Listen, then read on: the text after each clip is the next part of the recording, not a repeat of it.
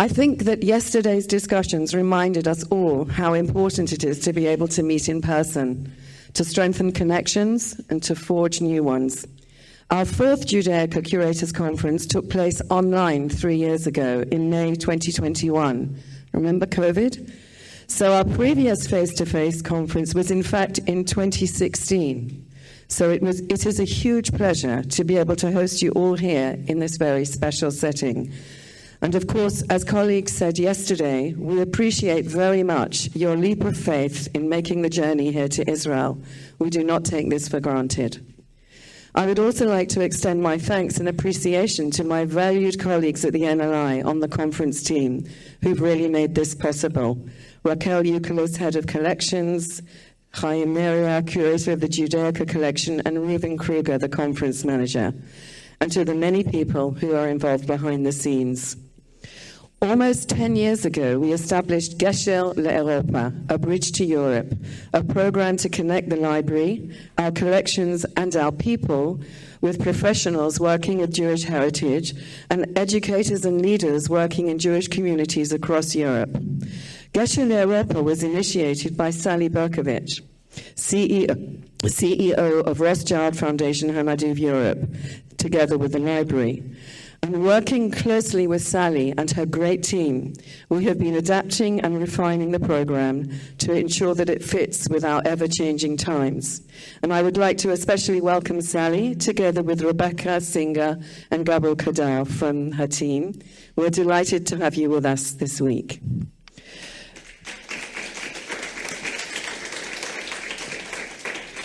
Gesher LeEuropa's flagship program is At the Source, providing tailor-made training for professionals working with Jewish heritage.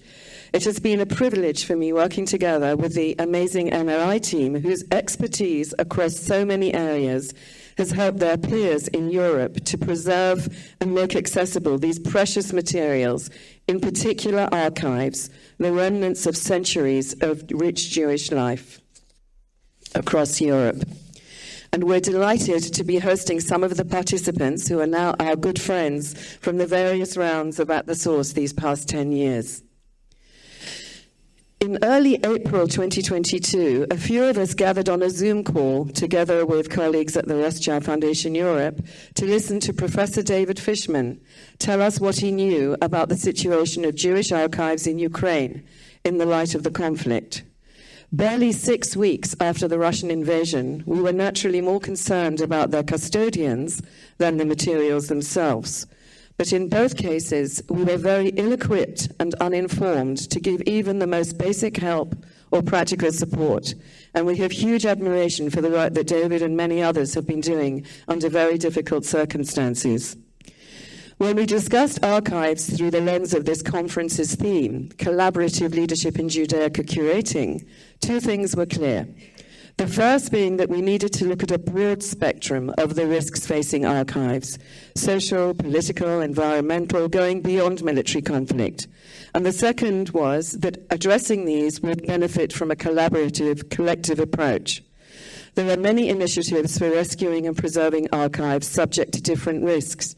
And here we should acknowledge the work and support of Arcadia, and we had Peter Baldwin here yesterday, and Rothschild Foundation Hanadiv Europe. In this forum today, we would like to explore the specific characteristics and risks facing Jewish endangered archives, and how through working together we could develop strategies to help mitigate these risks and at the very least create more awareness and understanding of them.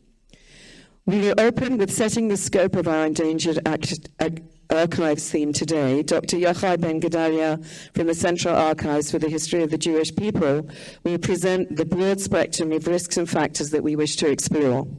David Fishman will then share his experience, the perceptions of the Jewish condition and the Ever-Endangered Jewish Archive. And then we will break into 4 discussion groups, as we did yesterday. That's after Q&A from these plenary presentations, each demonstrating a different context for endangerment. We will talk about endangered Jewish languages, archives endangered through conflict, rescuing small and community archives, and archiving Haredi collections. In each session, we hope to share experiences, to surface the challenges on the ground, and hopefully foster connections for more cooperation and support.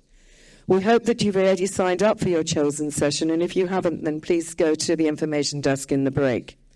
And it's important to add that we will be sharing the main points from each of these sessions with the rest of the conference. Finally, we will reconvene and discuss an initial proposal to create an international task force that can continue to lead and communicate in this important area. We sent you, a bit late last night, by email, a short paper, and we'll be giving out hard copies before the break for you to review and critique, and this will be the basis for our concluding session. And by then, you will have earned your lunch. So without further ado, I would like to introduce my esteemed and valued colleague, Dr. Yochai Ben-Ghedalia, Executive Director of the Central Archives for the History of the Jewish People, and a very important partner for Geshe L'Europa, and he will set the context for our discussions today.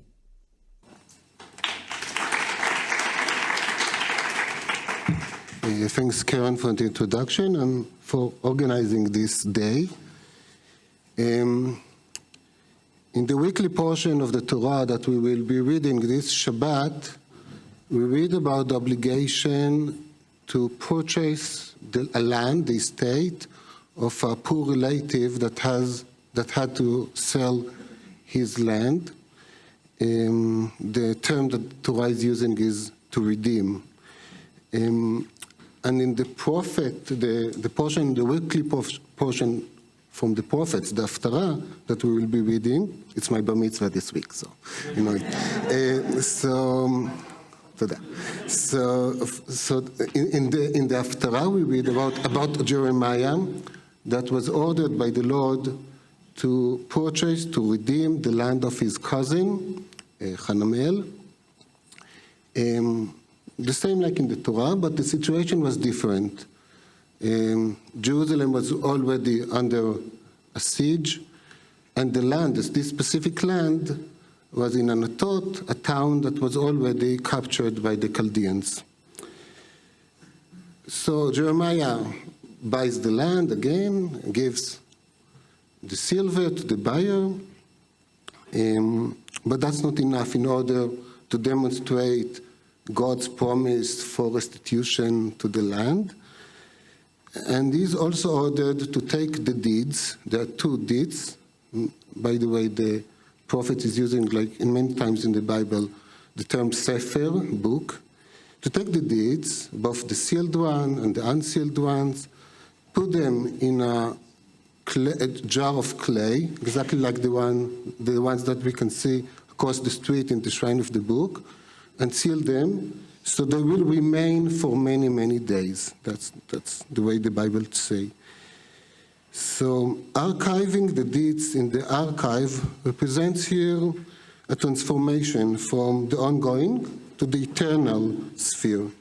In the prophet's eyes, eternalizing the deeds is a mere symbol for the eternity of the Lord's promise for restitution. Jeremiah was not alone. Monarchs kept archives in order to demonstrate the everlasting rule of their throne. Today, we are more reluctant to use the term eternal. It sounds too big, but we are using a similar term, meaning the same, historical. It sounds more, less composite. So we expect archives to be eternal, everlasting, but at the same time, archives are fragile and vulnerable. One may even say that archives are, by definition, in a constant danger, any archive. And there are various reasons for that, and we hope to hear more about those reasons in this today. I will mention here a few reasons, but there are much more, and I suppose that the speakers will speak about them. As we heard yesterday, at least in the break-up group that I attended, sometimes the danger is because the archives are too interesting. The government or other powers are too interested in their content, so there's a need to hide them, to seal them. But in most cases, it's to the opposite. In most cases, the problem is neglect, that nobody actually cares. All of us are custodians of fantastic collections in our professional life, but the question is, how many of us know whether they're specific, the archive of, I don't know, the congregation, the JCC, whatever they belong to in their everyday life is kept in any way. So that's a general problem. The situation becomes even more problematic in the digital world. We heard yesterday from Anat about web archiving, but the term is misleading. From the dissemination perspective, websites have nothing to do with the world of archives.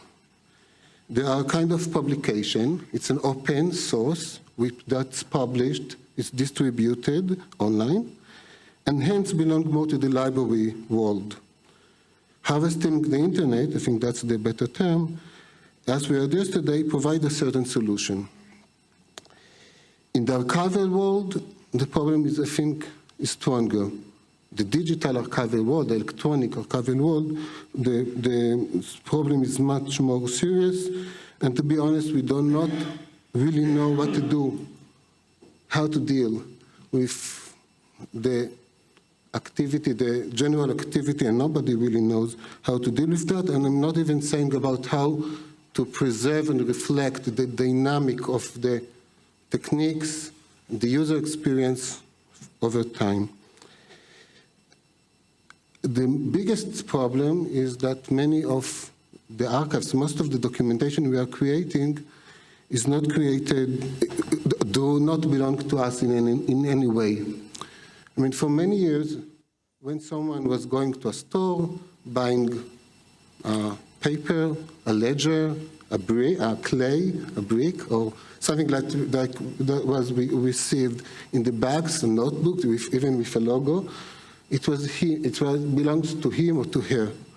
Nowadays, most of the documentation, most of our correspondence of everything is being produced on platforms that do not belong to us, and one day Mr. Zuckerberg or Mr. Musk, sounds even more risky, will decide to shut down the platform because it's not profitable enough, or just because they can, and just think what will happen to everything we are doing over time. Everything I said so far has nothing special to do with the Jewish case, and again, I will be very happy to hear from the discussants, from the keynote speaker and Gabor, about if there's anything unique about the Jewish issue. As Caron mentioned before, the comparative perspective even maybe is important, and it gives us also interesting thoughts. There are dedicated foundations in the Jewish world, like the Rothschild Foundation in the case of Europe, as well as some institutions, and I'm proud to work in one of them, that try at least to take responsibility in the Jewish field over endangered archives. I don't want to speak too much. I have time? Can I speak a bit more? Okay.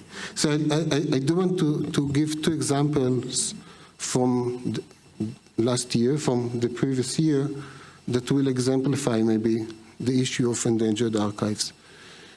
As Shai Abend mentioned yesterday, the Central Archives for the History of the Jewish People has various cooperations with community archives, with various initiatives in order to document archives of communities. And in some cases, we have someone like Shai, which is great. We have a Mishuga on the other hand, and the other side that we can work with. In many cases, we need actually to go to find a way to prepare the material for digitization, to make a basic cataloging, then to digitize it. We had a big project in another Latin American country, very complicated one, hundreds of kilometers between a community and a community. And in some of them, the community is almost nothing. I mean, I signed an agreement with the president of the community, but she was there and her mother. And when we finished the project, we want to send them, after we process everything, we want to send them a copy, a hard disk, and it got back. The mail, no one in the address anymore. They're not answering through email or anything. I mean, the community is over, it's finished. That's one example. Another one is we received in last August an archive, a personal archive of a family from Germany, here in Israel. Very interesting collection, private collection. The collection was kept by the granddaughter who lived in Be'eri, in Kibbutz Be'eri, next to the border with Gaza. And after October 7, we tried to understand what's going on with her, and she's not among us anymore. So, as her brother told me, that's the only thing that remained from the home were those two boxes. I won't get into details. So that sounds like Endangered Archives, okay? But it has nothing to do with the framing of October 7. We will hear a lot later on today about that. Because it's an archive in danger, because when she gave me the archive, she said, I'm the last person in the family who's interested in the family heritage. She has a fantastic family, but they're less interested, it's fine. And so it was important for her to find a home for that. So it's endangered a kind of neglect, or, I mean, that's the real danger. The other danger, and that's, I think a lot about this ever since, has to do with our role. I mentioned that she gave us the collection in August, but she contacted us, I think, 2 years ago. And we were in touch, she sent us examples, we learned about the collection, we found it very interesting, but we didn't go there actually and take it, because, you know, we are in the middle of moving to the new building, we are very busy. If it was in Rehavia here in Jerusalem, we would go, but and we thought maybe this area is fantastic in the winter. There's the wildflowers in the area. It's fantastic. Okay, we'll go there. And then it was canceled and everything. And then she said, okay, I'm going to a family gathering in Jerusalem and will bring it with me. So there's a lot of work. Usually we're saying, okay, no rush, no rush. So we need to think that archives are fragile, archives are vulnerable, and we have our duty also to find a way to do it better. Okay, now I finished. So I will present the speakers? Or? Yes, you present David. I meant to say that Gabor is responding. Yeah. With apologies, Gabor, I didn't mention that. So I just also left my phone here. no, it's fine. Okay. Okay, so So if they watch here, I could have spoken even more. Okay, so our keynote speaker is Professor David Fishman, a professor of history at the Jewish Theological Seminary of America, focusing on the Jews of Russia and Eastern Europe, but that's not a good enough reason to bring him here. He directs the Jewish archival survey in Ukraine, but not only in Ukraine, in various places in former USSR, and recently co-edited Jewish documentary source in Lviv Archives, a guide. He visits Ukraine frequently and publishes the weekly online newsletter, The War in Ukraine, Jewish News, which is a fantastic blog, and I want everyone to join it. His book, The Book Smugglers, on the Paper Brigade, gives us a better perspective, a wider perspective, about the Paper Brigade of the Vilna Ghetto, won the National Jewish Book Award in the Holocaust category, and I will also, I think, also introduce Gabor, the respondent, so Dr. Gabor Kadar, director of Yerusha project at the Rothschild Foundation in Hanadiv, Europe, and also head of the new project that he will present about European Jewish Endangered Archives. If I may also add, that's professionally, but Gabor was also a forerunner of those kind of activities before joining the foundation in Hungary, so he will speak more about that.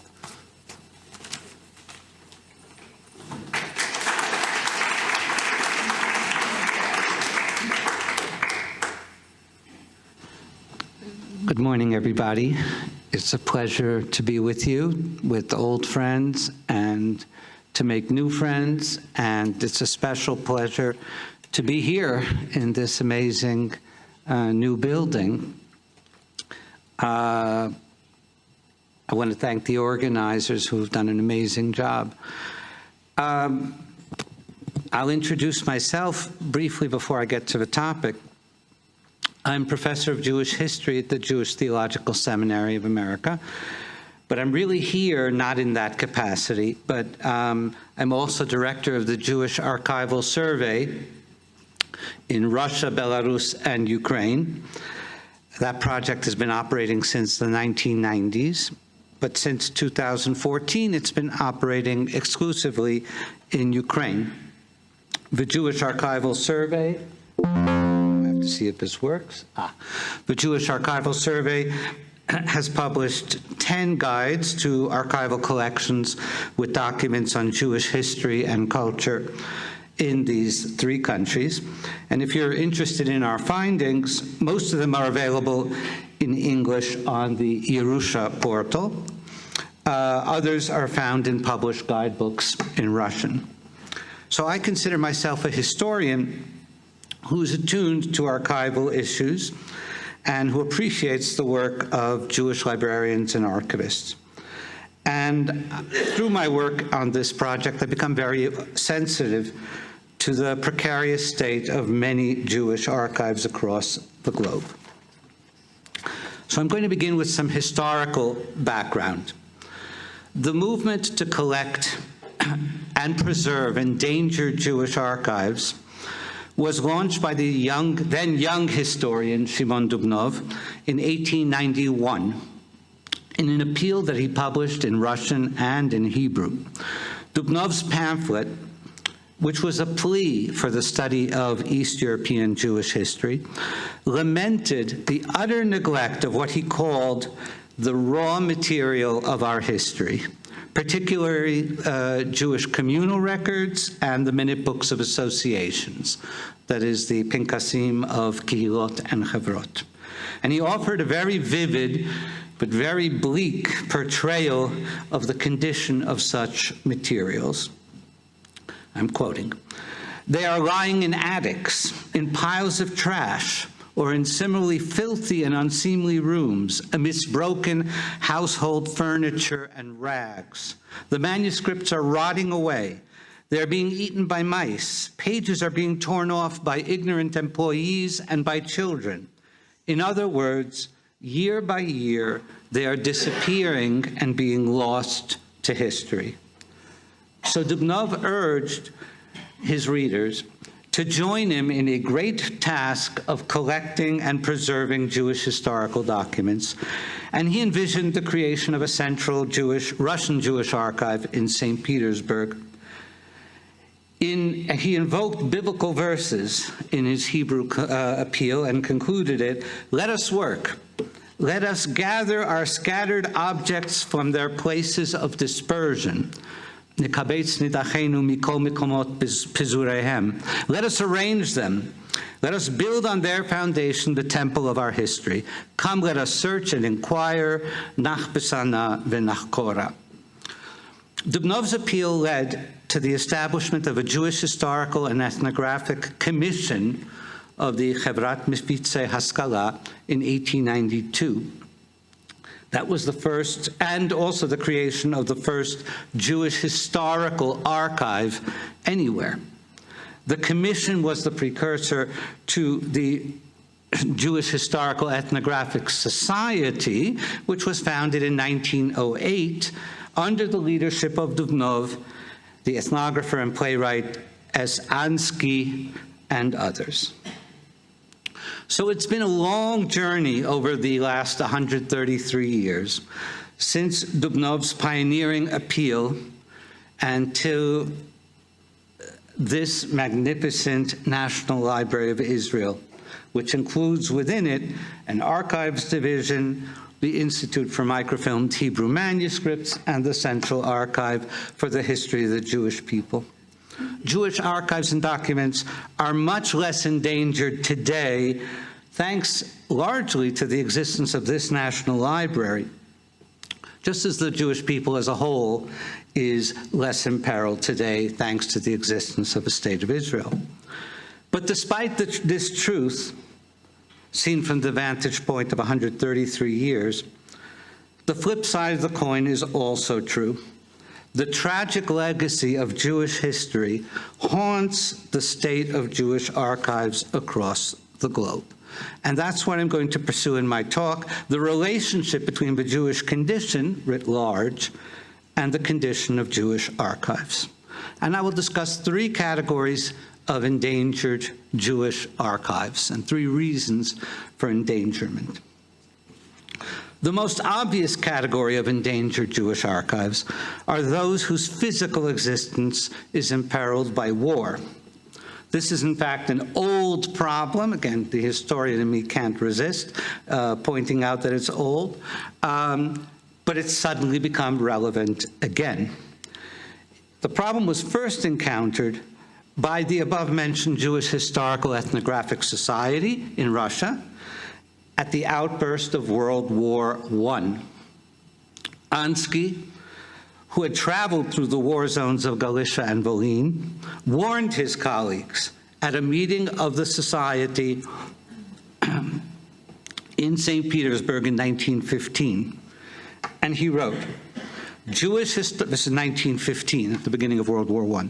Jewish historical objects in the entire Pale of Settlement are being barbarically destroyed, stolen, burnt in this war. Hundreds of synagogues, which are the repositories of Jewish historical records, have been destroyed.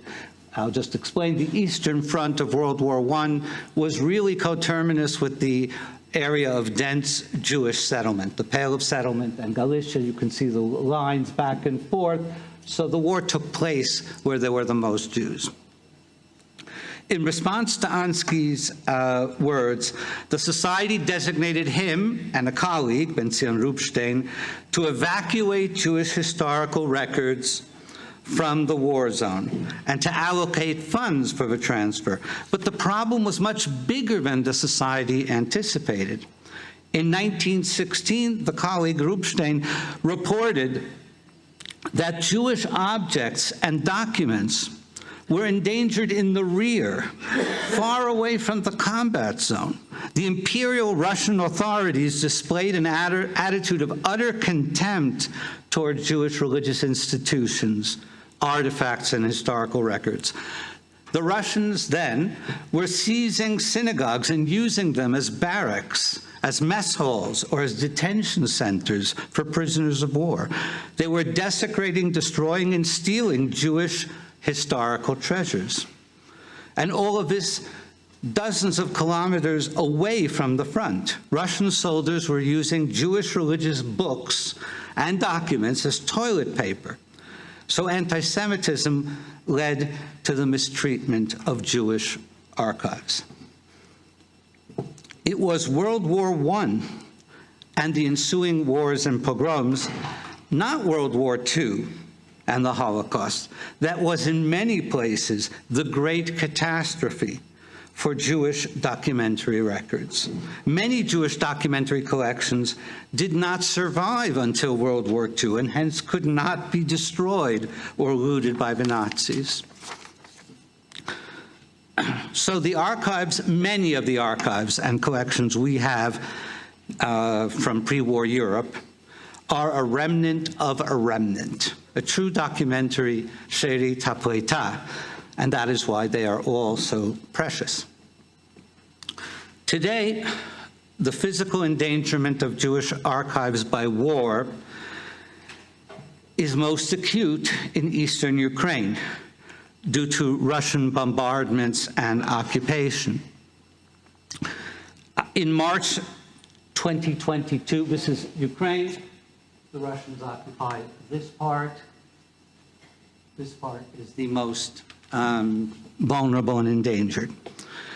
In March 2022, 2 Russian rockets hit the SBU archives in Chernigov, and destroyed 13,000 archival files. This event was a blow not only to Ukrainian history, but to Jewish history as well. In the 19th century, Chernigov was known as the center of Chabad Lubavitch Hasidism, as were the neighboring towns of Nyazhin and Novozhivkov. But it was also the birthplace of the early 20th century Hebrew poetess Zelda, who was related to the Schneerson family. But since these destroyed archives relate mainly to the Soviet period, it is worth reviewing briefly the Soviet history of Chernigov Jewry since 1917 so that we appreciate what we will never be able to study. In 1926, Jews constituted 38% of the population of Chernigov. It housed an active branch of Poalei Zion, even under Bolshevik rule. Jewish religious institutions were closed in stages in the 1920s and 30s, but they continued to exist in nearby Nyazhin and Novozhivkov. Most of the local Jews were exterminated in the fall of 1941, but survivors from the surrounding region returned to Chernigov beginning in 1944. The Jewish religious community was reconstituted, and kosher chickens were even available in the marketplace. The synagogue was forcibly closed in 1959, but several illegal minyanim functioned into the 1970s. But no one will be able to study any of this history in depth because of the archive's destruction. I'll give one other current Ukrainian example. During the 8-month-long occupation of the city of Kherson in southeastern Ukraine, go back. Here is Chernigov, and Kherson, somewhere there.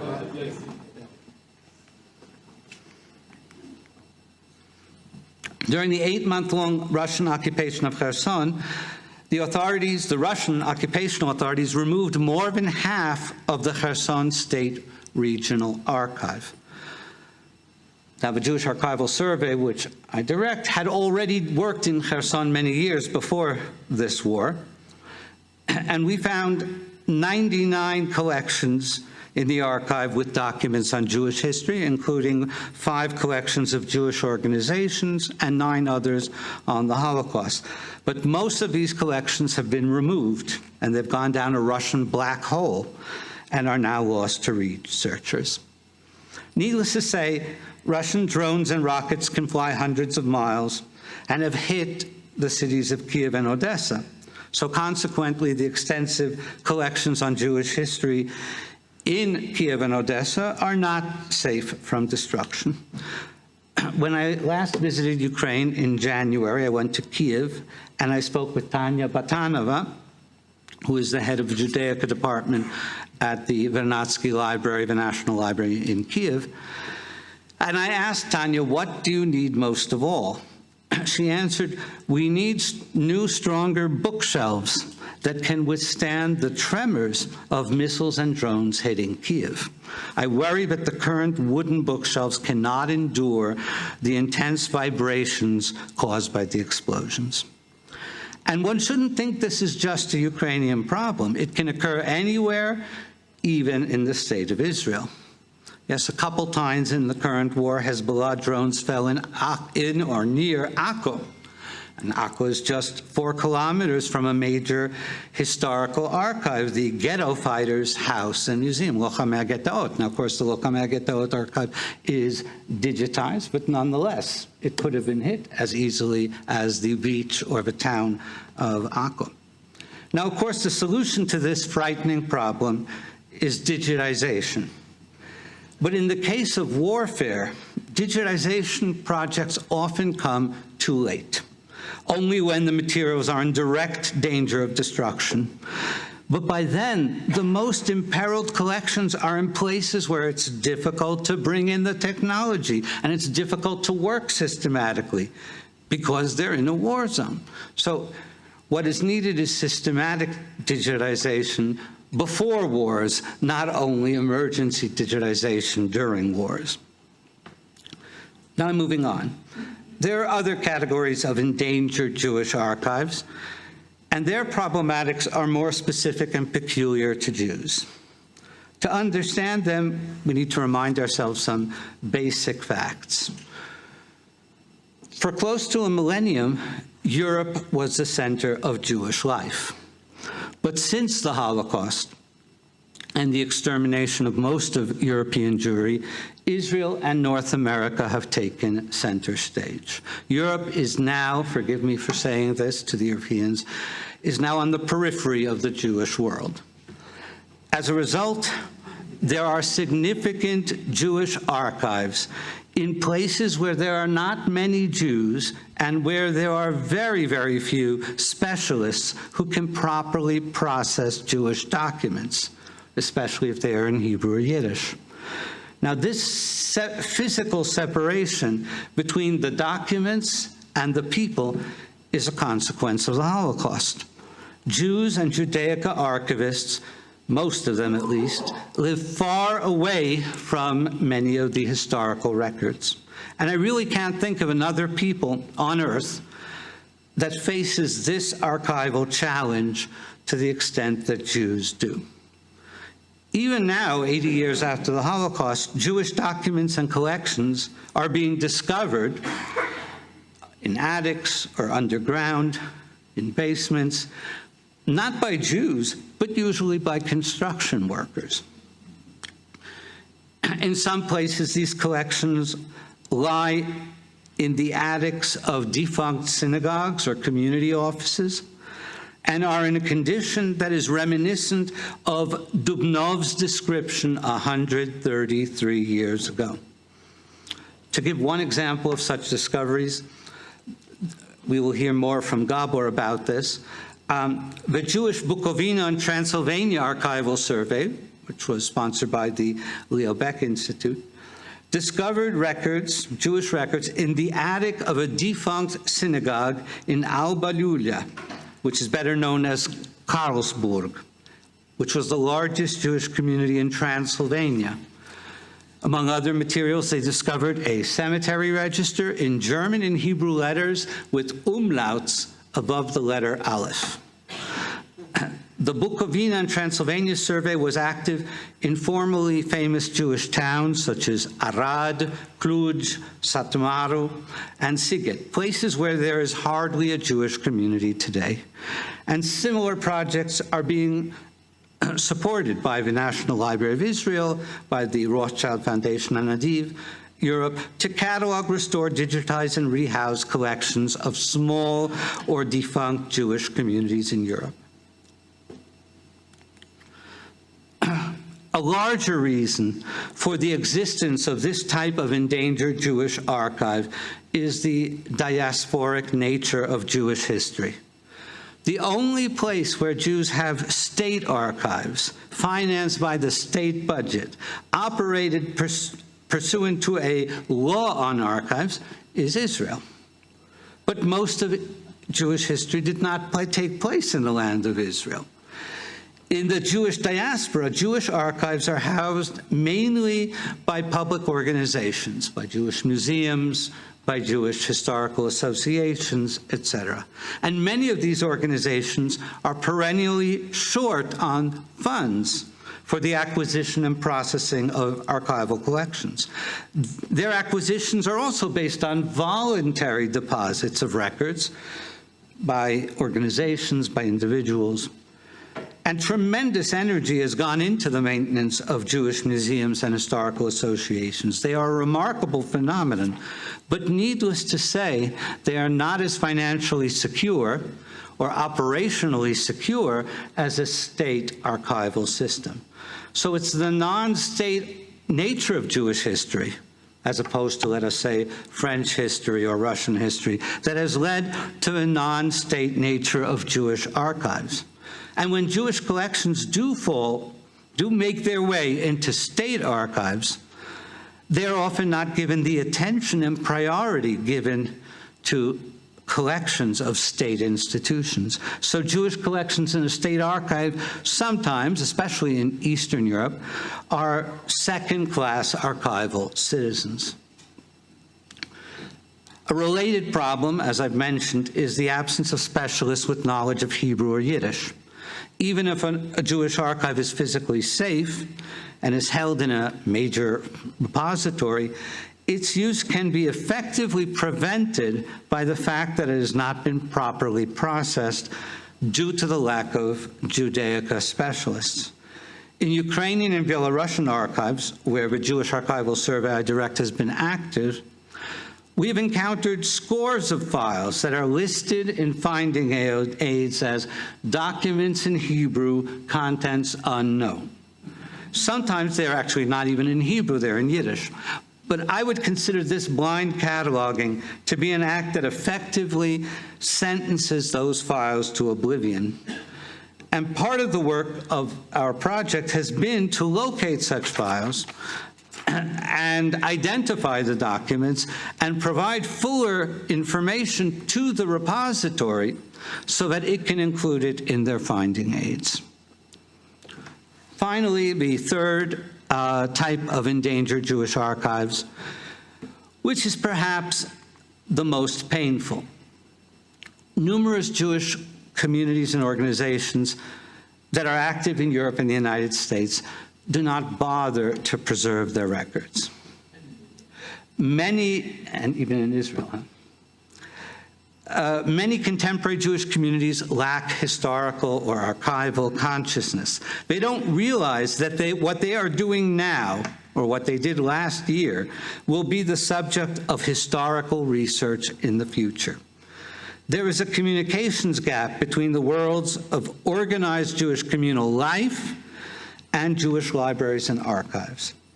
I would ask all of you who are librarians and archivists, especially from wherever in the diaspora, to do a simple mental exercise. If you belong to a Jewish organization or community, not professionally, but in the rest of your life, ask yourself, how does your Jewish community or organization preserve its archives?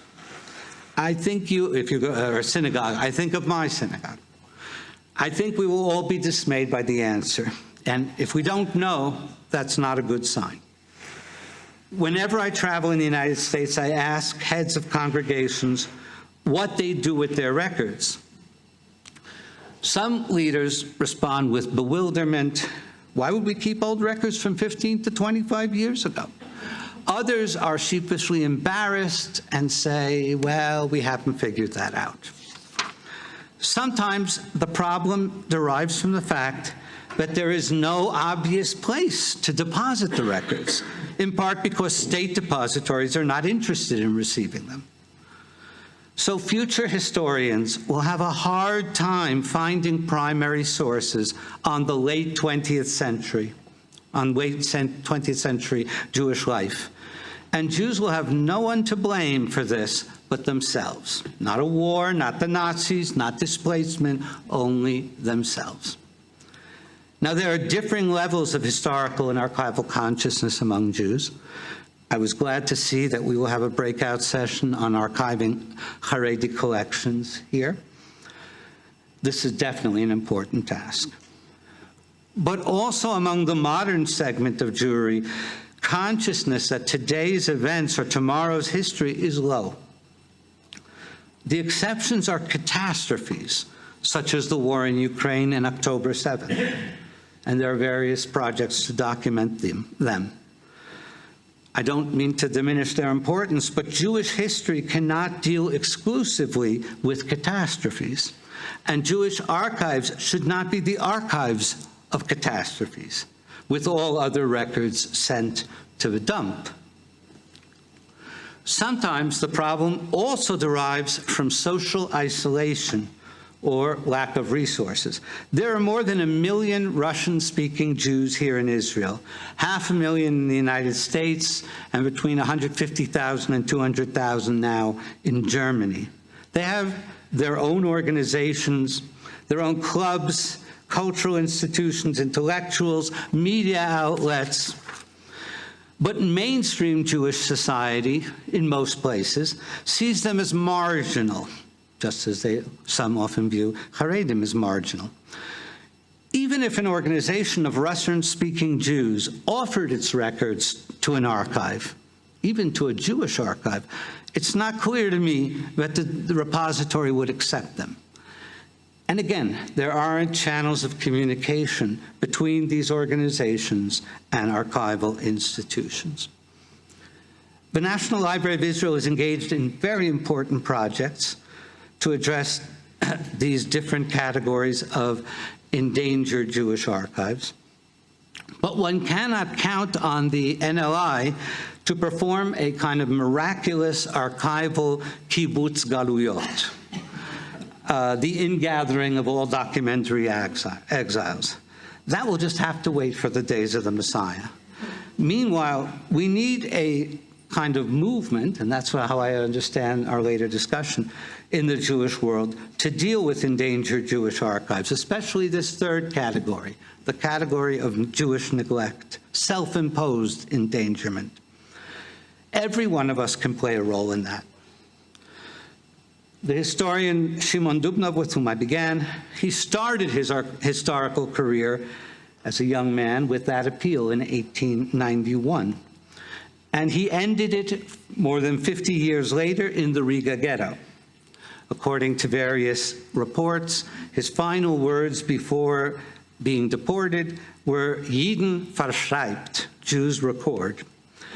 But today we must modify and expand upon his final plea.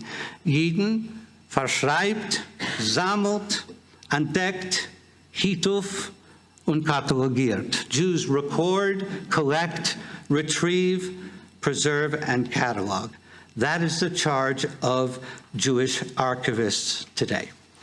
Thank you.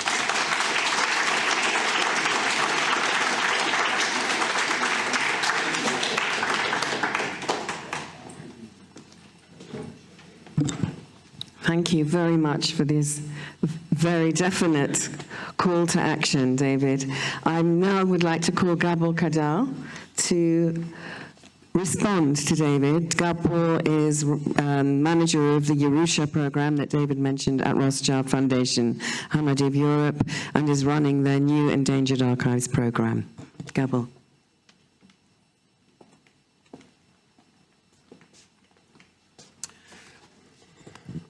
Oh, thank you very much.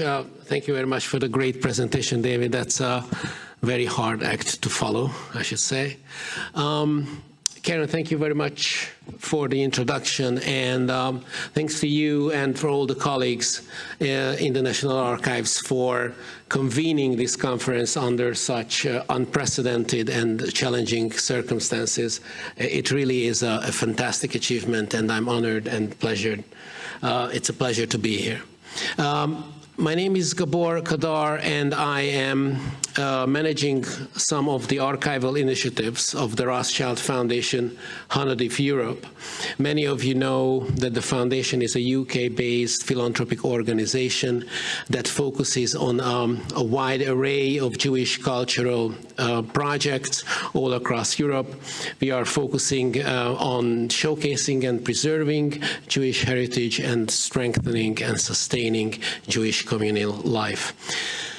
I thought that just very briefly I will reflect on David's presentation by showing the various ways and strategies by which the foundation tries to address those various levels of endangerment, all the type of risks that these collections are at, as defined by David's lecture. So let's start with a less direct danger, when archives are not in physical danger, but they are at the risk of, should we say, obscurity, or as David, you said, oblivion, lack of visibility. Basically collections that research might not be aware of, or even if we know that they are there, we don't have really access to their content because they are not cataloged adequately, or they are not cataloged from a Jewish point of view, or maybe they are not cataloged at all. And this type of risk is rooted in the particular features of Jewish history, as David pointed out, namely two factors. One is the unprecedented scattered nature of Jewish tangible and archival heritage. As we heard, I'll need this, thank you very much. As we heard, as you all know, Jewish history is one of migration. The focal point of Jewish life has been shifting. For 2 millennia, Europe was the heart, or it was the, I should say, it's not the heart, but definitely the home of the largest Jewish community. And now, in the wake of the Holocaust, its aftermath, obviously the the birth of State of Israel, most Jews now live in North America and in Israel. Genocide, persecution, and many other events triggered mass waves of migrations, and Jewish communities died, and they were then reborn in many places. And this kind of movement, this kind of shift in the demographical focal point of the Jewish people is reflected on the geographical scope where the documents of Jewish history, Jewish documents and non-Jewish documents that are relevant for our history, are very widely scattered. The other factor that's important is the question of language. I'm not sure if there are many other cultures where the language of scholarly texts, literature, everyday documents, so to say, organizational documents, are written in so many scripts and languages and alphabets. So these two factors, so the wide geographical scope where the documents are scattered, and the so many languages they are created and written in, they result in hundreds of millions of pages of Jewish and Jewish-related documents scattered all around the world in thousands of repositories, if not more, in hundreds of places. So this inevitably and obviously lead to this question, the risk of obscurity or the lack of visibility that we mentioned. To remedy this issue, to address this problem, in 2012, the foundation started its Yerusha project. The vision, the idea behind Yerusha was to create an online platform where all this information could be gathered.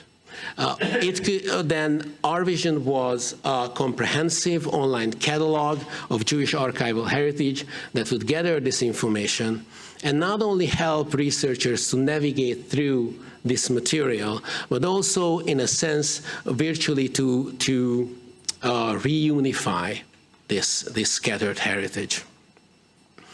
In the past 12 years, we have explored over 13,000 collections in 690 archival repositories in 27 European countries with the help of 150 researchers. And we try to cover a very large kind of geographical scope.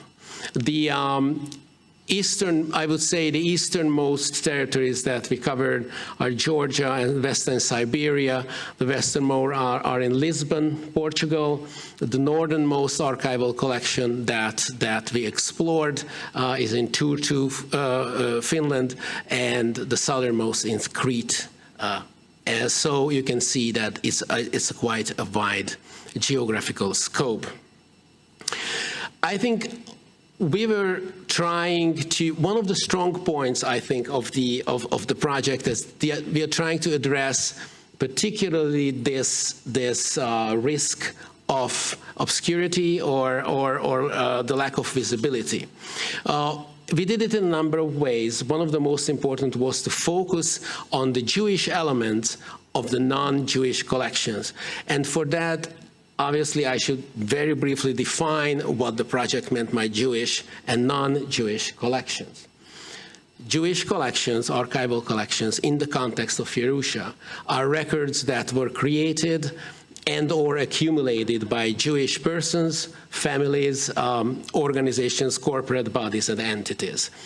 Obviously, we are talking about Jewish communities, Jewish organizations, associations, foundations, companies, and so on.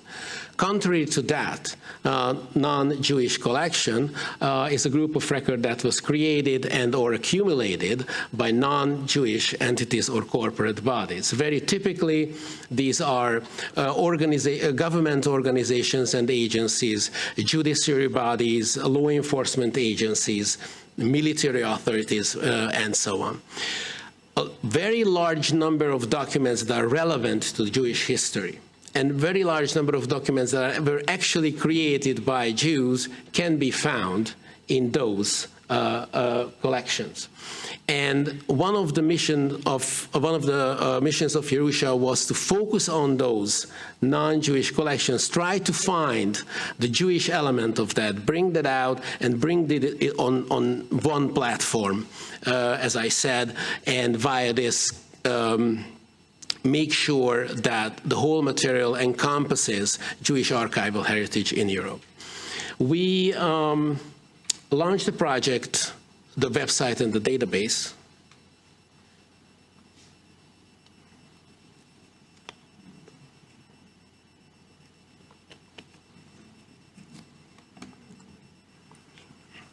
I'll finish a sentence in a moment. Sorry.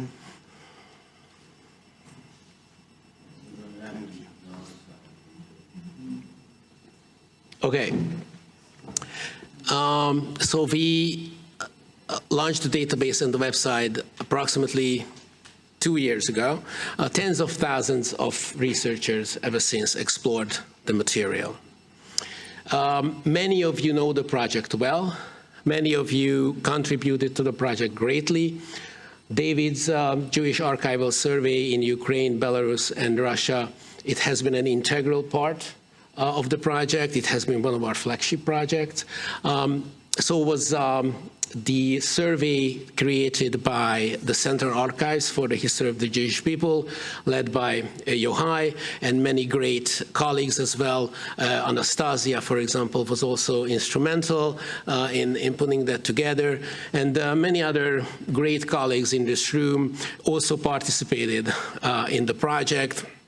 For example, Michel Margolis, who's also here with us today, Norman E. Alexander, librarian for Jewish Studies at Columbia, or Zsuzsanna Toronyi, the director of the Hungarian Jewish Museum and Archives. If you allow me a personal note, it was an honor, a privilege to work with you. And when it comes to your expertise and depths of knowledge, frankly, it's been a humbling experience. You guys are an intimidating bunch when it comes to that. So this was our attempt, the Foundation's attempt, to tackle the danger of, let's say, obscurity or the lack of visibility. But as we heard from David, there are even more direct dangers and risks of Jewish materials. And the prime example are materials, Jewish community materials, that are not held by a professional institution, so an archive or a library, but Jewish communities themselves. Many of these archives are in a precarious and dangerous state for one reason or another. Typically, we are talking about Jewish communities in Eastern, Southern, and Central Europe. Typically, we are talking about small and aging communities. Many times, as we heard from David, these materials are held in dusty attics and moldy basements or mezzanines of derelict or are actually functioning synagogues as well. And the storage circumstances are less than ideal, usually. We are talking about very important documentation. So these documents are product of centuries of Jewish life in Europe, and as such, they offer us insight into this history. These are typically communal documentation in the sense that they were created during the operation of the community protocols, Hebrew Kadisha books, vital registries, cemetery registries, financial papers, and so on. But not only that, usually if you look in a repository of that, many times you find personal papers, personal documentary bequests, photo collections, various unique press clippings collections, and so on. They are very important, and many times they are the last remnants of a once thriving community. We're talking about former centers of regional centers of Jewish life and learning. And not only that, but it happened quite a few times that communities that already ceased to exist, the material of those communities were transferred to the Jewish Community Archives of the nearest larger location. Therefore, if today you look at the community archives of one community, you're actually looking at dozens of community archives. So the challenge is clear here. So to tackle that kind of danger, we have launched the Endangered Jewish Community Archives project. In the past years, we have identified between 65 and 70 communities that hold material that are endangered to a smaller or to a greater extent. We have opened the line of communication with 24 of them, and we have formulated projects with 14 of them. They are already on the way. I apologize in advance, but I won't be able to give you specifics because the official legal framework of these collaborations, they are not finalized that, but very soon I'll be able to give you more details on that. The strategy we're using here is twofold. One, there is the immediate response that we have to take, where we are helping the communities to look after their archives here and now. Usually these are we are putting out fire, so to say, in a sense that materials that needs restoration, they need to be moved to suitable storage space, or the materials need to be placed into proper archival storage units, such as acid-free boxes, acid-free folders. There we are trying to help immediately. The other element of our strategy is more of a long-term strategy. And here we have to talk about one attribute of these communities that's quite important. As I mentioned, these are small and aging communities.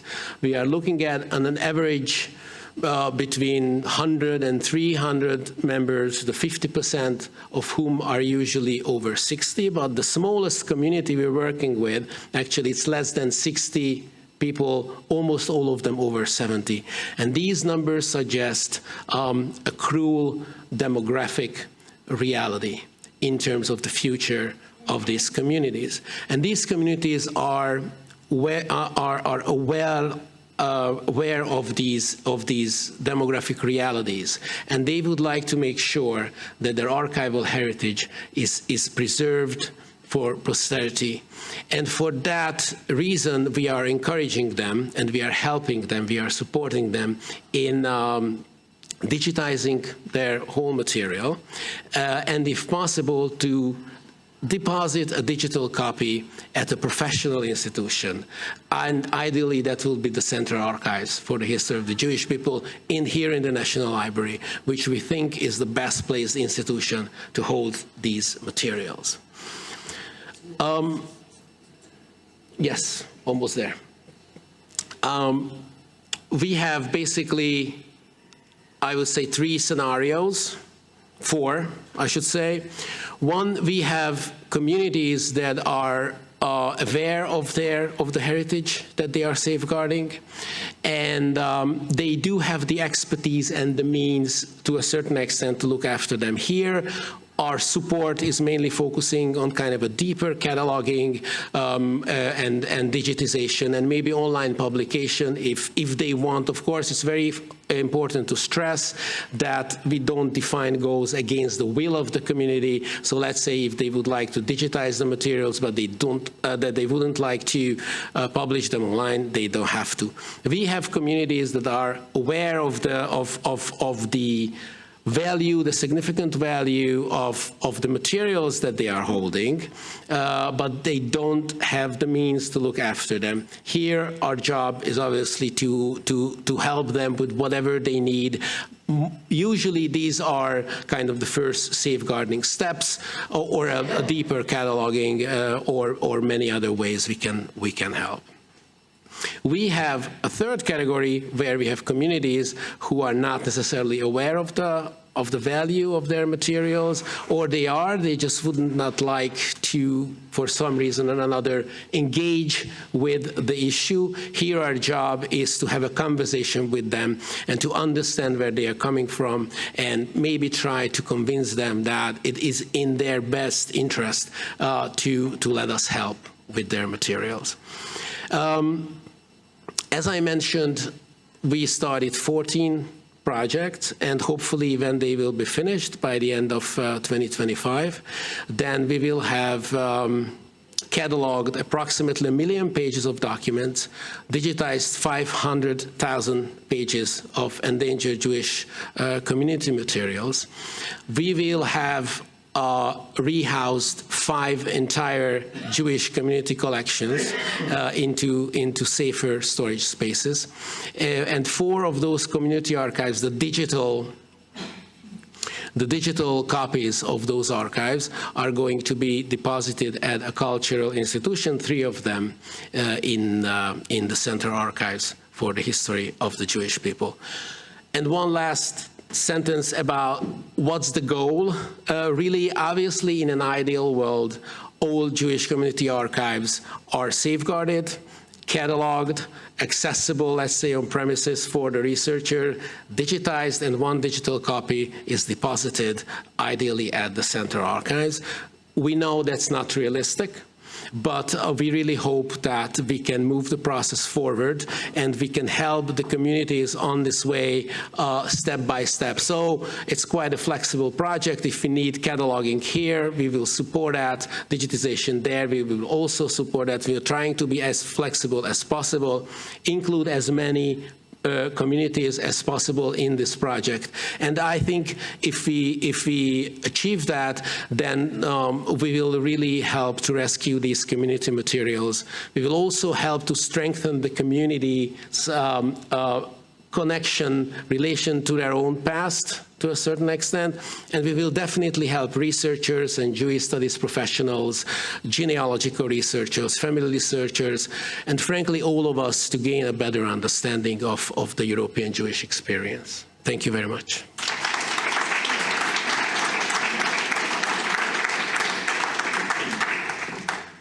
Thank you, Gabor. Well, we've got about half an hour for a discussion. So, like yesterday, I'm going to ask our panelists actually if David, Yochai, and Gabor could come here. I'm hoping that the microphones are all switched on.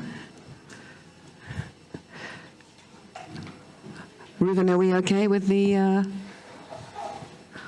Yeah. Okay.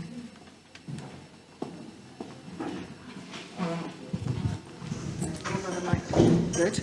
Okay. Right, Michelle. Please, like yesterday, could you say who you are and where you're from? Thanks. So I got called out, but actually, in this context, I'm Michelle Margolis, and I'm actually speaking as president of the Association of Jewish Libraries, because I think that David's point about number 3 is very relevant. Most of the people from AJL who would come to a conference like this are from the Research Archives and Special Collections, Special Libraries Division of Libraries. We also have a division that's School, Synagogue, Center, and Public Libraries. And our synagogue librarians are sort of the crossover librarians. Those are, synagogue librarians exist in well-funded, well-established synagogues. If they're paid, they're very rarely paid. they're often volunteer, and their positions are being cut significantly. We actually have a subgroup of synagogue archivists who are working on archives, but we're talking about big giant synagogues who realize this question. And the main question is, and then, I turn to Yerusha. Of course, I know the parameters, but it goes back to funding, and I raise this all the time. But there is no parallel institution in the U.S. that has stepped up like this to support archivists at institutions, to support librarians at these kinds of institutions. There are repositories that are willing to take the materials, but when the synagogues are not ready to give them, or don't even know that, like, there's an education piece to executive directors, to rabbis, to community leaders, that I think has to happen in another framework as well. Does anybody want to comment on that, or, I mean, I'm assuming you're not going to disagree with Michelle. Actually, I follow up in slightly. Okay, could you say your name and? I'm David Kramer, Jewish Theological Seminary. This is not a disagreement, because I'm sure that as a general rule, what you said about that category number 3 is absolutely correct. But I can report that a number of years ago we made it clear, first to conservative synagogues, but then beyond, that we're very eager to collect these materials.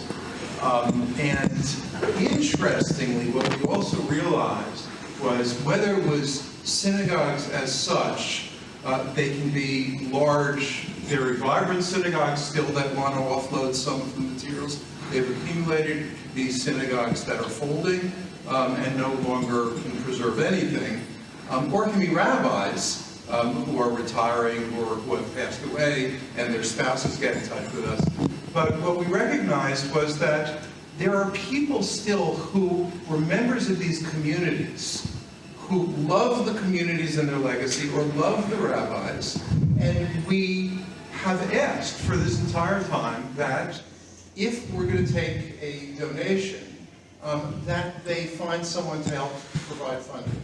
And we have been very successful in doing that, even though we have no solid guaranteed budget line for archival processing. We've taken in archive after archive after archive of this sort, and the synagogues have communicated with one another and so forth. And we have generally, over the course of the last 4 or 5 years, had enough funding to support 2, 3 full-time archivists based only upon the kind of funding that I just described. So I said there are repositories that are willing to take it, and I know AJHS certainly is willing to take American institutional collections. Right. I was referring to what David was talking about, where the institutions themselves don't recognize the importance of it. But as the word gets around, it's actually, you'd be surprised when we get contacted with this. I'm hearing from synagogue librarians who are being cut. Yeah. So, well, I mean, we'll come back to this. I just want to add one thing. When Dr. Kadar, in the introduction, made the comment about the center of Jewish life in Europe for 2,000 years. I'm sure you know this, but I think it's important to say out loud that for more than the first of those 2 millennia, the center of Jewish life was not Europe, but Arab, Muslim lands. And I think it's important that we always recall. Thank you. I don't know, would you like to comment on that at all, Yochai or Gabor? Okay. I'm Diane Mizrahi from UCLA, and another challenge that we have been collecting archives of leading local communities, synagogues, etc. But like many libraries all over the world, but especially in North America, we're running out of space. And I have to justify every archive or every piece that I want to bring into special collections. And I have to say, why is this important? And it's not just space that brings them. Now I'm trying to do outreach to a very important Persian community in Los Angeles, obviously. I don't speak Persian, and I have to bring in, it would be lovely to have some kind of funding for every archive that we bring in, but we don't have that funding, we don't have the resources, we don't have the space. So then the obvious solution would be digitization. That's very expensive, and there's priorities of what gets digitized. We have amazing treasures, at UCLA Judaica treasures that I want to have digitized, and so then to bring in more archives is another, I mean, it just adds to it. And so I think I want to put it out to others, especially in academic libraries. We're simply running out of space. We don't have the resources to process all of the materials. It's lovely to get a graduate student who speaks Persian or Yiddish or whatever, but we don't always have that available. And our budgets are getting slimmer and slimmer. So these are challenges that we're facing, and we recognize what you're saying. These are very, very real challenges that we're facing today. And we have to, how are we going to overcome these challenges? Do any of our panelists want to respond to that, particularly the space issue? I have no magic wand. I'm glad to hear the things you're all saying. I'm glad you have this problem because I'm worried about the opposite problem, what is not coming to you.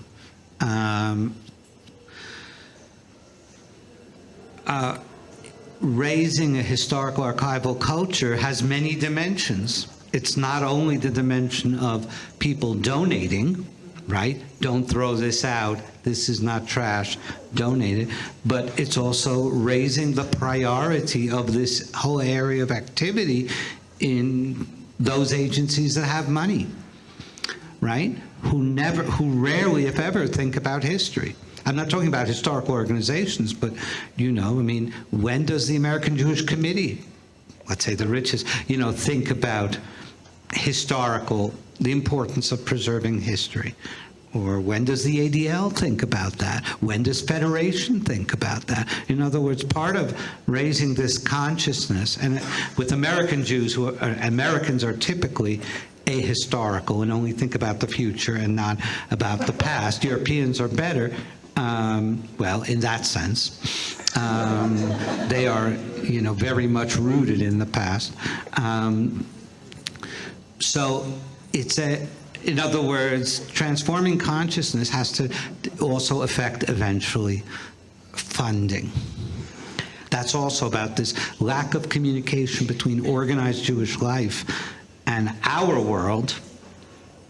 How often have we ever sat down with people from the ADL or Federation or American Jewish Committee and said to him, do you realize this is important? You seem to care about Jewish identity. You seem to care about Jewish continuity. Do you understand how important it is to preserve our history, to fund our history? So, that's the only thing I would add. Yochai. So David mentioned before the need not to concentrate on catastrophes. But actually, catastrophes are good for archives, not only because we get funding, and centralized states and centralized societies are good for archives.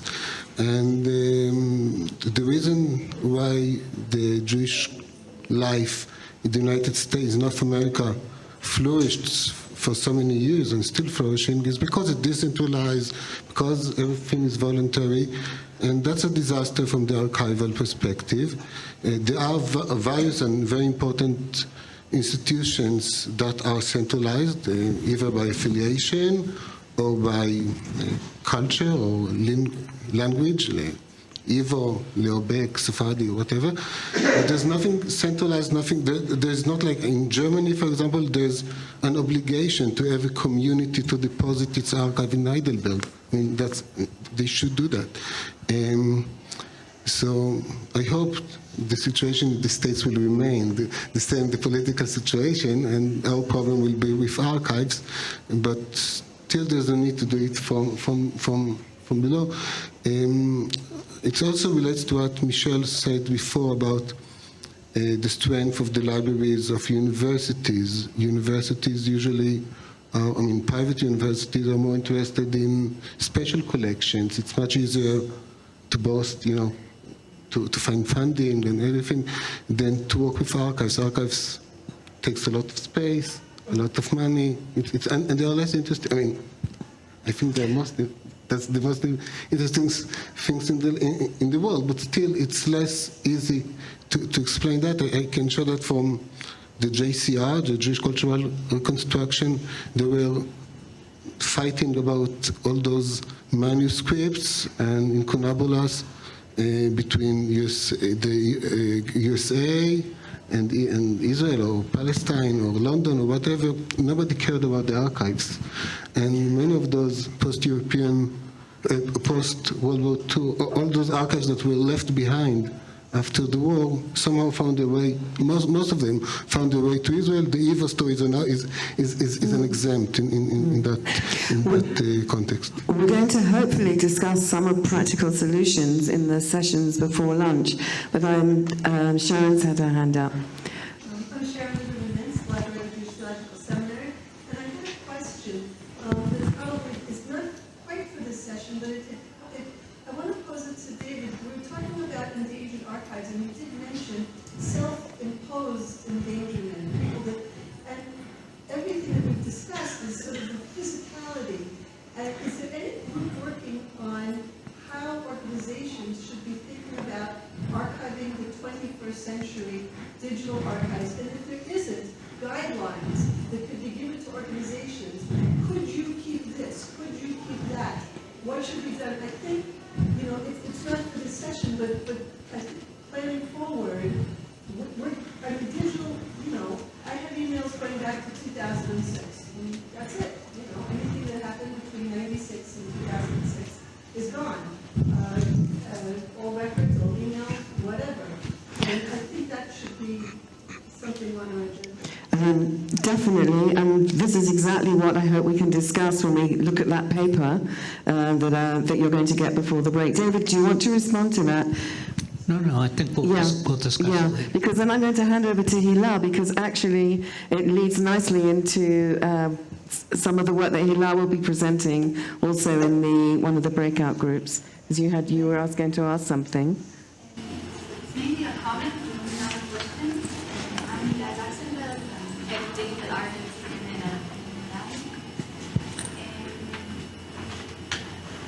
What we are working on recently, and maybe and I'll talk about it in the next session, is a concept of an ecosystem. And when I talk about an ecosystem, our project doesn't end in taking care of the physical material and transforming it into digital assets, but we think a few steps further, because we understand that the people who are familiar with the context of the material, they understand the relevance. And if you understand the relevance, you have a target audience. So you're starting to understand the potential of the archival materials to be an economical market. And just putting it here for maybe. Yeah, we can get back to that. Thank you. So I'd like to make a point, which is in terms of funding, but in terms of talk about America first, because 50 years ago I created the Jewish Archives of the state of Delaware. Somehow, because I left to make Aliyah, and fortunately it exists. It has 100,000 documents. There's a full-time person covering it, and it has its own building. But when you're talking about funding, I think we should think in these terms. First of all, I'll take the Jewish Historical Society in the United States by states. Now these organizations now, these societies have money. Sometimes they use it for themselves, but they have money. Now what we did in the Soviet Union period for Fishman, we twinned, I'm sure everybody remembers, then in Bar Bat Mitzvah, we had a chair for the person in the refusing, and so the community recognized what was going on. My feeling is that if someone the Rothschild Foundation doing a fantastic thing. But if someone really began to go around to historical societies in the United States, and probably in Canada, and maybe some in Europe too, you could find money. Because David Kramer is talking about a process that has been followed in a number of places where, in this case, to honor Rabbi, but I think that if you want money, you need to twin, and I don't think it's a problem to do. Sarah? Sarah Bunin, Jewish Language Project at Hebrew Union College. I'm glad that David and Diane brought in Sephardi and Mizrahi Jews, and I'm glad that Sharon brought in electronic data. What I haven't heard yet is audiovisual materials. I think that's a huge missing piece here. That when we think about history, not everything is written, and obviously when we're looking at the past, that's not possible, but for contemporary and even the last several decades, it is, and I think it should be a priority. I know there's an issue with storage space, but I think that should be a priority, and we'll be talking about that a little bit a lot in the session that I'm doing for the breakout room. But also regarding collaboration, there are so many points of potential collaboration that are not happening right now. Like, for example, DIARNA, the archive of mostly the Middle East and North Africa, of Jewish communities, and there's a problem with leadership there, but I mean, that should be part of the National Library of Israel collection. And there's 7 Dorim. Diane, are you in touch with them? No. So, I mean, that's like, and that are connected with the National Library of Israel now, and Yehudit Henshke's Mother Tongue Project. So anyway, there's so many possible points of collaboration that, and eventually I would hope that all of these materials would be accessible in a single location so that people who don't know about them will know about them. Thank you. I know that we have another couple of questions here. I'm also wondering if someone from Europe, representing some of the European collections, will want to make any comments. But you had your hand up, I think. Yeah, sorry. Jesse England from the Human Bible. So Sarah mentioned DIARNA, and just a question to be born of ignorance, but so there are a number of projects, there are some projects that are involved with about documenting historical sites like DIARNA. There are organizations like I think Benor in Israel that tries to recover religious objects like Secret Torah from North African and Middle Eastern countries. I recognize that the challenges, as great as the challenges are in Europe, the challenges are even greater in a lot of these places to recover whatever archival material there may be. But are there people sort of working on this in different ways, whether trying to see things that have been brought out by immigrants or doing what they can to find material that remain? I'm going to take the question behind you and also Bill Grass, and then I'm going to ask the panelists to try and sort of summarize a response to everybody. University Museum. I'd also like to show a different hat. I serve as the curator for the Iraqi Jewish Archive Project out of the U.S. National Archives, which was, endangered at the time of war in 2003. But I think it also shows that sometimes there are kind of more carved organizations, to use the term, that are academic, secular university organizations, national government organizations, who kind of quietly can work with Jewish communities internationally and get into starting these roughly collections of some type. I know it is happening quietly, but not enough in those areas. And there are surviving groups, not just these things, intelligence headquarters. And we need to be actively working to figure out how to do that. And actually that probably is not as successful with the kind of blatantly Jewish or Israeli organizations. Thank you, Bill.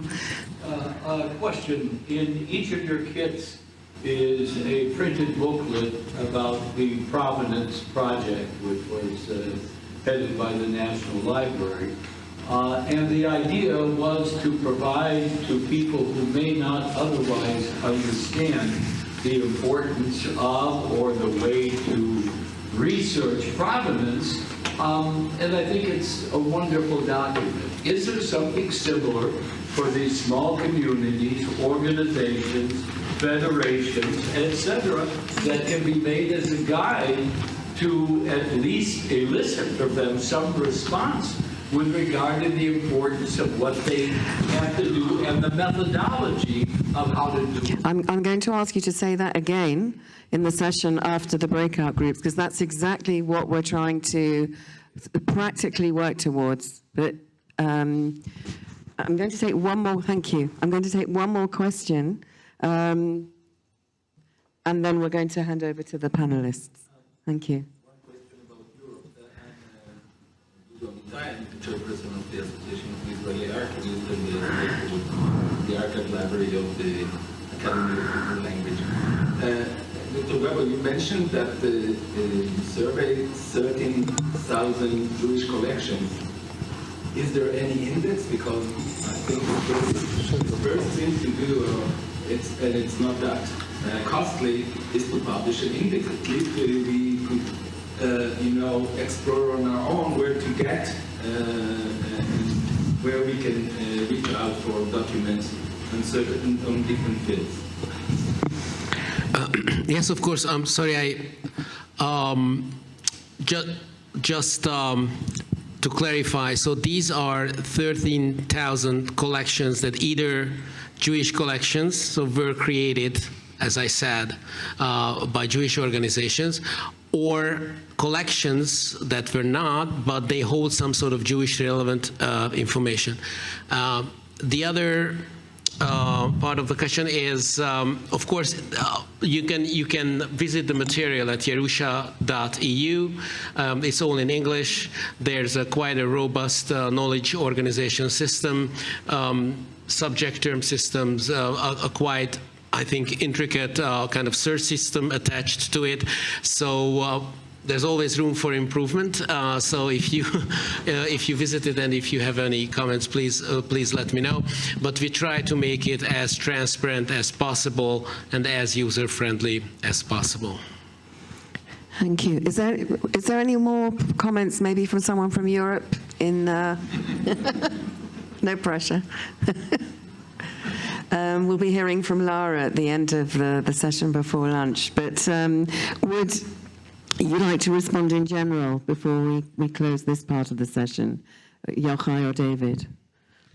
I will just say that, as mentioned before, the Rothschild Foundation, for example, is doing work only in Europe, and there's a need to find a kind of foundation that will do the work also for elsewhere. We are having few projects in Latin America. We're also trying to work in North Africa. It became a bit more possible after the Abraham Accord. Now again, it's more complicated. Raquel Ikulis is heading some of those initiatives, and we are doing our best.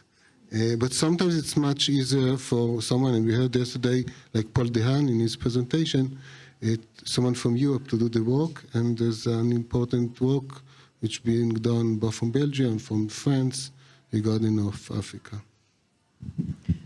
David, do you want to sum up?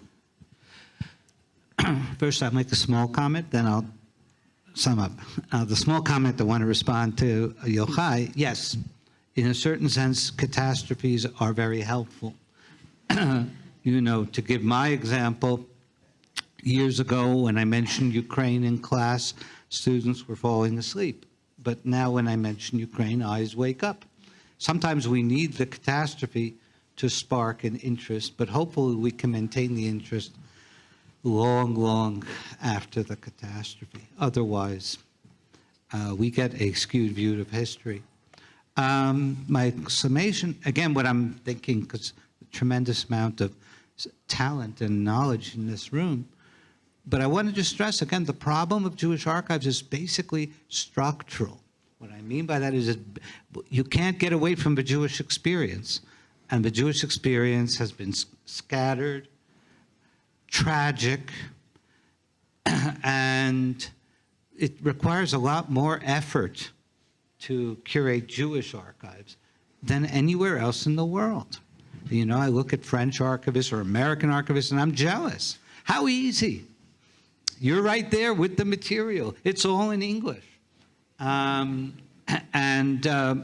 you're getting government funding usually, and all the things that we don't have. So we just have to try twice as hard because we happen to be in an area where we are dealing with a lot of difficulties to overcome. Thank you for that kind, don't beat yourself up comment, David. We will be going back to this after the coffee break in the 4 groups. I'll explain, it's the same as yesterday. Those of you that are in the room 3, that's just next door to here. Chavatzelet and Rimon, there's signs outside, so after the coffee break at around 11:45, maybe even before, if you can get to those palaces, and then you will be walked through to those rooms which are a -1. And if you're in seminar room 1 or 2, then you're right here. Feeling here in this room. Just to make clear, we are in this room now in the breakup session of the Endangered Archives in Conflict, the Ukraine one. They changed room.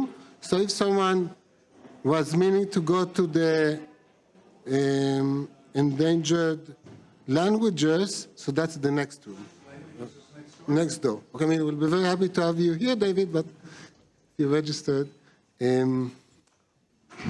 Okay, Shalom, my name is Yochai Ben-Ghedalia. So,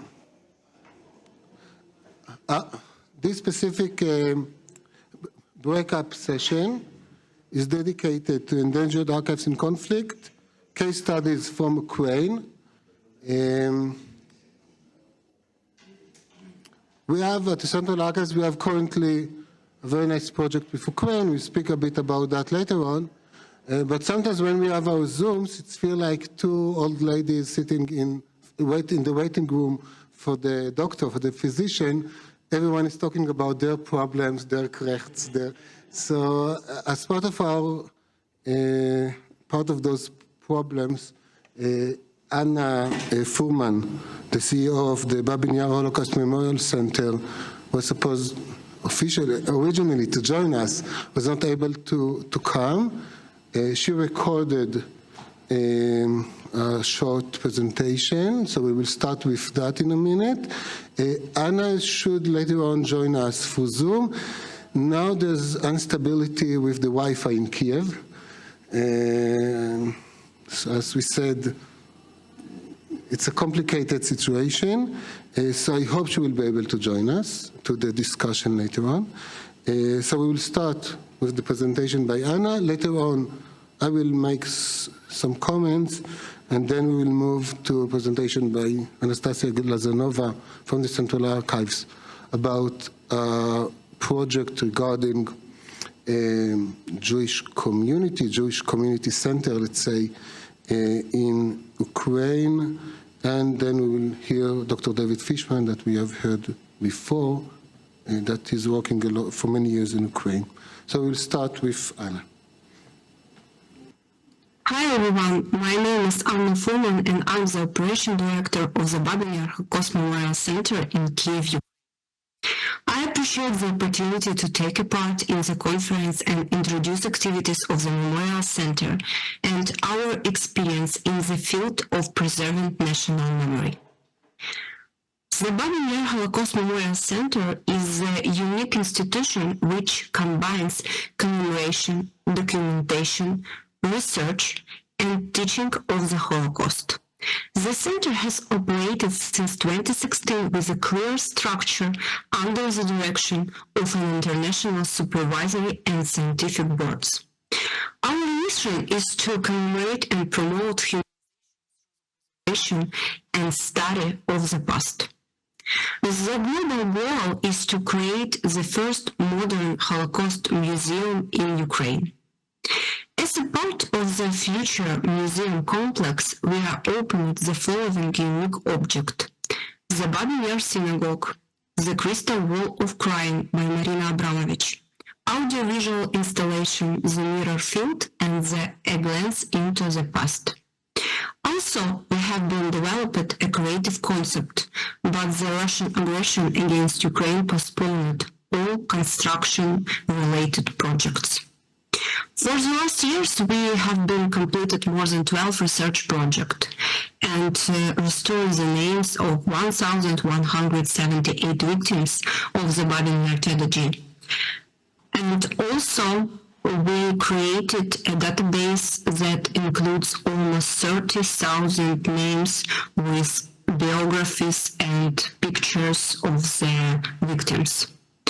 We collected our unique library and thousands of exhibits, and we hope that we will use all our collection in the future museum complex. The Research and Publishing Department released 13 books and the journal East European Holocaust Studies. Thanks for forensic architecture research, we made a 3D model of the Bunin territory. But one of the most important initiatives that we lead now is the digitization project to save Jewish archives. Despite the challenging times, our team has already digitized more than 2.5 unique archival materials since the beginning of the war. Our online archive now has more than 4.5 million unique documents. We cooperate with the State Archival Service in Ukraine and local archives. Documents from 15 Ukrainian archives are presented on our website. Since 2022, we have been paying special attention to the regional archives and places that close to the border. It's related to the fact that daily attacks on the Ukrainian infrastructure threaten the existence of archives and increase the risk of document loss. The only way is to preserve these materials for future generation is to create digital copies. Every year, the archives receive a million requests. Still, support for the source of information is not preserved. People will not be able to obtain the documents they need or confirm their origin, restore family ties, conduct research, or prove any other historical facts that they need to find. Users of our online archive get access to data instantly. We change the format of the work for researchers, teachers, historians, and all interested persons, simplifying it. Part of the digitized document has been included in the Memory of the World Register by UNESCO International Advisory Committee. It's the result of a joint effort of all participants who supported applying for the nomination form for the documentary heritage of Bunin led by the State Archival Service of Ukraine and all 7 Ukrainian archives that store original documents. The online archive of the Memorial Center has become the basis for obtaining such status from the UNESCO. This year, we also successfully organized the Documents and Fates exhibition at the Museum of Kiev History with support from the Ministry of Foreign Affairs of Ukraine, the State Archival Service of Ukraine, and the charitable foundation If Not Now, Then When. The exhibition dedicated to the International Holocaust Remembrance Day featured original documents from Ukrainian archives, and we hope that this autumn we also will have new exhibition dedicated to the anniversary of the Bunin tragedy. The Memorial Center also signed cooperation agreements with Yad Vashem, Bundesarchiv, the Central Archive of the History of the Jewish People in Jerusalem, and we are grateful to our partners. I will be glad to answer all your questions, and we are open for future communication. Thank you so much for your attention. Okay, so we hope that Anna will join us soon for Zoom. I'll do say that for many years, the Central Archives, in addition to the collections that we have as originals of Jewish communities, international Jewish organizations, private collections, we were always working abroad, looking for documentation about Jews, the kind of materials that were mentioned before. And since the early 90s, we were working extensively in former Soviet Union. In Ukraine itself, Benjamin Lukin and his team at the time microfilmed more than 3 million frames. But nowadays there's a war, it's much more complicated to go there, and we wanted to keep working. And as I said before, a war is also an opportunity to get funding more easily. It's not easy, but it's possible more easily. And as part of that, we had established a formal cooperation with the Babin Yar institution. As we saw before, they are able to work there. They have established their connections, and all of those 4.5 million frames were digitized either during COVID or during war, which is very impressive, I think, in any circumstances. So we created a method, mostly Nastia created this method of how to do it right, of how to locate the right materials. Mostly Alina is picking the materials. Some of them are in inventories. First of all, we can go to Yerusha or to David's surveys on the font level and to look for relevant materials. But the descriptions are on the font level. There's a need sometimes to dwell in and to zoom in and to look for the file itself. Sometimes it's not a Jewish font, and they're scattered in. So there's a need. Sometimes you need to go to the website. Sometimes you need to send a team there in Babi Yar to digitize the inventories, which are not online in some cases, and then we can pick the materials. And even more important is that Nastia was able to find a way to harvest the metadata and then the digital copies that enable us to work very smoothly and in very big amounts of materials. We plan this year to digitize around 3 million frames, which is very important, and we mostly concentrate on early materials in order not to duplicate the work that has been done by colleagues like Yad Vashem and the Holocaust Museum in Washington. So that's a way to mitigate in situation of war how to try to do it, and I think it's very important. Now I'll ask Nastia to present another way, another need to work, and we're not talking about materials that are in state archives documenting the Jews, but collections of Jewish communities, Jewish centers. It has to do with the discussions we had before about documenting nowadays communities. I think the case of Ukraine is even more interesting because that's a new historical phenomenon. All those communities and centers that flourished from the 90s and on. It's a fascinating case that I don't think it's documented anywhere else. But Nastia, please. In COVID pandemic and the war.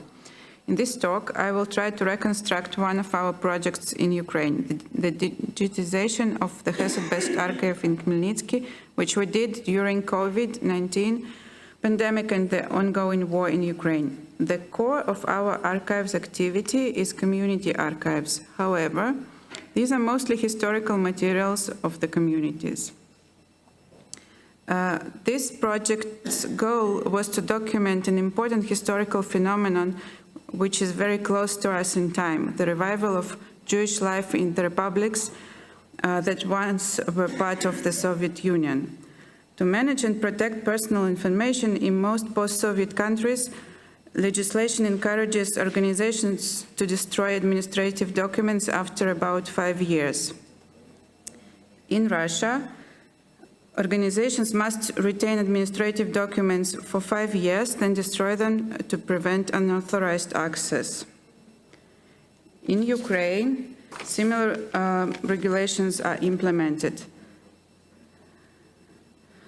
Kazakhstan, Belarus, and Armenia follow similar practices, recommending the destruction of administrative records after a specified period to mitigate privacy risks. These policies help to ensure sensitive information is not kept longer than necessary, minimizing data security risks. But I didn't know this when, as part of our outreach efforts on April 27 of 2021, I wrote an email to a GDC office in Jerusalem, and they got me in touch with Asi Kaniel, here he is, who at that time was responsible for community and educational programs in more than 60 Jewish communities in the former Soviet Union. On that day, Ukraine has reported 392 new cases and 11 new deaths from COVID, bringing the total numbers to 9,009 cases and 220 deaths. Asi proposed to me to write a letter regarding CAHJP's activities in collecting Jewish materials and inviting communities to participate, and he would spread it among their network via email. We did that and got only one response, which I thought was little, but later when the project was underway, I felt that I could handle only one such project at a time. Only Chesed, Besht, and Khmelnytsky expressed interest in cataloging and digitizing their archive. Khmelnytsky, located in western Ukraine, historically had a significant Jewish population, and a small Jewish community is still present today.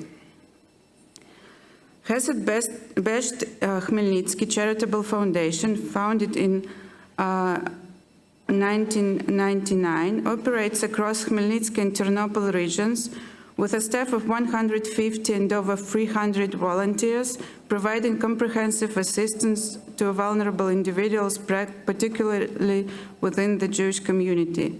It is sponsored by the JDC and the Claims Conference Commission. Director of Chesed Besht, Igor Ratushny, got me in touch with his staff member Maria, whom we hired to catalog their archive in a spreadsheet, which took approximately from May 2021 to the beginning of 2022. In my view, it took a long time, but with a long-distance project, you cannot be fully in control. Maria did not previously have any experience with archives, but she, of course, knew well the nature of Chesed's work. I explained to her the basics, like that she had to assign call numbers to everything and put them in the table. Maria also made a list of video cassettes and CDs with videos that Chesed had. Part of them documenting their activities, some related to other Jewish institutions, others of general use, and many cassettes untitled. In total, more than 250 video cassettes and discs. We did not archive them in any way, but we have a list. Let's get back to the archival materials. In the end, we had a spreadsheet with 327 lines, each line corresponding to an archival file. And by the time we were ready to digitize, Ukraine was at war with Russia. The digitization was originally supposed to be carried out and funded by a certain body, which, with the outbreak of the war, lost most of its donors. This option was not available anymore. I tried looking for a local digitization team, but with no success. I had previous experience in our project in Russia, working with a firm that did digitization of documents for companies. I tried to look for such a service in Ukraine, and I found a few, and one answered. This was the Ukrainian branch of a German firm. It's hard for an archivist to understand this, but this kind of companies offer both scanning and document destruction, and not necessarily as one workflow. Usually destruction is done without prior digitization. I remember that compiling and signing a contract with them was not easy. It is not standard for them to sign agreement with one party, us, to work with another party, Chesed Best, and they insisted on a three-party agreement, but Chesed did not agree to this. Then in June, we found out that the director of the company, who surprisingly had a Jewish Israeli name, went to war. This is him.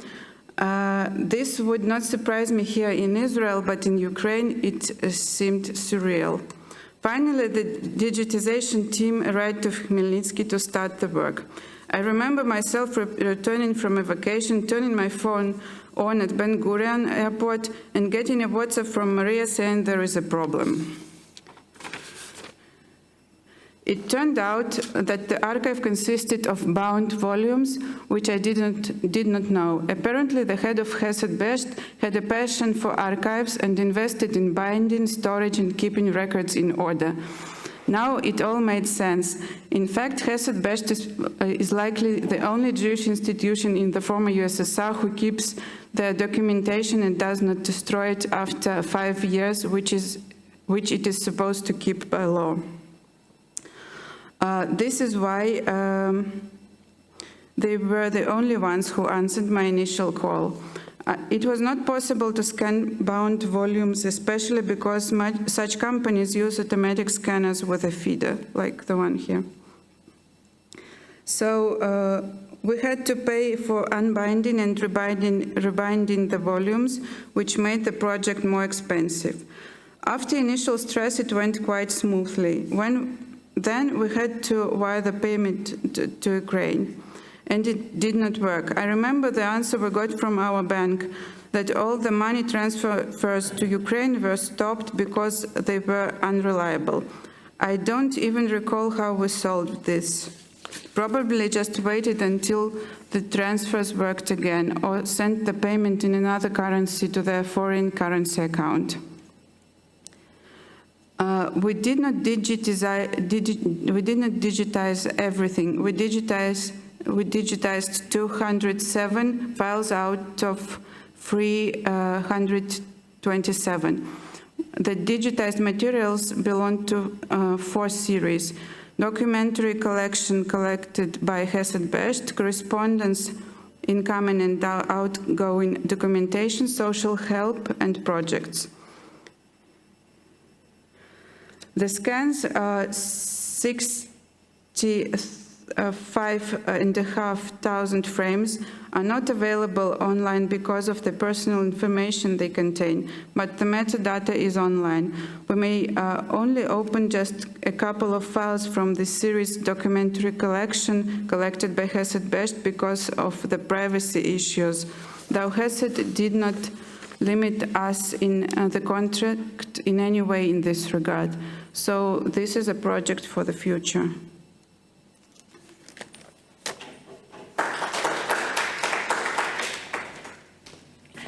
Thanks, Nastya.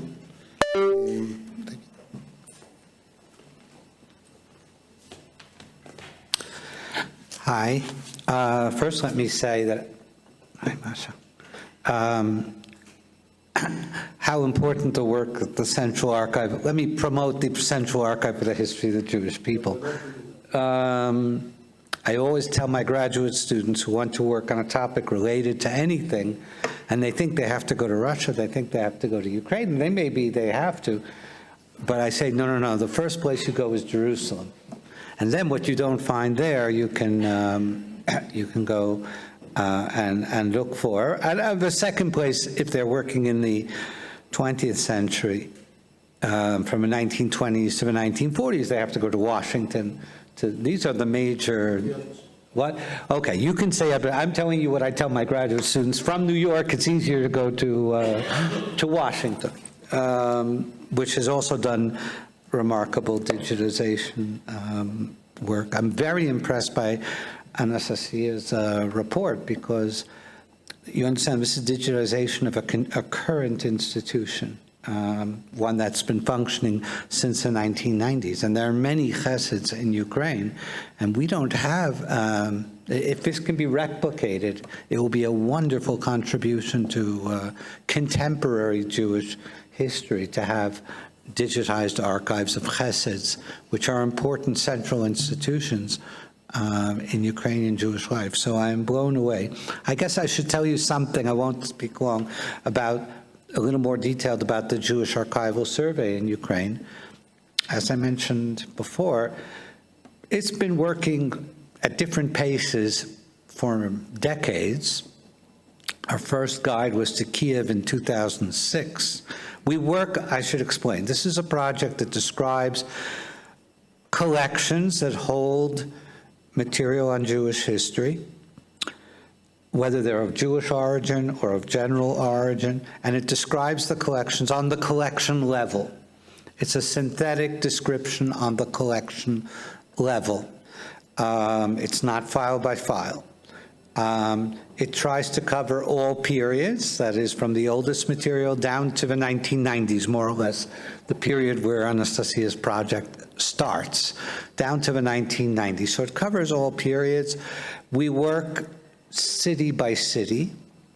So in other words, we establish a team and work 4 or 5 years in that city. The team consists of local people, either archivists or scholars or graduate students.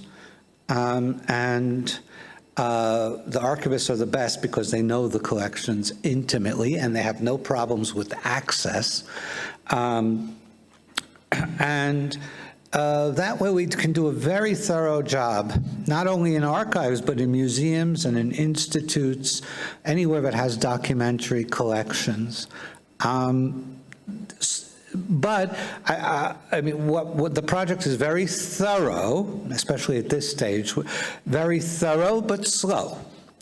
And usually what we're ending up doing is describing collection, I'd say about, well, let's say 80% have already been digitized by Jerusalem or Washington, but 20% we are finding collections that were missed, or materials that were missed, because we're going slowly and we have a lot of time. We're not digitizing ourselves. So we have done such guides to major centers like Kiev, Odessa, now recently Lviv, other secondary centers. Right now the project is active in Chernovets, in the Bukovina region of let's say, southwestern Ukraine. As you heard, and I think as you realize, it's possible to work normally in western Ukraine. The further east you get, the more complicated the conditions for work get because of war and the possibility of drones and missiles. But there has never been a drone or a missile that hit Chernovets in the entire war for more than two years, and it's quite rare also for Lviv. So the working conditions are, in that sense, normal. I would say part of our problem, I'm just sharing with you incidents about it, has to do with staff. We recently published this Lviv volume, and we had a presentation to celebrate the publication of this volume. And we invited different people, including everybody who worked on the project. About a dozen people worked on the Lviv volume. All the women came, and none of the men came. None of the men came, not because they were boycotting the program, but because they were all in the military. They were all graduate students or young archivists, or and it's not like Miluim here. You go for a certain period and you come. In the military means they've been there for 2 years, and it's not clear when they're coming back. What? It's not the right year to say that in Israel. Right. All right, but still, Miluim is a limited period of time for most people. You know, they go and they come back. These people go, they get a few days off.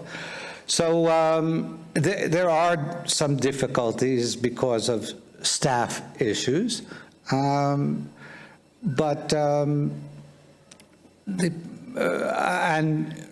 living conditions have changed for the better, at least. When I was in Chernovtsi the first time in the war, there were blackouts. Now the blackouts have returned, but for a long time there were no blackouts. In other words, there was normal electricity and heating.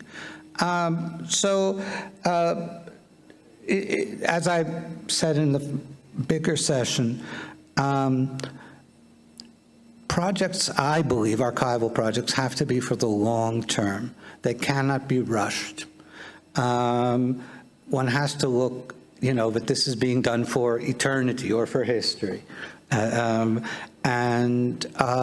Yes, wars come and go, but history and archives stay forever.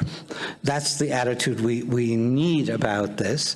And so therefore, the war should just be seen as an obstacle to doing the work, not the motivation for doing the work. Okay, I think I'll leave it at that.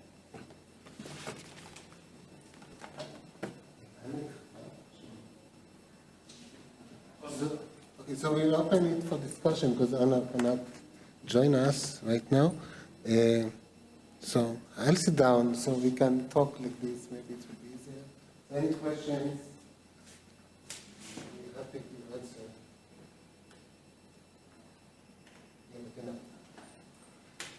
I have a question to you, Anastasia. I can imagine, can you tell us a little bit more about the actual day-to-day? I can imagine that it must have been quite a challenge, to coordinate this project while being here. I'm just trying to convey, your ideas, your conventions to someone sitting there, and and then in the middle of something you find out, or the archival material has been bound, something that you probably could have spotted right there, if you had been there on the spot.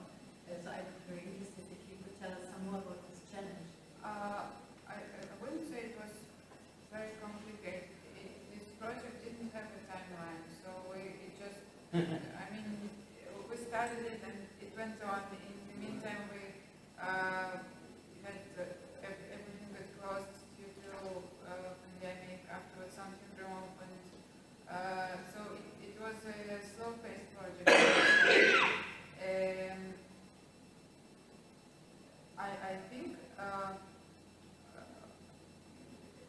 Sorry for the way this was my fuck-up, because in the beginning they sent me pictures of these materials, and I saw okay, so I could have figured out that it was bound, but somehow it skipped my attention, and in many cases we can digitize bound material, but these companies just don't do it.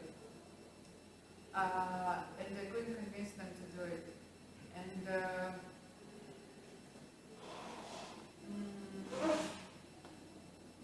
I think that Maria who worked for us, she was smart and got the instructions quickly. That was not the problem.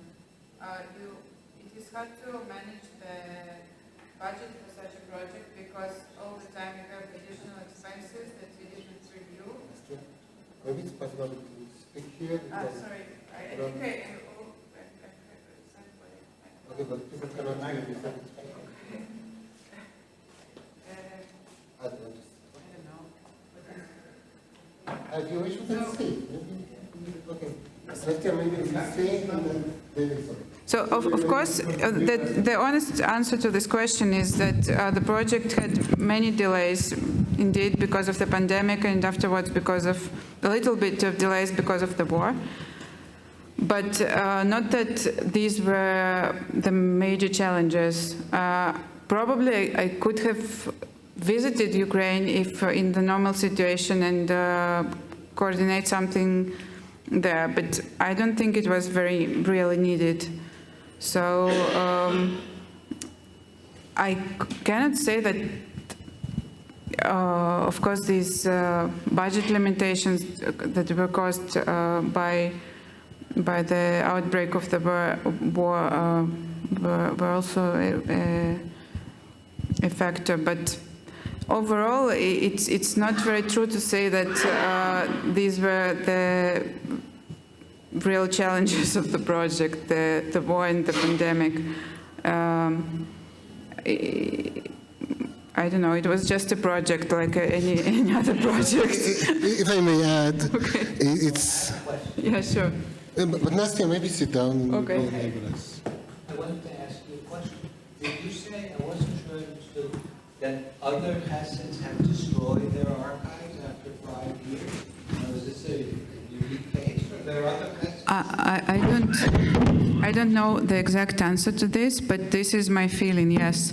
That I know for sure that Jewish organizations in St. Petersburg, where I'm from and where I had some projects, they indeed destroyed documentation after 5 years. This is Russia now. This is Russia, but all these countries have similar legislation. I don't know if... So I think you don't have to destroy the documentation, but you can.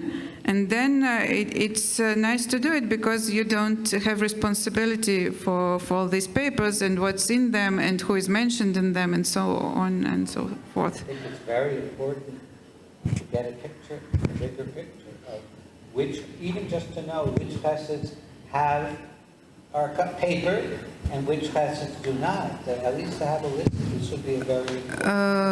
Yes, I agree. We recently had a visitor who used to work in GDC, and all he mentioned were papers like flyers and posters produced for the events. So in his view, he totally supported what your he view didn't. This is the reality. So most of the things we can collect is ephemera that was produced for festivals. Same goes for audio and video material, but no like standard administrative records and financial records and like personal files of staff members and so on can be. So David, if I may add, it's not only the question of place in the storage, in the shelves.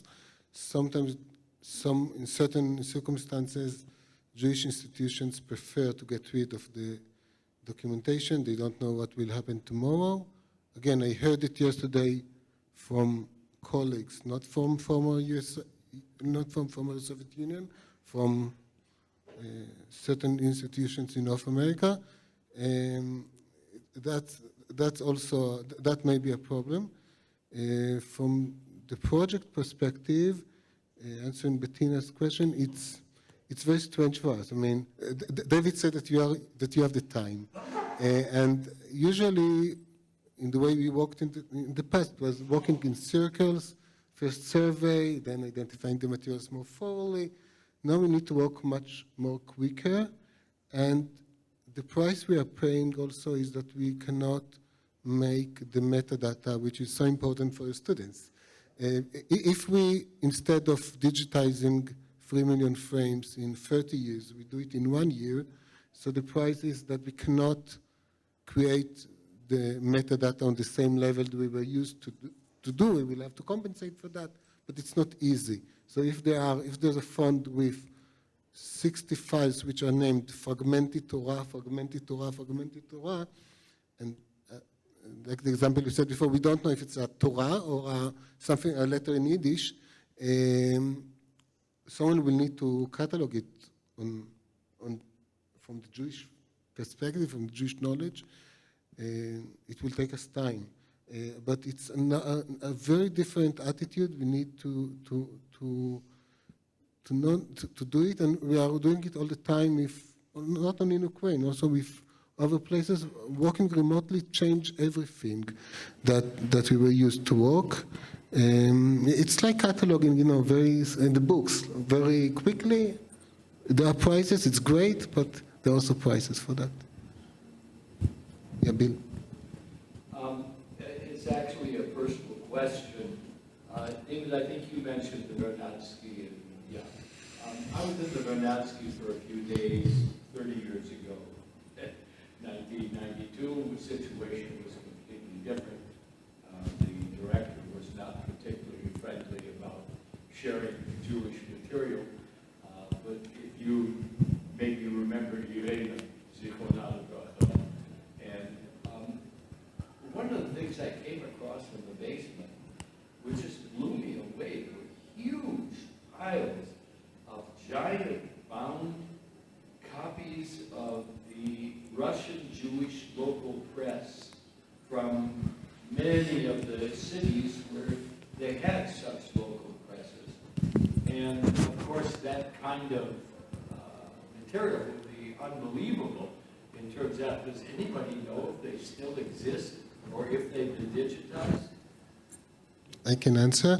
There are two important repositories of newspapers, Jewish news.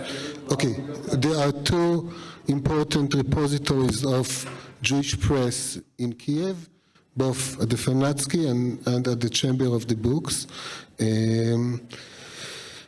I prefer not to get into details, but there were projects. Some of them were even digitized, but they're not accessible.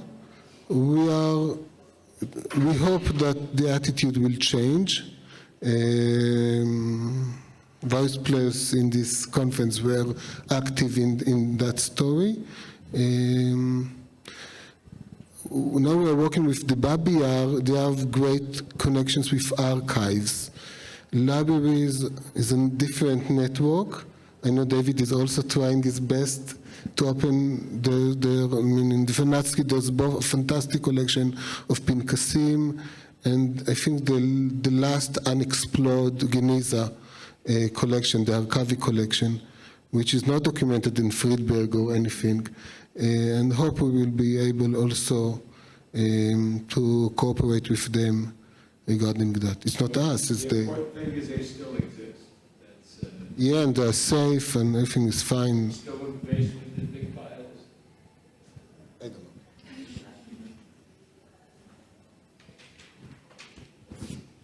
know. Okay. I'll just add that, yes, sometimes a newspaper can be like an archival document. In other words, some newspapers are so rare that they don't exist in Jerusalem, they don't exist in America. No, major newspapers, we have them. You know, it's great, but they're newspapers. They're published in thousands and thousands of copies.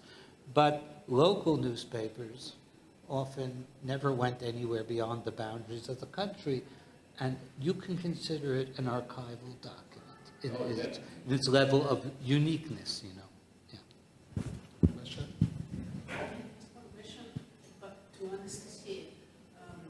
About the language problem with nowadays Hesses in Ukraine.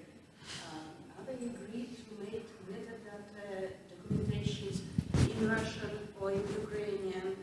Do you have such a problem? Yes, that's a good question. In this case, we did not have any problems. I think Maria is I don't know what language she prefers, probably Russian, so I think she is a Russian speaker. In general, as you know, in our catalog, all documents from nowadays Ukraine and other republics are cataloged in Russian, and Russian is like everywhere. You will almost sometimes you can see name of the institution in Ukrainian, but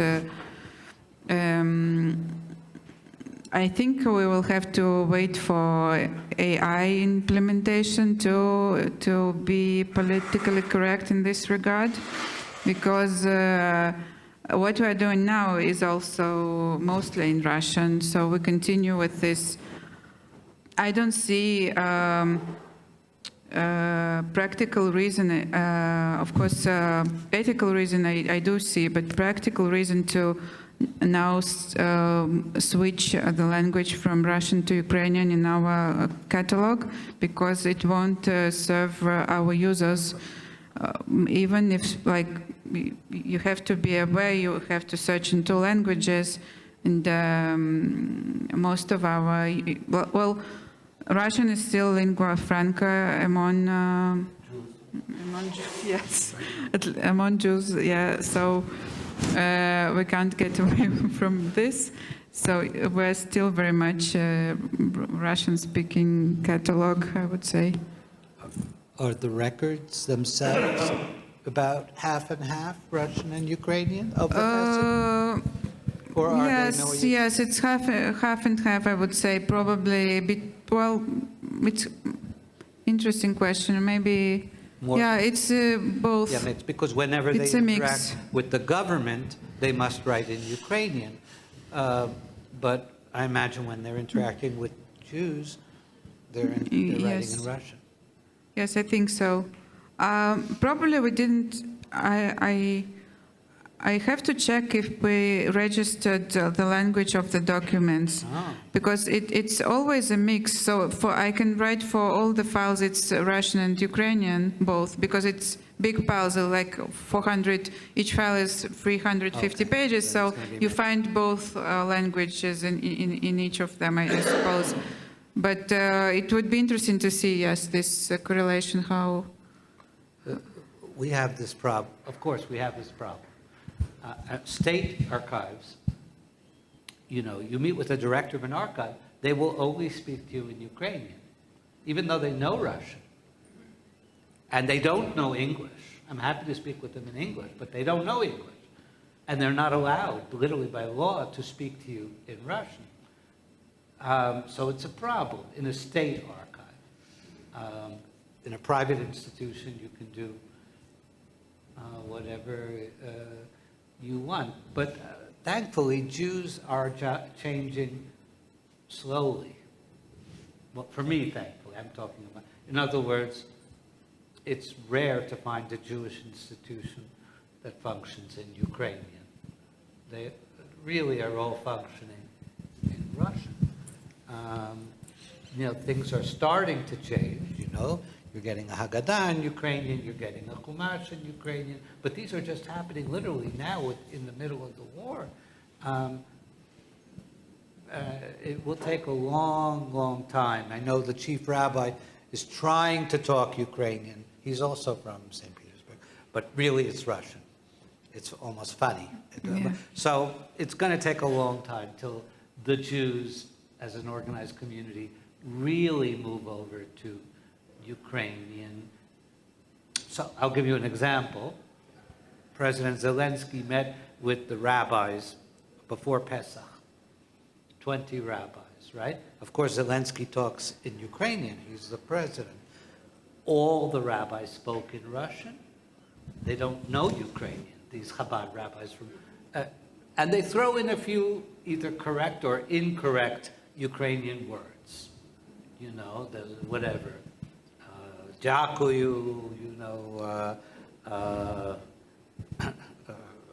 rock, just a couple of words, but they don't know Ukrainian. So that's the situation. It's more complex even in the Baltic countries, where this language split is much more. Is real. Yeah. In the Baltics, it's hard to find young people who know Russian. I speak English. But in the Jewish communities, it will be in Russian more and more. It will be much more Lithuanian than in Ukraine. In other words, in the Jewish community, when I walk into the office in Vilnius, they're talking Lithuanian. But they mostly speak English. Oh, they also know English, but among themselves, they're talking Lithuanian in the office of the Jewish Yeah, but in the synagogue? What? Okay, synagogue is old people. Yeah, So this it's been Russian. Synagogue is Russian. And that's because of the rabbi doesn't know Lithuanian also. But the rabbis are the problem everywhere. But the organized Jewish community, they speak Lithuanian.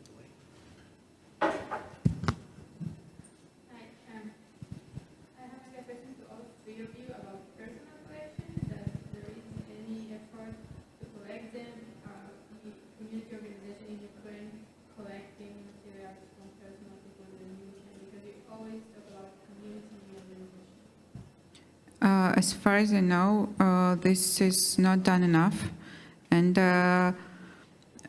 probably the only institution that seriously tried doing this was Yad Vashem, who had this program. I don't know exactly what they collected, but everywhere. They went everywhere to collect mostly Judaica, as far as I know. This was an intense project, but no, the answer is no. In St. Petersburg, you had some projects. Where? You had some projects in St. Petersburg. Yes, but it was very little. And ideally, I would like to see people bringing materials to their community centers or Jewish organizations, but they don't do this themselves. It only happens if you proactively address them and try to get something, and in the end you get very little anyways. And it's for sure most of the important materials go to garbage in the end. No, but I'm going to add, because there are a few things. There's this organization in Kiev, the Judaica Institute. Leonid Finberg is the director. First of all, they collected a long time ago personal collections of Yiddish writers who were from Kiev, their personal archives, whatever they could get. So they have these archives of Yiddish writers. Those are personal collections. But what's more interesting is what's happening now, just like October 7th. This same Judaica Institute has a project to collect testimony about the beginning of the war in Ukraine among Jews, among all kinds of Jews. And they interview them wherever they end up, often by telephone, usually in Russian. And they can end up, usually they're in Western Ukraine, or they can end up in Paris. I've read, like a dozen of these interviews, or these personal testimonies, and they're fascinating. They really are. So they have maybe it's stopped already, but I think they have over 100 interviews about the beginning of the war. Sometimes very religious Jews, what they did on Shabbat. Did they travel on Shabbat? Did they wait till after Shabbat? Or all kinds of, so that's a catastrophe project, but it's a retrospective. It's done often a year later. Very important, very important. Okay, we need to sum up, so, okay, so just a question, last question. One question. I'm from the question, but it's here, I just wonder, they did not only collect archival material, they really collected everyday life objects from the Jewish community members. They collected books, and important books, actually. Mm-hmm. Do you know what? I know nothing about it. Since I did not visit them, I only know what they told me and what they sent me. So these were these archives ordered in bound volumes, and digital materials, which we don't have much to do with, unfortunately. So thank you, everyone. I think it's important. We had a discussion before about the catastrophe. So catastrophe is good for funding, it's good for awareness, but for sure, and I think that's common both for Babia, which are not by us, and for David's projects and to our activity, that there's a need to work before the war. And I think David said that before. You need to establish the platforms, working there, have the connections, know how to do work, know which one to be in contact with people that will work with you. You cannot just, there's a catastrophe everywhere, and ask what we can do. You cannot wake up when a catastrophe happens. We dedicated this session to Ukraine. It's important to say that situation in Russia is not more easy in many ways, especially Jewish institutions. We have here also colleagues that can testify better than me. There's a lot of work that should be done in this area as well. So thank you. Okay. Another comment. I've had a war with historians. I'm a private collector of Judaica, and I have written books, manuscripts, but a lot of objects. And I had a continual battle with North historians for 40 years that they refuse to look at objects as documents and as archival documents.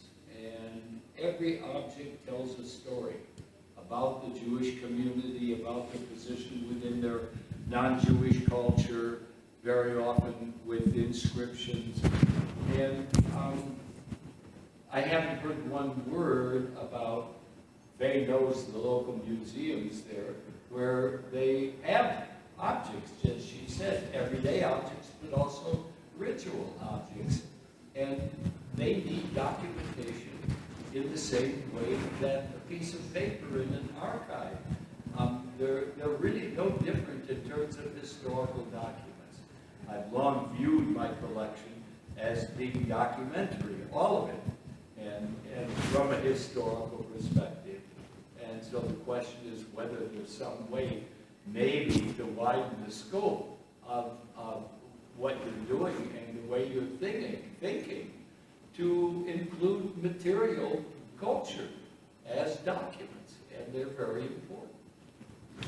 I just want to, that gives me an opportunity to mention something, which is there are a couple of Jewish museums. There are a couple of Jewish museums in Ukraine. Yeah.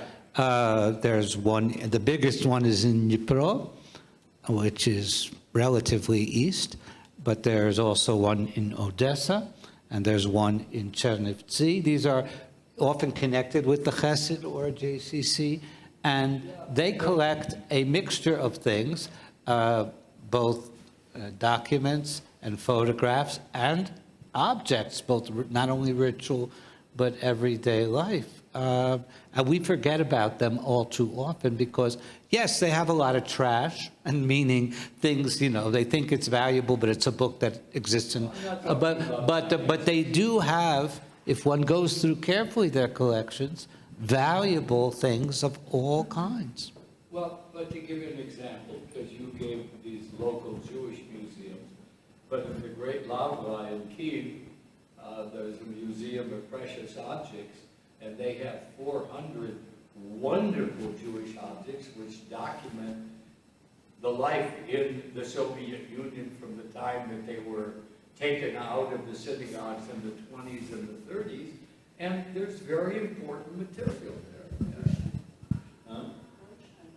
Yeah, and the Goldstein collection, which of course really is important because it's folk material. So I can just say from our perspective, I mean, I totally agree, first of all, about the importance. That's for sure as historical source. We are trying to do our best in the field that we know how to work. I mean, our storage, for example, if we're talking about our stuff, is made for paper, okay? And we know how to do with microfilms and how to deal with digital copies. We do not know even how, I mean, we do not have the practice of digitizing materials in 3 dimensions. There is a need that museums will also take the lead. And as they mentioned, Yad Vashem has all those, I mean, both a museum and collections. In many cases, the Jewish museums or ethnographic museums, not only local ethnographic museums, have both manuscripts and archives and books. They know how to deal with it with the Dublin Court, to play with everything. We usually less familiar with how to do it from the professional way, even. Look,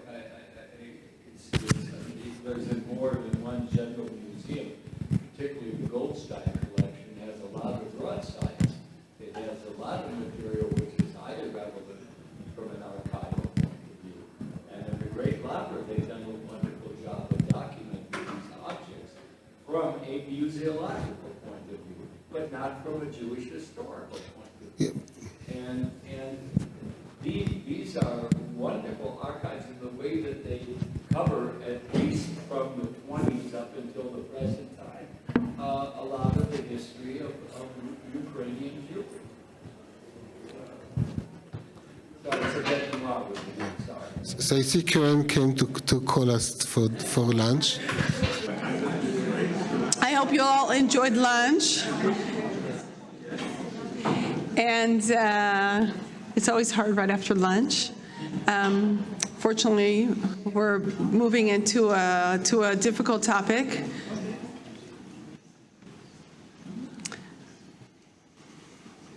So for those who are just joining us now, my name is Raquel Euclides. I'm head of collections here at the National Library of Israel. We recently added this section of the program as part of the general subject of endangered archives and archives during wartime. And we structured this panel to accomplish a few things. First, I will invite Dr. Mali Eisenberg, who's Director of Education from the Lochamei HaGetaot Center, Beit Lochamei HaGetaot, to provide us with historical context. Is David, I don't know if David's still here, David Fishman gave us a wonderful long arc of how to think about our work.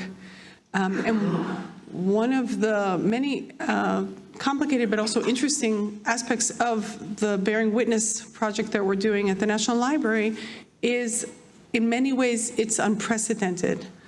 But it's also very helpful to see where there are precedents.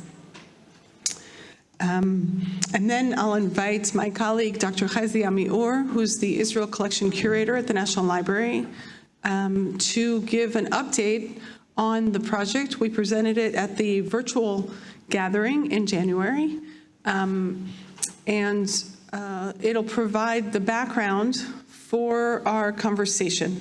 And I will then be in conversation with two phenomenal professionals, women, attorney Noah Diamond from the University of Tel Aviv, and Dr. Roni Michael Arieli, who is a leading oral history expert in this country, especially related to Holocaust, genocide, and trauma. We are going to speak about these different aspects of this work. And in addition to, I think this is subject being interesting, and relevant for all of us, the project raises very big questions about how to do archiving in our time. While the acts of October 7th were brutally physical, much of the documentation and the archival material is digital. And digitally born material is a different creature, and it demands all sorts of consequences for how do we deal with it that hopefully we'll talk about.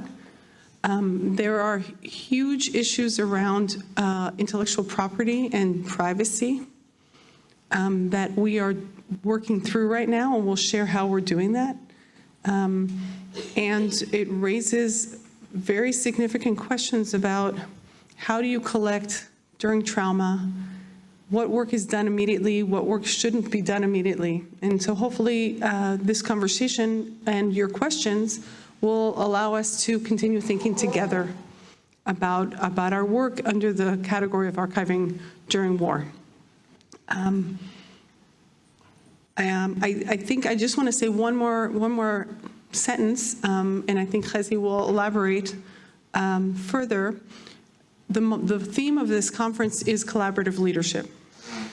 And the project that we're doing related to documenting October 7th is very much a case study in how to do this work.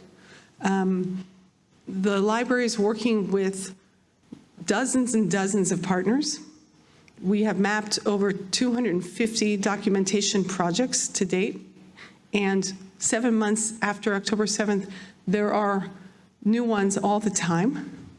But we have a few key partners, and one of the key partners is the organization that Roni co-founded called the Forum for Documentation Initiatives During Wartime. They created a community almost overnight and very much model the work of collaborative leadership by building a virtual community, which in Israel means a WhatsApp group, constant capacity building, professional development, knowledge sharing that's truly remarkable. Noah has built an incredible resource as well, together with colleagues in law, of a clinic of legal issues during wartime, and especially around the internet.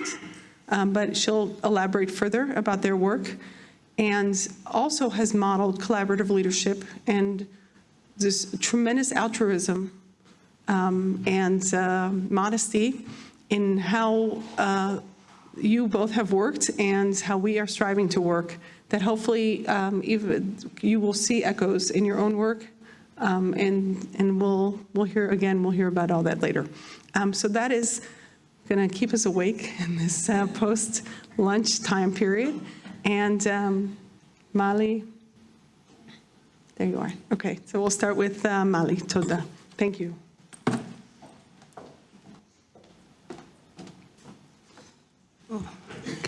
Hi, hello. Thank you very much. You hear me well? Well, it's okay.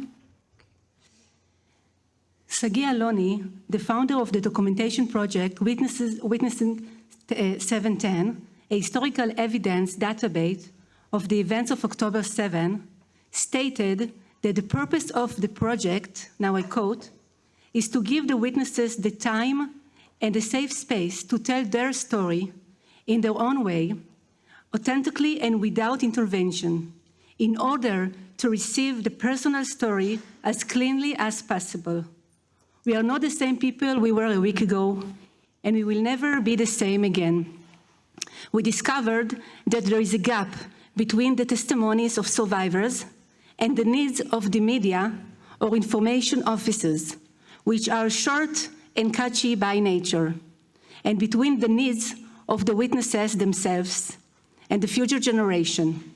We wanted to capture these historical moments in as much details as possible, remaining faithful to the source at the survivors' face and according to their needs. End of quote. The event of the massacre in the settlement surrounding Gaza on Saturday, the 7th of October, sparked a wave of documentation projects. In this lecture, I will place recent massacre documentation in the context of pogrom documentation in the Jewish world at the beginning of the 20th century, highlighting the practice of disaster documentation as a means of defense. Since the storm in the Negev writers in the 19th century, the term pogrom has been perceived as a violent act of massacre and murder in the Jewish communities. Over time, it has become a term describing any ethnic violence. In these acts of violence, the attackers seek to magnify the agony of death. In addition, there was a systematic looting of the victims.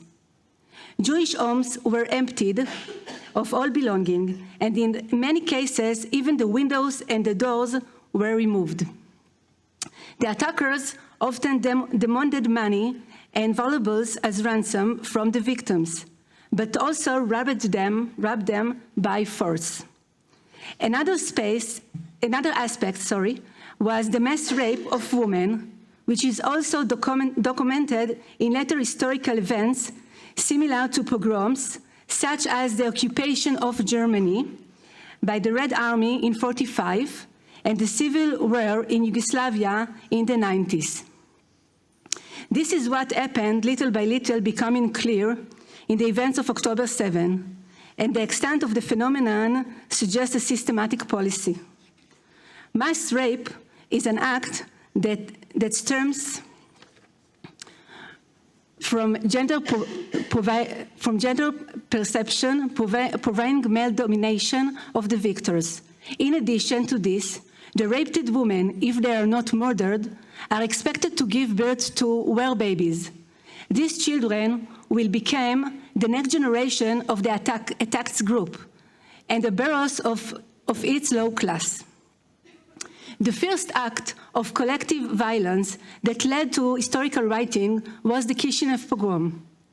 In 1903, Following this pogrom, a group of Jewish intellectuals gathered, included the historian Shimon Dovnov, the poet Chaim Nachman Bialik, and others. They sought to establish an information office to collect data from the field and spread the historical truth in a detailed report to the Jewish communities in Western Europe.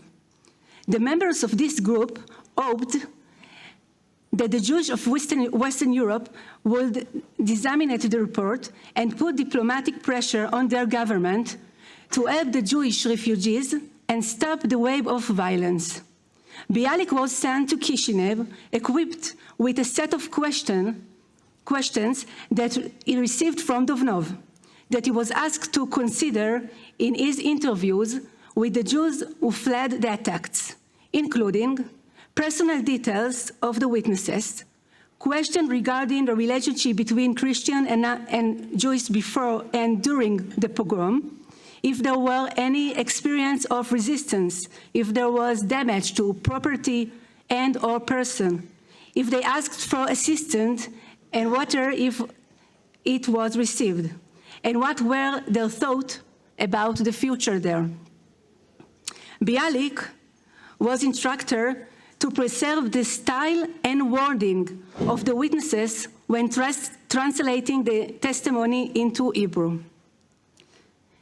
Bialik stayed in Kishinev for almost 2 months and was engaged in documentation work that fills thousands of netbooks. He planned to process the evidence into a report, but in the end, it was not written. Instead, he wrote the well-known poem in the city of slaughter. This documentation project established a new prism of historiographical practice which stood in contrast to what was customary in the field of historical research in Jewish study in German-speaking countries. The dominant trend in Jewish historiography in the 19th century emphasized a dealing with the distant Jewish past and Jewish intellectual history. In contrast, they focused on contemporary history and history from below, documenting all segments of the Jewish population and written by self-informed researchers.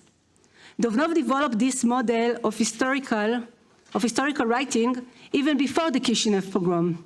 He claimed that the Jewish are a nation and not just a religious group.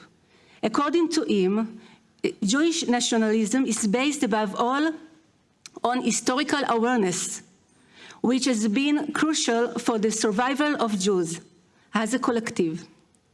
Therefore, the knowledge of the past is necessary for the preservation of the Jewish collective. Dovnov did not call for adopting the historical approach existence in Western Europe, but sought to establish a new type of Jewish historiography using a variety of sources. He focused on ordinary Jews, community records, memoirs, and diaries, as well as on non-Jewish documents. This trend of historical documentation gained momentum with the outbreak of the wave of violence in Ukraine at the end of the First World War.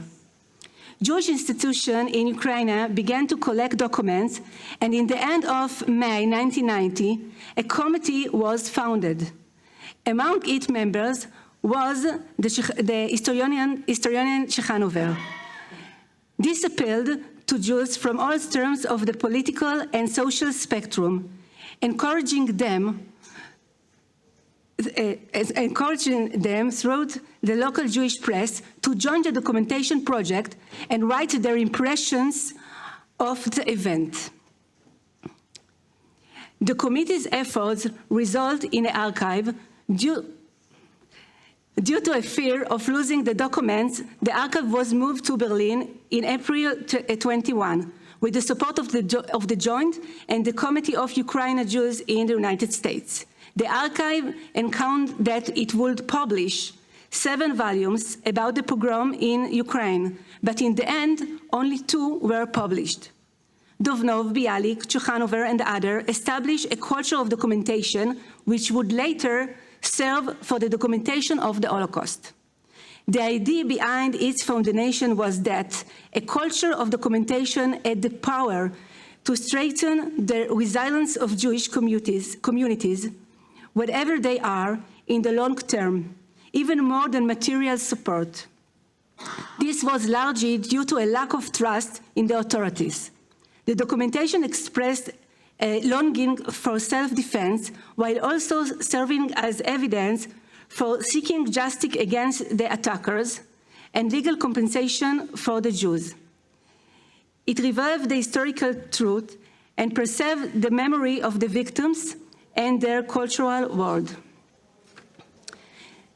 The documentary heritage of Eastern Europe contribute to the creation of Holocaust documentation. The most important activity of documentation and historical writing about the Holocaust in Poland is attributed to Dr. Emanuel Ringelblum, the founder of the underground Oneg Shabbat archive in the Warsaw Ghetto. In the archive that was uncovered under the ruins of a building in Warsaw after the war, a wealth of documentation material was discovered. This archive was collected by Ringelblum from October 39 to February 43, and it included official documents, diaries, memoirs, letter, list, and newspaper of the Jewish underground press, as well as a long list of investigation carried out by the archive workers during that period. Like its former in the Khurban writing, the effort to reach all sectors of the population is evident here.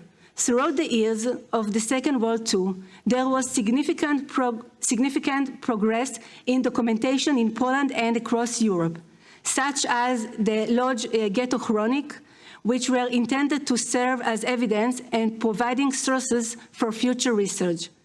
In some cases, like in France, they were used for the future struggle for the return of Jewish property.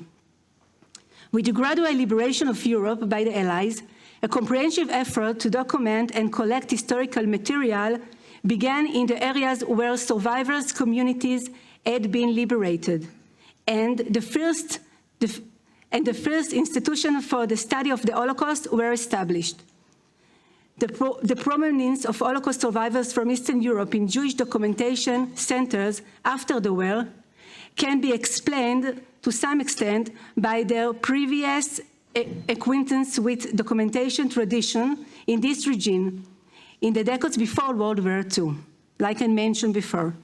According to the practice of Khurban writing that had developed in response to collective violence against Jews, the documentation here also focused on the point of view of the victims. This was mainly achieved throughout eyewitnesses' accounts and questionnaires, but also through diaries, objects, and other unofficial sources collected during or immediately after the events. Like the Khurban writing, the documents after the Holocaust, the documenters, after the Holocaust, wanted to publish the information they had gathered about the massacre and spread it to a wide audience, both Jews and non-Jews. Another similarity between these documenting projects is their use of documentation to claim legal, material, and moral compensation for the suffering caused by the violence, to build and base for writing future history, and provide a channel of expressing mourning and commemorating the murder victims.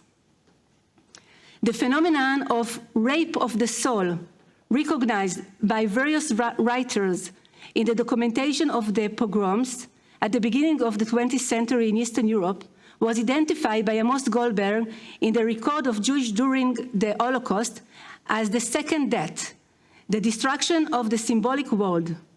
According to him, now I quote, "The second death expresses in writing when we discuss moments in which it seems that the network of concept completely loses its validity, leaving the victim feeling disconnect from it.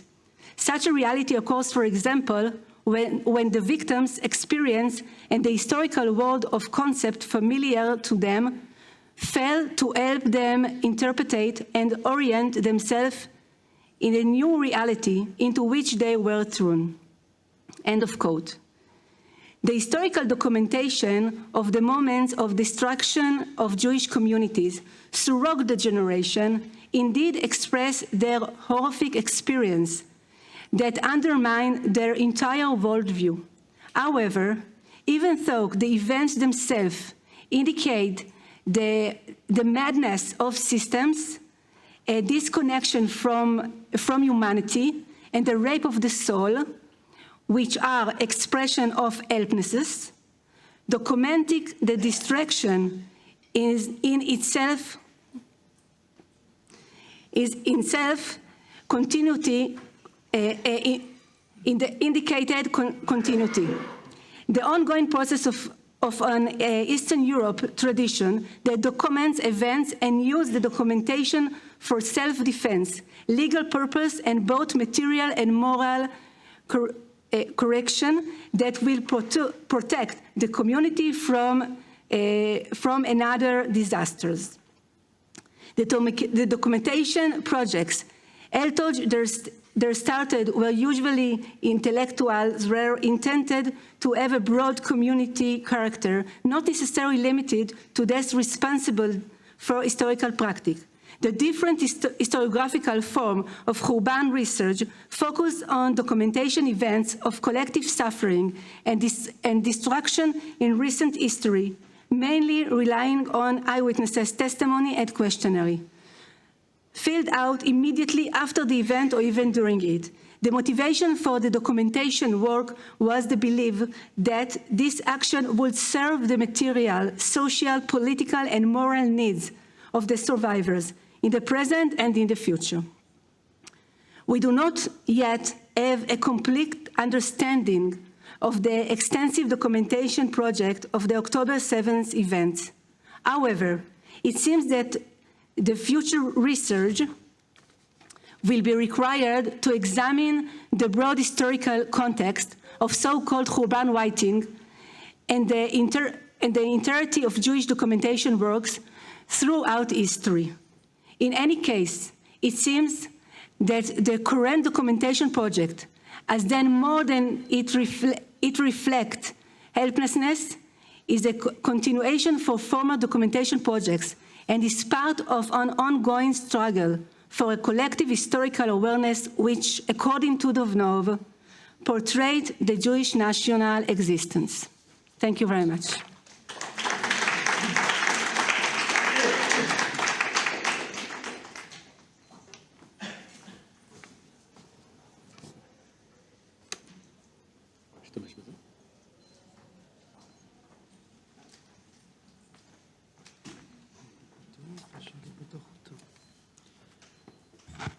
אני אתחיל.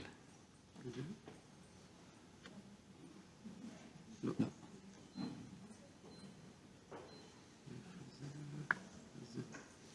כן. איך אני מעביר את זה קדימה? כן. Okay. 4 months ago, we met, many of us, for an online conference 3 months after Simchat Torah massacre, October 7. When I returned to that online conference, I can see how shocked we were by the massacre and the kidnapping in the southern Israel. And we also closely followed the progress of the intensive war in Gaza then. We mourned every day the soldiers who were killed, and we cared for the many who were injured. Today, we're already a little further from the intensity of the events, and the feelings are a little less extreme, but the fighting still continues. Soldiers are constantly killed and injured, and we continue to be anxious about the fate of our hostages held by our monstrous enemy in Gaza. I mention this reality because these feelings are an inherent part in the kind of collecting work we've been doing here at the library for 7 months. As Malik said, Dubnov and Bialik's historical committee also, and the other committees, also worked close to the pogrom in Kishinev and the other pogroms, but he documented the events after they happened. They collected documents, interviewed the survivors, and took photos. It can be said that during the 120 years that passed from the spring of 1903 to the fall of 2023, the fateful events in the history of the Jewish people were documented retrospectively and not in the present time. We, in the week after Simchat Torah on October 7, decided that this time we are working to document the events in real time.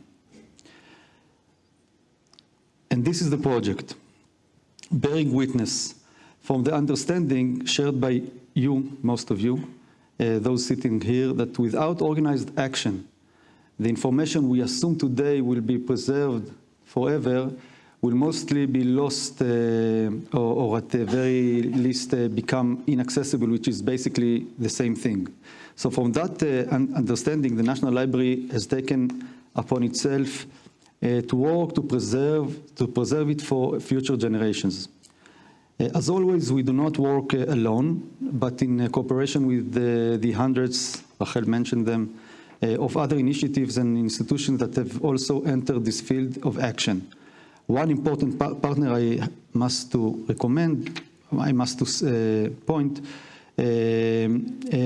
for this project is the Ministry of Heritage Affairs in the Israeli government. And these are our main two goals. We strive to collect all possible documentations from the day of the massacre, the destruction and the kidnapping in the Israeli settlement in the Gaza envelope, and not least from the events and developments that immediately followed: the social solidarity in the aid initiatives for the survivors, the widespread recruitment into the army, and of course our war in Gaza and in the Upper Galil, and more. Apart from collecting, our goal is to add our professional expertise to the grassroots documentation work, to gather the materials created in a variety of formats from our partner initiatives, and to process them here in the library by the appropriate professional standards. The initial nature of this project on such a scale presents us with real challenges, which we made straight on. First, the methodology of large-scale real-time documentation poses big questions, and I will pose only a few of them here. Where to look for the material? How to determine priority between the materials? After all, the budget and manpower are not unlimited. What are the internal organizational processes required to such a high-intensity ongoing activity? The core of the project,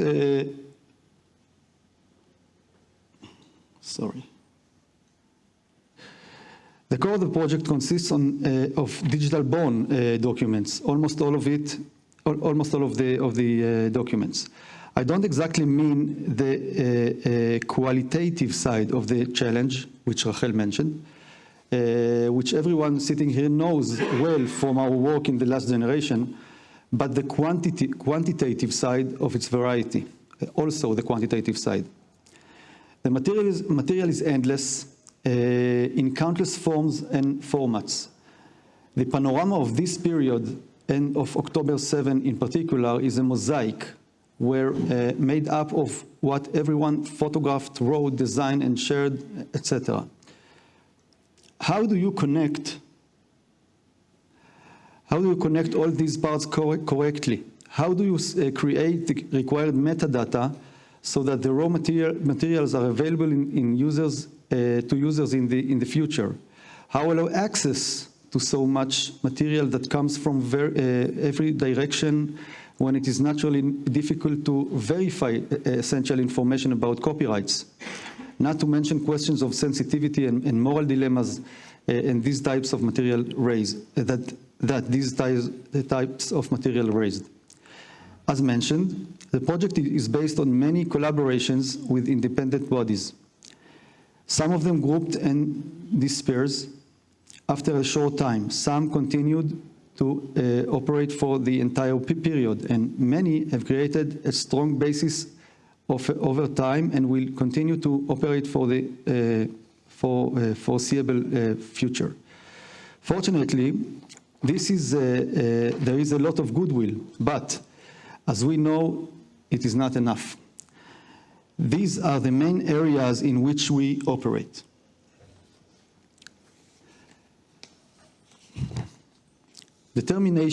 First, determination of professional standards, both for us in the library and as professional assistance to guidance for our partners. Ronnie will speak about it in the panel. Ronnie, which is one of our professional partners.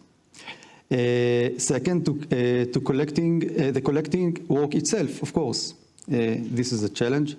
Third, collecting in Jewish community outside of Israel. This is what Chaim is dealing with. And fourth, assistance to the archives of the affected communities in settlements there, kibbutzim, moshavim, and cities. And we will speak about it in further. We plan our activities for the next how we sorry. This is what happened when we don't see the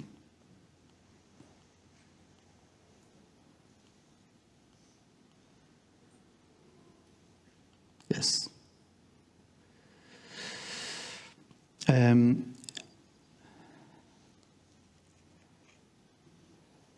We plan our activities for the next 5 years.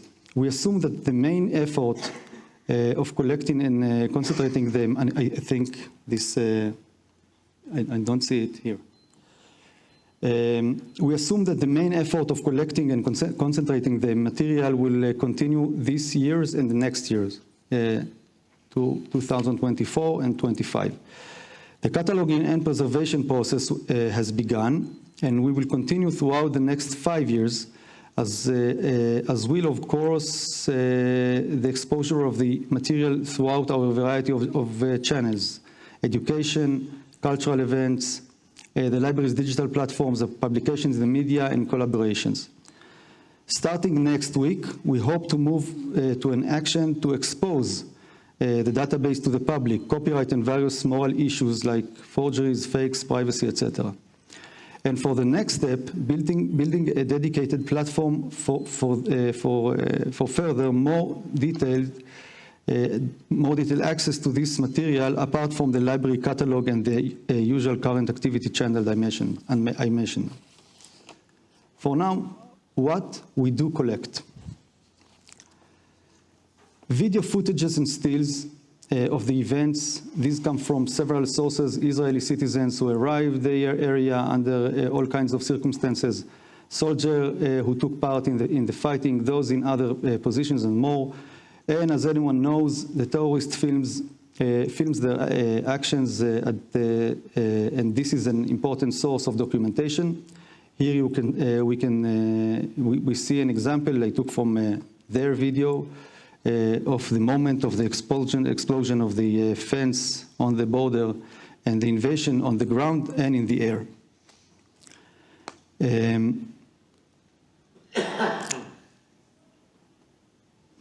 This is an example of a new type of material that we have not dealt with so far: the correspondence between the residents in the WhatsApp groups while barricaded in their homes when the terrorists were roaming outside. This is an external initiative to document these correspondences from the local effect residents, which we decided to cooperate with, realizing that these correspondences authentically reflect the moments of horror. This is a material whose survival is particularly fragile, and it disappears quickly, and quick action is required to preserve it.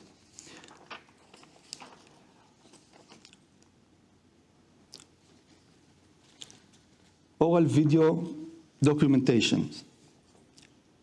Of all those involved in the events, stands out among the materials.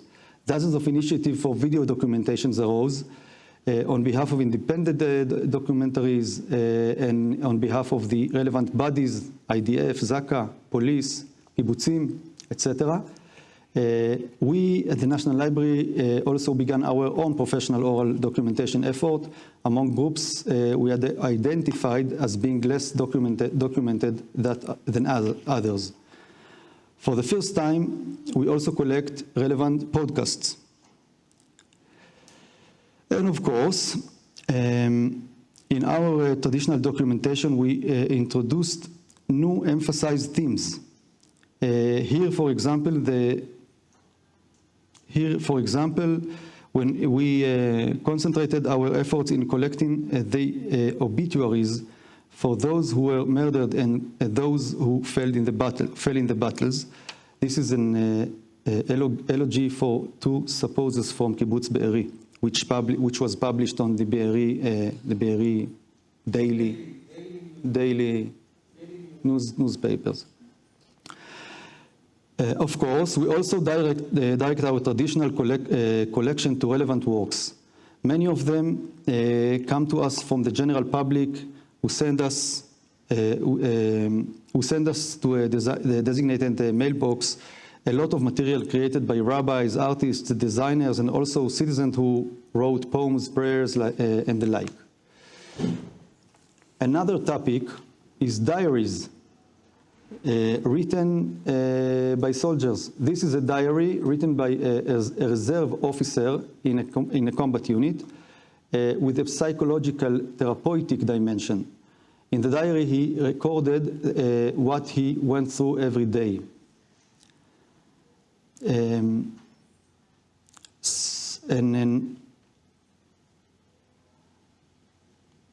now, this is a general summary of the types of material collected so far, you can see. It has already been discussed here yesterday about the great challenge of archiving the internet. We at the National Library have been archiving the Israeli internet and the Jewish one for years. Since October 7, we have been placing special emphasis on ongoing documentation of the internet as the main arena where information flows about the massacre, the war, and the various consequences. We harvest the entire Israeli internet, the IL domain, and the Hebrew web once a year, along with websites from the Jewish world. Such a collection was also accumulated and added to our archives last January. This annual harvest, besides this annual harvest, we regularly archive Israeli and Jewish news sites once a day, a week, or a month. All of these naturally include a huge database of information about the events. Besides these, we so far include dozens of terabytes. We separately archive websites that have directed that are direct relevance to our project. In this framework, about 4 terabytes, which consists on around 100 million files, also have been harvested. The great majority are from Israel and the minority from the Jewish world. One more initiative I want to conclude with is the one I present to you at the Zoom meeting in January. Apart from the current documentation, we believe that the preservation of the historical memory of the affected settlements gives the necessary perspective to the disaster that happened to them and to all of us in last October. That's why we also aimed our Israel Archive Network project for this documentation project. We also work in cooperation with the Ministry of Heritage. To take care of the archives in the Western Negev. These local archives curate the tremendous contribution of these pioneers to the settlement of the Negev before and after the establishment of the State of Israel. The project includes cataloging, digitizing, preserving, and preserving, and opening access to the material so that we might help them reach a point where any person interested in their history will be able to reach and obtain an abundance of primary historical material. Here you can see their layout. By the way, on a map showing the massacre areas, another digital initiative that we are collaborating with. You can see Be'eri, Kfar Aza. These are the archives. Nir Oz, Nachal Oz, Yad Mordechai, and Zikim. This is our 6 archives up to date. It also bears mentioning that we would be happy to receive help from each of you, as we are aided by the general public. To the guests from abroad, the guests from abroad, I must say that you are probably what you are probably guessing. We are all impacted here in Israel. There is not a single person on our team, who doesn't know many of those who were murdered, those who fell in the battles or the wounded, and their family, those who were displaced from their homes in the Western Negev or in the Upper Galil. We and our children are being drafted into the reserves. We all feel every day the anxiety to the fate of the hostages, and also this will be an exaggeration for the fate of the country itself. This is true for everyone in Israel, but in the documentation work we do here in the National Library, these feelings have a direct professional effect on our work, and not only an emotional impact, but also a professional one. Our effort to document for the first time on a large scale in real time, while we are all in the midst of existential trauma, led us to enter areas we were not prepared for, and to develop new work methodologies on the way. We are used to finding a promising future even in the midst of difficult times. Let us hope that when we solve our acute problems, eliminate our murderous enemy, bring the hostages back home, rebuild the settlements that were destroyed and return the residents to them, and restore peace, of course, we at the National Library, together with our partners, will be able to provide the public with the essential information for remembrance, the commonality of this day, hoping for better days. Thank you.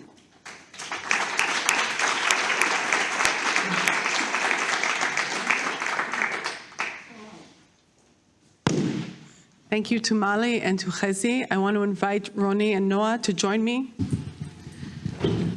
So as you've heard, this project raises challenges from many different directions.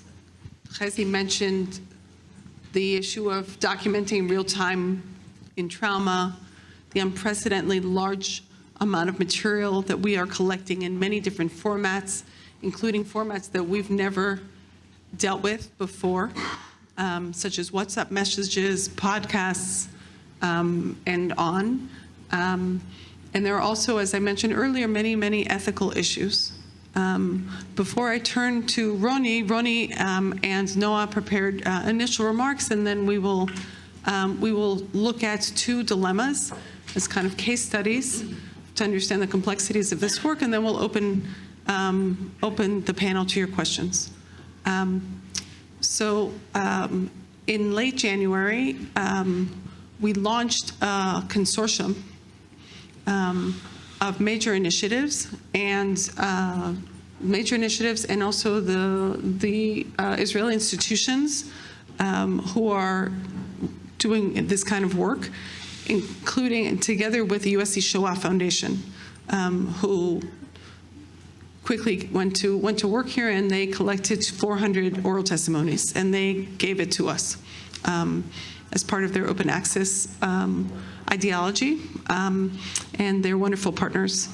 And the goal of the consortium relates to that second goal that Chazi mentioned, which is that in addition to building the archive, we all of us are working to guide this field and to try as much as possible to build one archive or one set of interoperable archives. And in order to do that, we've created working groups.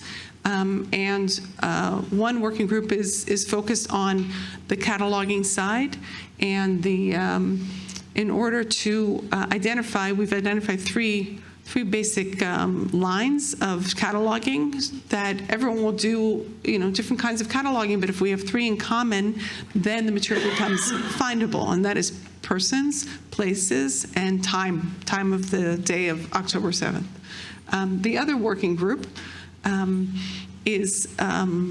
which Roni and I are part of, is about the ethics of this work, and Roni and another colleague drafted an ethical code, a kind of best practices that we are now developing together as part of this attempt to create best practices so that we can all buy into to similar parameters for how to think about this work. And so that's one set of steps that we've done in order to move forward this collaborative model for the goal of creating this archive under war. So I want to turn to you, Roni, and everyone has their own microphone. And if you could share with us, because I have the PowerPoint, so maybe I'll stand if it's fine. Welcome. No, you're welcome. There's another microphone. I promise to sit while we'll do the Q&A. Can you help with the PowerPoint? It's supposed to be side.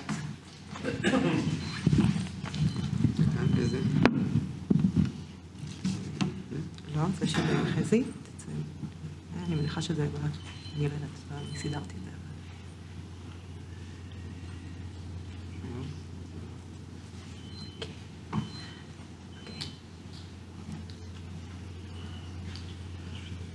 Okay.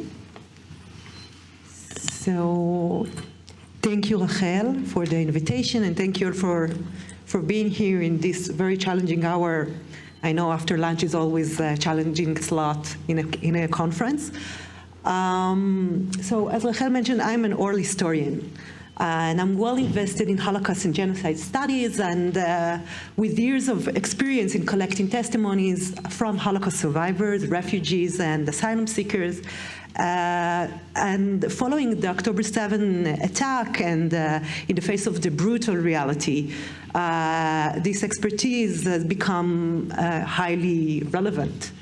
And as the head of the oral history division at the Hebrew University, immediately after the attack, I was contacted by many individuals and organizations, all eager to document the stories unfolding around us. And I'm speaking about October 7 in the evening. Already, I started receiving phone calls from people, and my first instinct was, how can anyone expect to interview the deeply traumatized survivors so soon, especially while the war raged on?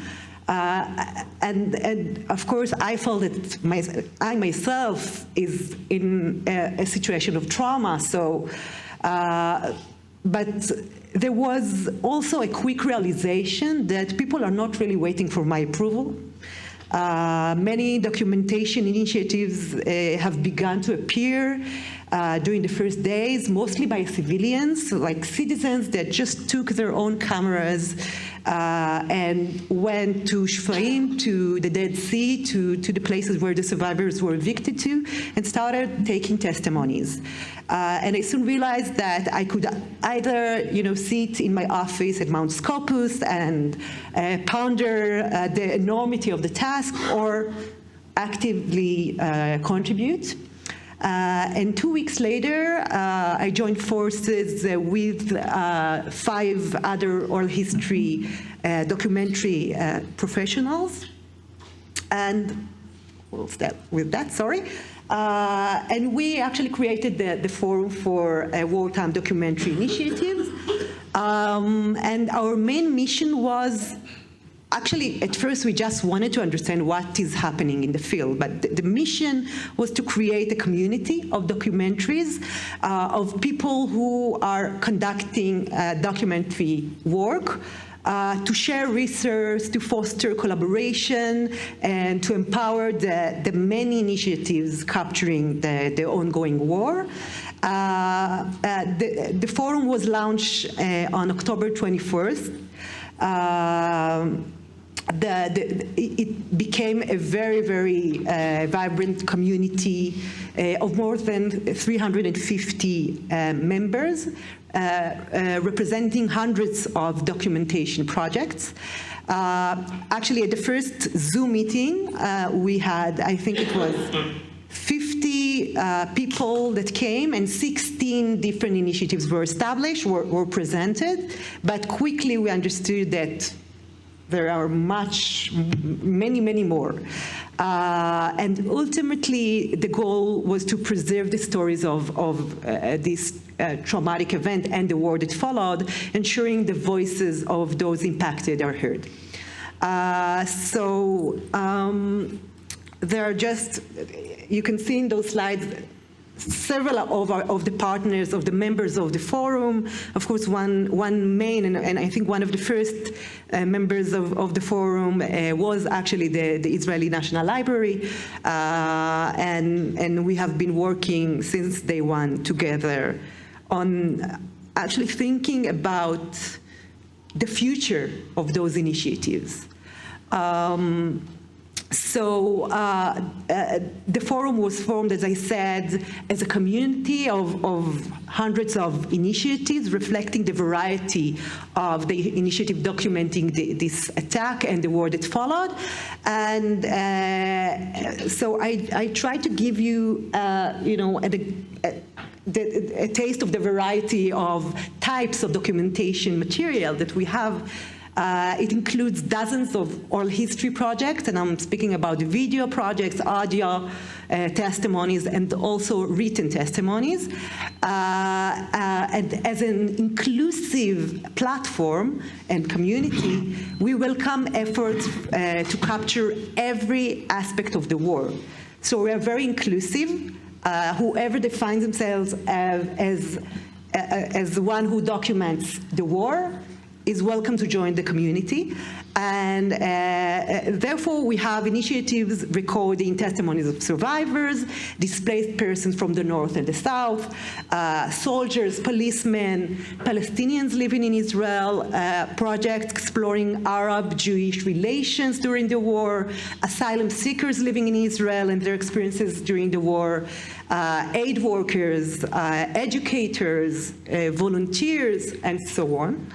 And among the oral history projects, one could find large-scope initiatives such as Edut 710, which was mentioned by Mali at the beginning of her talk, a group of Israeli documentary filmmakers, scholars, and mental health professionals that collected over 700 video testimonies, focusing on first-hand survivors of the attack.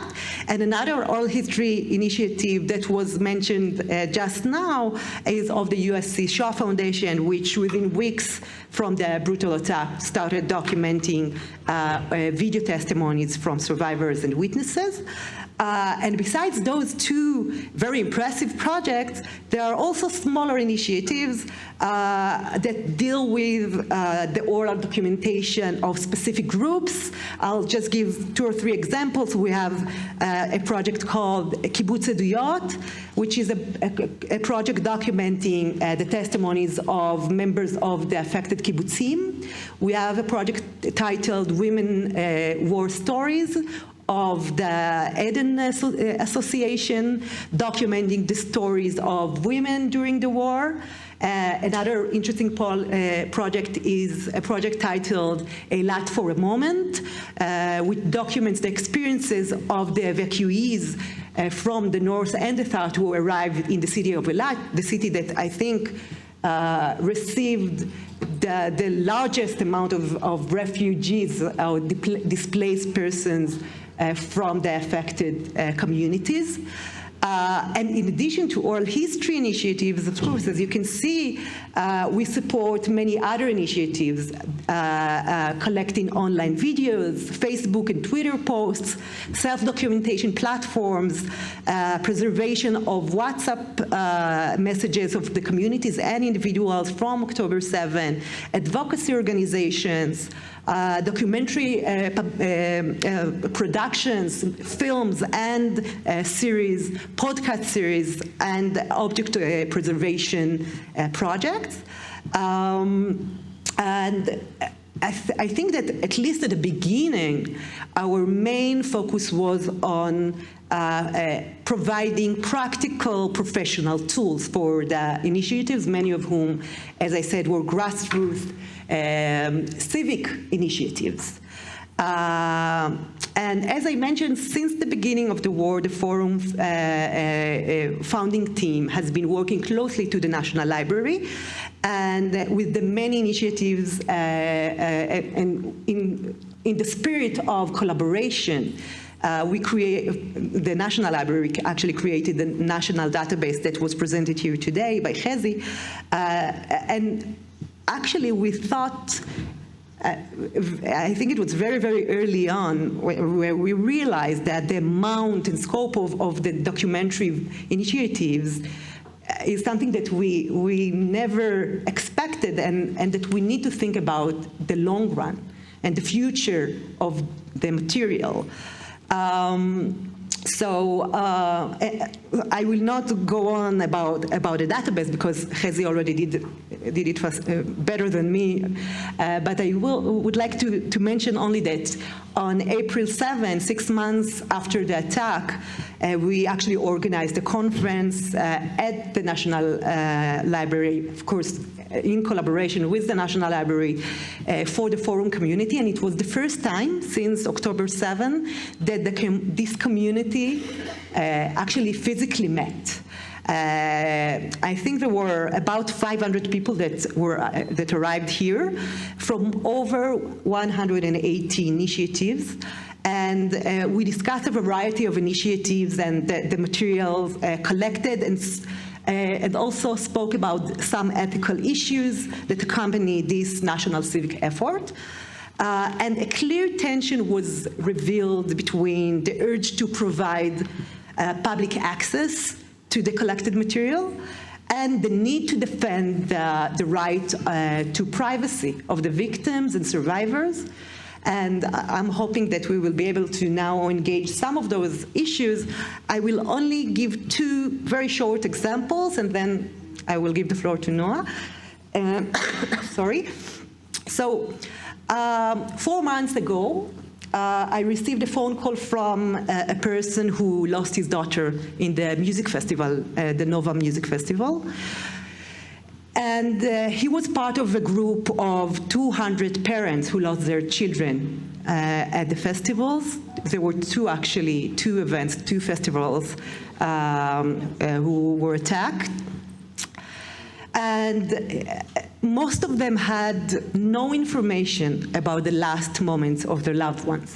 And he asked me to connect him and the other parents with this community of documentaries initiative, with the hope that maybe some of the testimonies mentioned some of the victims from his group. So this really very, very hard plea of a grieving father asking for details about his daughter's final moments presented a complex ethical issue. Balancing the right to privacy of a third-party member with the need for complete information or giving access to this information. And oral testimonies often go beyond personal feelings and experiences and can include observations, stories about others. And by utilizing, hopefully we will be able to do it, but the idea was that we need to utilize an advanced metadata processing that will enable us to actually generate a comprehensive list, not only of the people that provided the testimonies, but also of people mentioned in testimonies.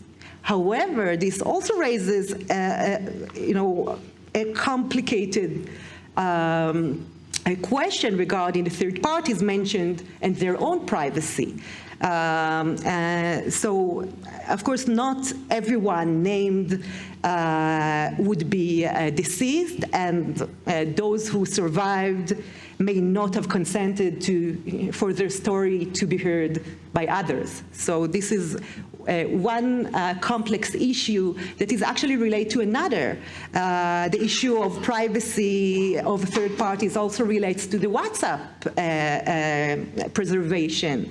Those WhatsApp groups can have hundreds of participants that no one really realized when he wrote during October 7 his feelings or his situation, that it will actually be preserved and maybe in open access through websites such as the National Library or other means. So those are only few of those issues that we try to work together and realize how we can solve. Thank you for your time. And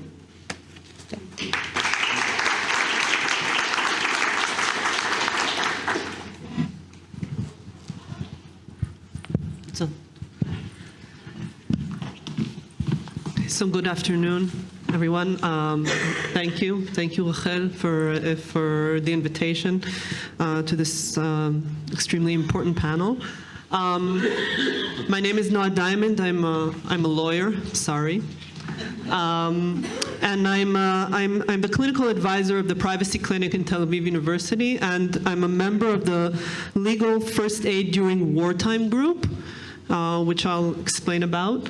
So I'll start with giving the background for our activity, and then I'll talk about some legal issues, taking off from where Ronnie finished in our work with the documentary projects. So the October 7th events and the war following it, as Chezi mentioned, brought a surge in civil activities and initiatives. And early on, really within a few days, a group of jurists from academia and practice formed together to give these groups legal assistance, focusing on our areas of specialty, privacy law, intellectual property, and internet law. And quite quickly, we recognized a unique group within these initiatives, the documentary initiatives that Ronnie described.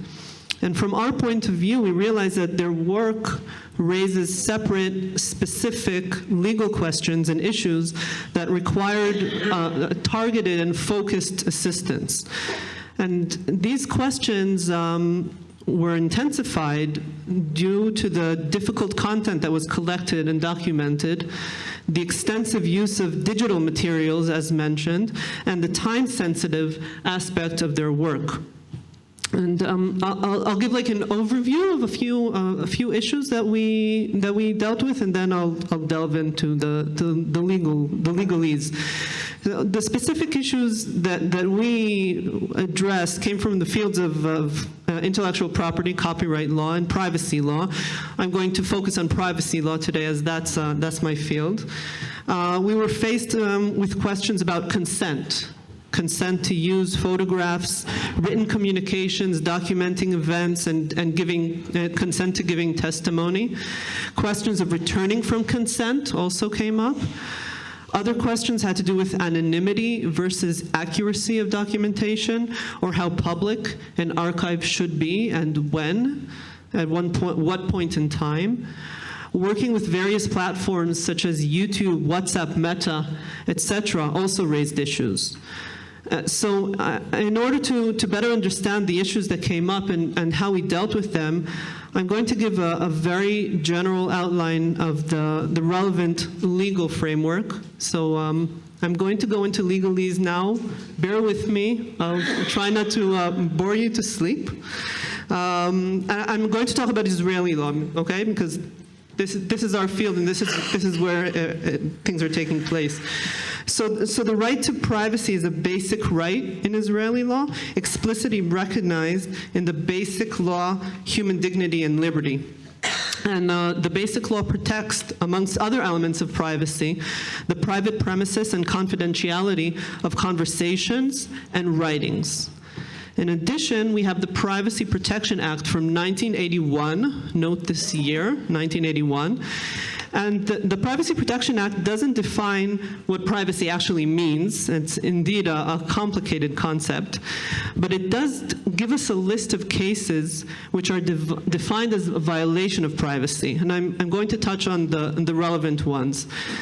So the first issue is consent. This is a central factor in Israeli privacy protection.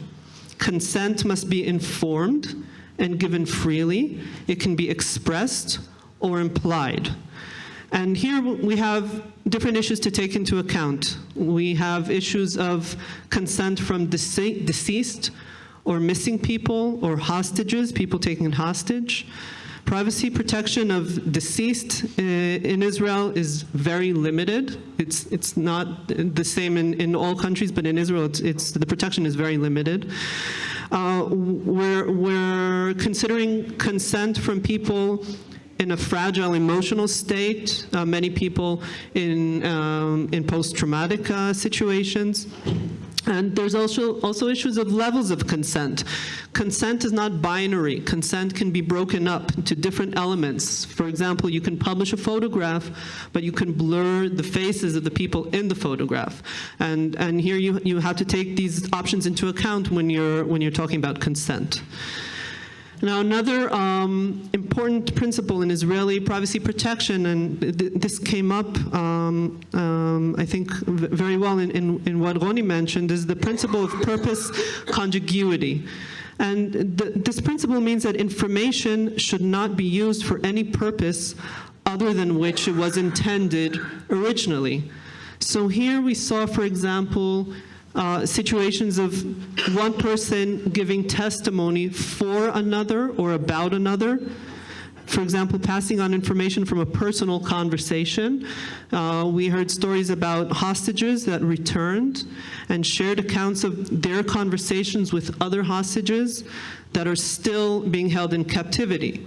So they're telling us about a conversation that they had. They're giving their own testimony, but this testimony includes the story of somebody else. And when this conversation was held, it was not necessarily intended for the purpose of documentation, of documenting it.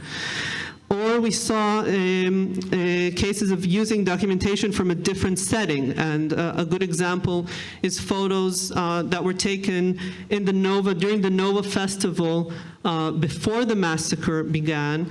Photos that were taken to document a happy, joyful, peaceful music festival, and are now being used for a completely different purpose altogether.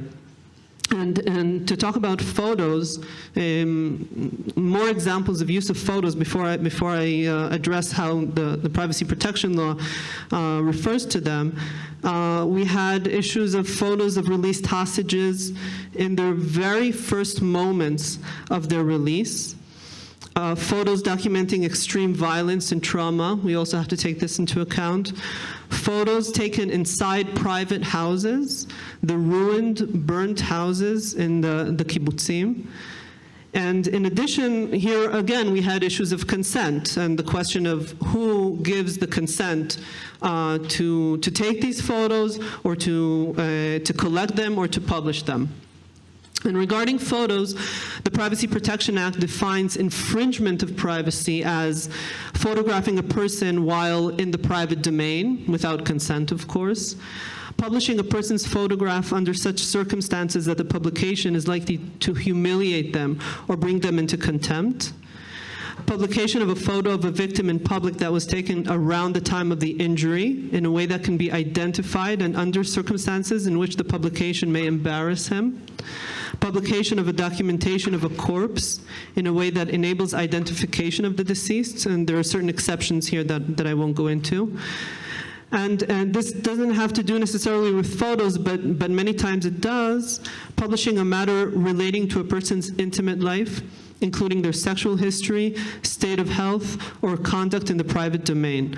So you can see when we're talking about photos, there are a lot of terms here that are open to interpretation, and this, of course, raised additional questions. Another issue is the issue of correspondence, which was mentioned a few times.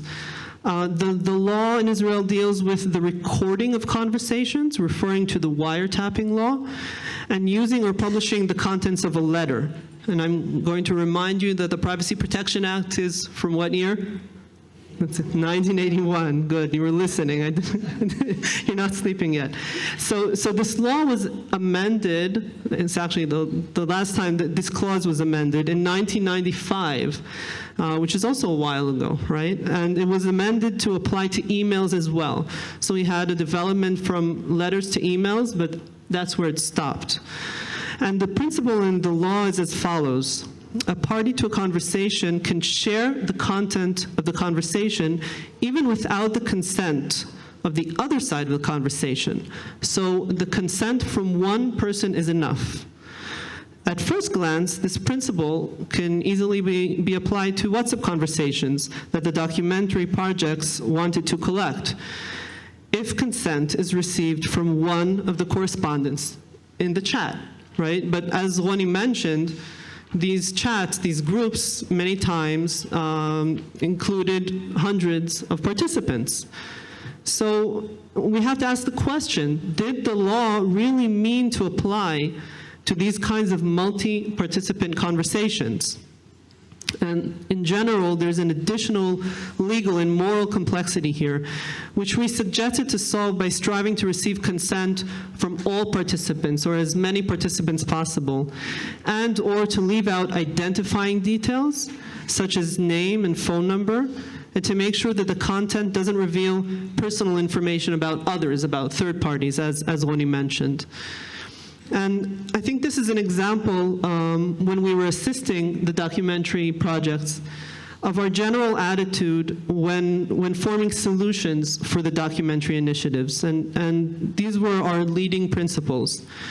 Take moral considerations into account as well, not only the dry legal considerations, and use elements such as consent in order to restore people's human dignity and autonomous voice.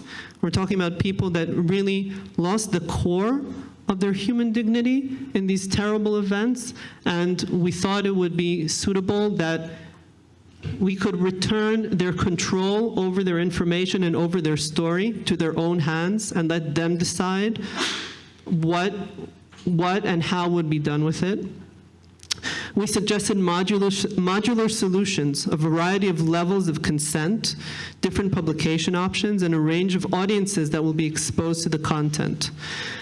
So on the ground, we provided the initiatives with modular consent documents that could be tailored to their needs and the specific characteristics of each initiative. Because as Ronnie mentioned, we're talking about such a wonderful pluralism of different initiatives that are so just so different from each other in their purposes and the materials that they collect and the way that they work. And all the time, it was important to us also to keep in mind the option of merging of different initiatives and depositing the material in a bigger archive, such as the National Library one that Rachel mentioned.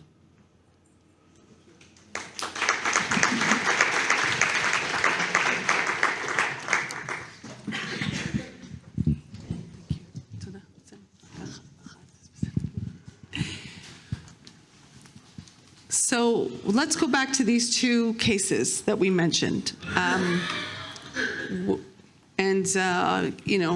Israel being a very small country, I think it's okay to mention his first name, Eran, the father of Uriah, who was killed in the Nova Party, had reached out to me and then reached out to Ronnie, and we're in touch with him.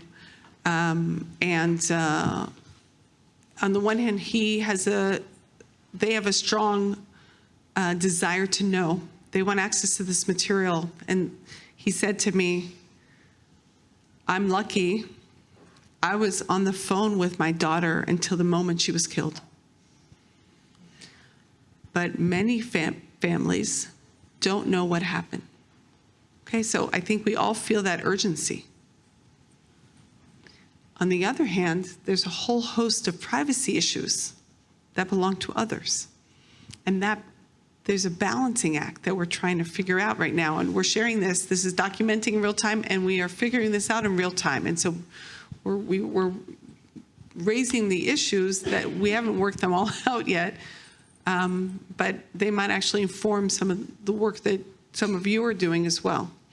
So, Noah, what would you say to Eran and to these parents? How would you help them think about and help archives like the National Library navigate this issue? Well, of course, it's complicated. I think that's clear. Again, I think the modular solution would probably be the best way to go. The options aren't black or white. We could look at the documentation and together with the initiative, because we also have to be practical. Our idea is to enable as much as we can within the moral and legal limits. First of all, to see what technically is possible.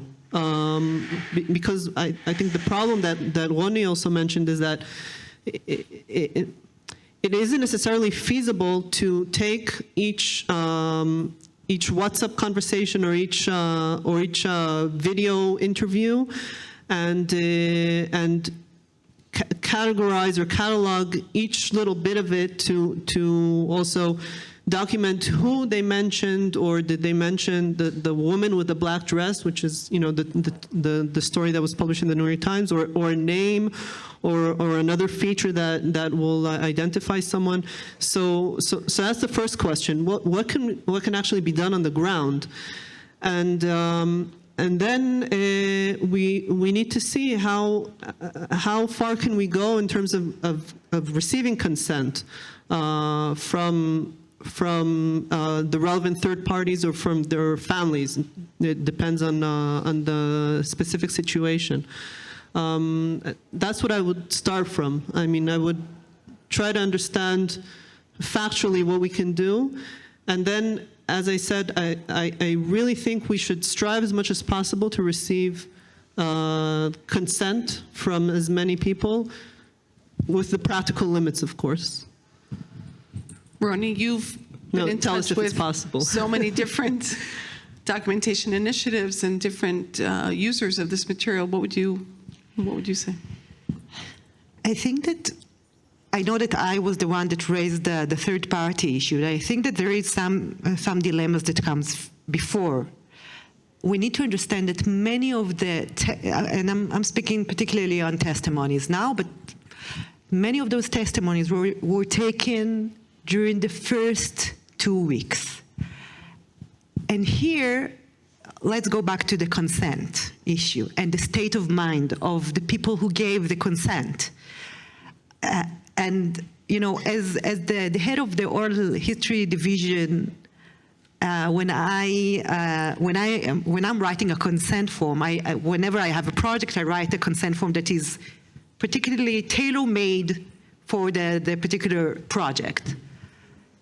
And I always realize that this consent, of course, it defends me, but it is not for me.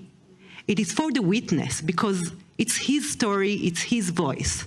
And always there is at least one place where, in the consent form that I mentioned, that there is a way back, always, you know, even 10 years after a person gave the testimony. And this is, you know, easy when it comes to Holocaust survivors that I interview 8 years after. But it is much more difficult with people that have experienced and are experiencing trauma now. So I had the experience with interviewing African asylum seekers, not related to the war, and that they signed the consent form stating that they agree for this material to be in open access through the National Library website. And then when we finished cataloging the material and we came to the point where we can now give access, suddenly they realized that the meaning of an open access is that it can endanger their families in Africa. So I stayed with this dilemma. I want their voice to be heard, but I don't want them to be heard. So, and I think we have the same dilemma here. So when it comes to the person, the survivor that gave the testimony, I think that we are obligated to him and to his voice and to his needs and to his will. And if his will is not to have the testimony open to the public now, although he already gave his consent, so this is his decision to make. And also, so this is easy when it comes to the person that was interviewed, but when it comes to other people who are mentioned, I think it's tricky because you can't, a lot of the time you can't really locate those people. And I think, and also I think that you know, I sat and watched hundreds of testimonies. We have much more than that. And we cannot create a system that will go through every material we have and collect the database, you know, to every name that was mentioned. It's just impossible. So I'm not sure, you know, this is, you know, a dilemma that we try to cope with, but I think that there are solutions that I offer to people that provide interviews to the division. And I think that the library can provide it, and we're doing it together, because I didn't say it, but the oral history division material are accessed through the National Library. And we do have, you know, levels of access. So people, some collections are more sensitive, and they are completely confidential. So if researchers would like to use it, they will come to the university. Others are semi-confidential, so people can watch it only from the building here. And others are open, so I can watch it through the website at home. And we can do the same with, I think that this is the plan. I think this is the first step, but it's not the entire solution. So we have, until now, made a distinction between the work of collection and the process of opening access. And as Chazi said, right now we feel the urgency of collecting. And so we want to collect as broadly as possible with an understanding that the process of opening access is going to take years, and it will be modular, as Noah spoke about. I want to move to the second dilemma, and maybe we'll continue this line, and that is on WhatsApp messages. So we're working with a collective and organization called Zikaron 710, Memorial 710. And it was started by Yaniv Hegi, who's from Kibbutz Be'eri, whose family miraculously survived, even though everyone around him lost people. And he's decided to dedicate the next several years of his life to commemorating, with a focus on collecting WhatsApp messages. And he feels that dilemma very strongly, because on the one hand, he wants the material to be made available. It's the most clear, most intricate, most authentic documentation of what happened. On the other hand, it's excruciatingly intimate. And so it's been a very interesting process facilitating a set of agreements with the National Library Archive and his organization, because we've gone through stages. And at first, they were very much in favor of opening access, and they have several sets of consent forms, right, to allow the freedom and the protection that you described. But the main consent form is opening access. Until the day he realized that the way that the National Library's open access works, and that is it'll all get to Google. And he realized that survivors of October 7th, when they Google their name or Googled the name of their murdered family member, they're going to open Google and find the WhatsApp messages. And then he said, stop. And we backtracked. And what we've built so far is stages. Stage one, the first year, is we will completely close this archive, because we want to give time. We want to give time to the people who offered the WhatsApps to change their minds, and to this organization to sharpen and hone what their goals are. Years 2 to 10, we're going to open access in the building without downloading, and anyone who wants to quote or use the material needs to go back to the organization, who will go back to the person who gave it. And then after 10 years, we're going to open access, but we've already agreed that in a year we're going to have this conversation again, and I have no doubt that we're going to have the conversation again and again and again over the next several years. That's what we've built. What do you think? I want to add another complication to this that we touched on, but I think maybe not enough. When we're talking about collecting materials such as WhatsApp conversations, time is at essence. There's this belief that the internet doesn't forget. It really, really does, and it's very elusive. We think that the digital memories are going to be there forever. WhatsApp conversations, they can disappear very quickly. We had initiatives contacting us, very, very stressed to discover that they had the disappearing messages function on WhatsApp, and they just lost all the communications before they managed to download them. So this is also something to take into account. Also, when we're asking people for consent, it's not something that you can necessarily postpone and say, okay, we're going to let everything sink in and think about it in a year's time when we're talking about the collecting the materials. And I think also there's a question, you talked about going back to the initiative in a year or in 2 years.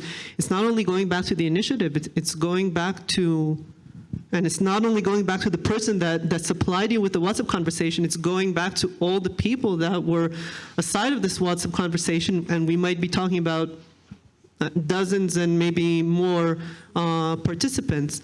So it's also a question of, I think, what kind of consent do you receive during the point of collection, not only later on.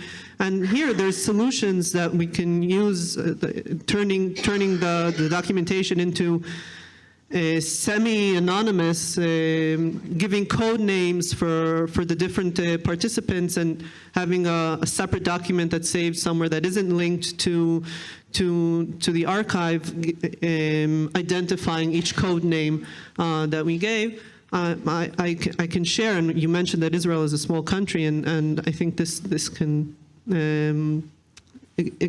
give a good example of how much it is. Ynet, I think, did a project. I think it was maybe 2 months or 3 months after October 7th, that they shared WhatsApp conversations, not from Be'eri, from a different kibbutz. And they only mentioned the first names of the participants, and it was very dynamic. You went on Ynet's website, and it looked like it's live and it's ongoing, and you read it, and it's terrific to read. And I tested it. I looked at the names, and you see a woman mentioning her husband, and she mentions his name, and it's all first name. So I opened Google, and I Googled the name of this couple and the name of the kibbutz, and I found out their story. And I immediately knew who we're talking about.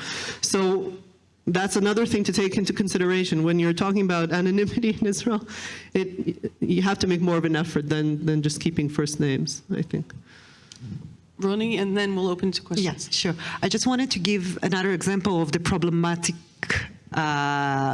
methods of creating anonymization of materials.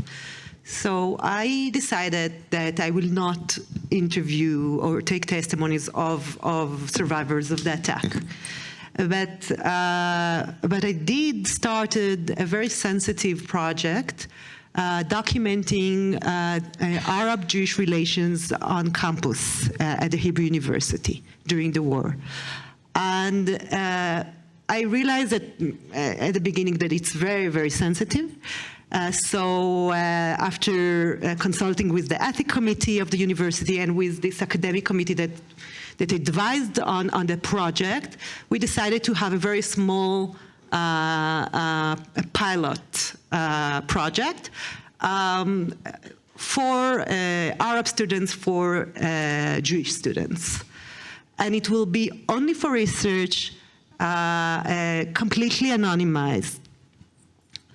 And, well, it became impossible because when someone gives a testimony, he's not thinking about what he's mentioning.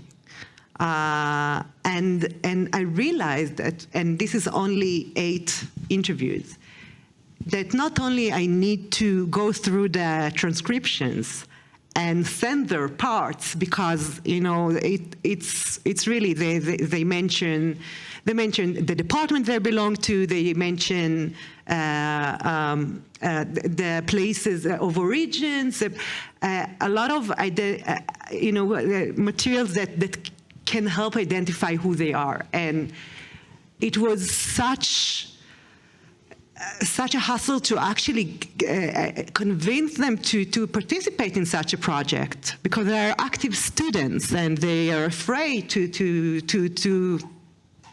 say what they really feel. And the whole idea of this project was to actually capture this historical moment. And if they are not sincere, what is the point? And we just finished this pilot, and I do not believe that we will continue, because it's too complicated. I do not want to, there is this, we always speak, Rachel and I, about the enormous importance of this national effort. We need to to try to capture this moment in history and preserve it. Before we give access, we need to preserve it. And you know, with all the fake news, the you know, materials that are disappearing, we want everything to be very accurate.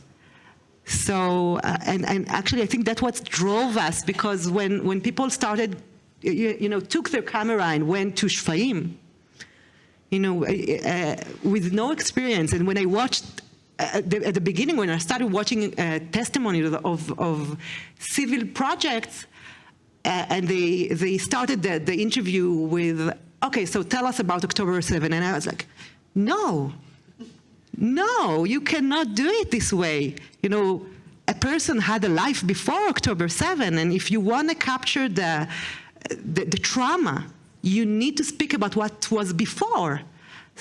And this is only a very, very, you know, a small example of the importance of, you know, being professional in documenting. We have a responsibility.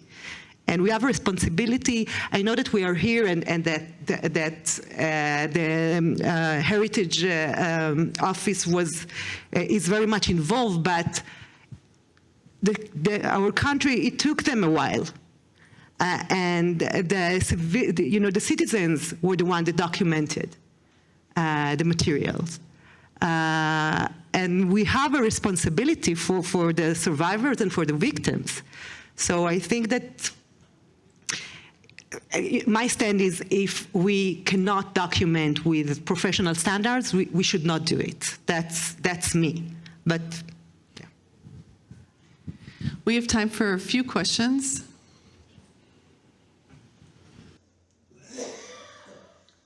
First of all, I would like to thank you for sharing your expertise and experience. This is a really important thing that you are doing, not only for country but the whole world, and it's really a bold action to do. My question is for both of you, since we are documenting, yes, and the legal implication goes for adults, but what about children and their testimonies, and how to document and protect their privacy? I know that I think the Israeli law also has the rights to the parent. And again, how do you document, which is the first thing for most of us, to document atrocities that happen to children or minors under 20. That would be very interesting. Yeah, we just spoke about it. This is a very, very complicated issue. I will give my own personal stand, and then, you know, there is the legal stand, and which is different than my stand. I think that it is wrong to document children. There are many initiatives that are doing so, that have been doing it, and legally, yeah, with the consent form of the approtopus and the parents' consent, whatever. I had many, many conversations with, I don't know how to say it in English, המועצה לשלום הילד. Council for the Safety of the Child. Thank you. With the CEO that was very, very worried about the initiatives documenting children, and I think it is too sensitive. I think that a child cannot really give a consent for, you know, to provide testimony when he's a child, and then he will, you know, he can regret it, but it will be already there. I think, I feel that this is too sensitive.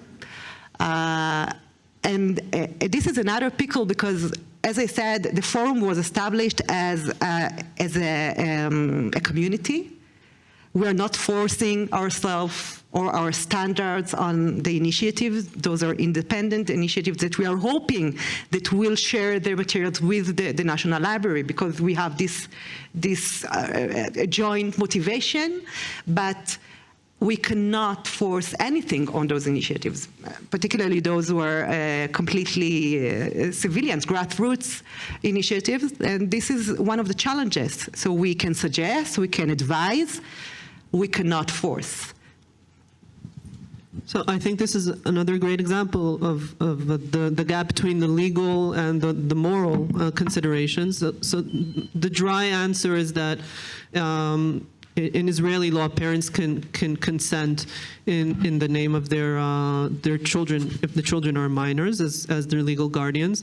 But privacy of children is a complicated issue of itself, and here we see how complicated it is. And as what Roni mentioned is what we call in the privacy jargon the right to be forgotten. And it's very complicated when somebody else consented for you. And a child gave evidence, and then years later, when the child becomes an adult and doesn't want it to be out there anymore, doesn't have control over that the information or the testimony anymore. And I think we started seeing it with interviews of released hostages, children, very, very young children that returned and were interviewed. The interviews many times were, usually very sensitive and very respectful. But I watch this and I'm very worried what's going to happen to these kids when they grow up and how they're going to look at this interview. We'll take 2 more questions, and then we're happy to stay here for a few more minutes. So in the back, and then here. Thank you, and thanks so much for this presentation. It's incredibly impressive to hear your thinking about this. I'll throw out 2 questions, and please maybe choose one of them. One is that just as in the pogroms of the late 19th and early 20th century, we can't understand them without understanding the actions and motivations and thinking of Christian neighbors and Russian soldiers and police and so on. So you've touched on this, but it's a very sensitive question. To what extent you're trying to incorporate within this project the WhatsApp messages that were going back and forth between Gaza and people coming across the border, and really you can understand the sort of broad question relating to that. And my other thought is that every national catastrophe and trauma has its own unique elements, but it also has echoes with other events. And think of 9/11 in the United States, think of the Charlie Hebdo massacre, or with the Rwanda situation.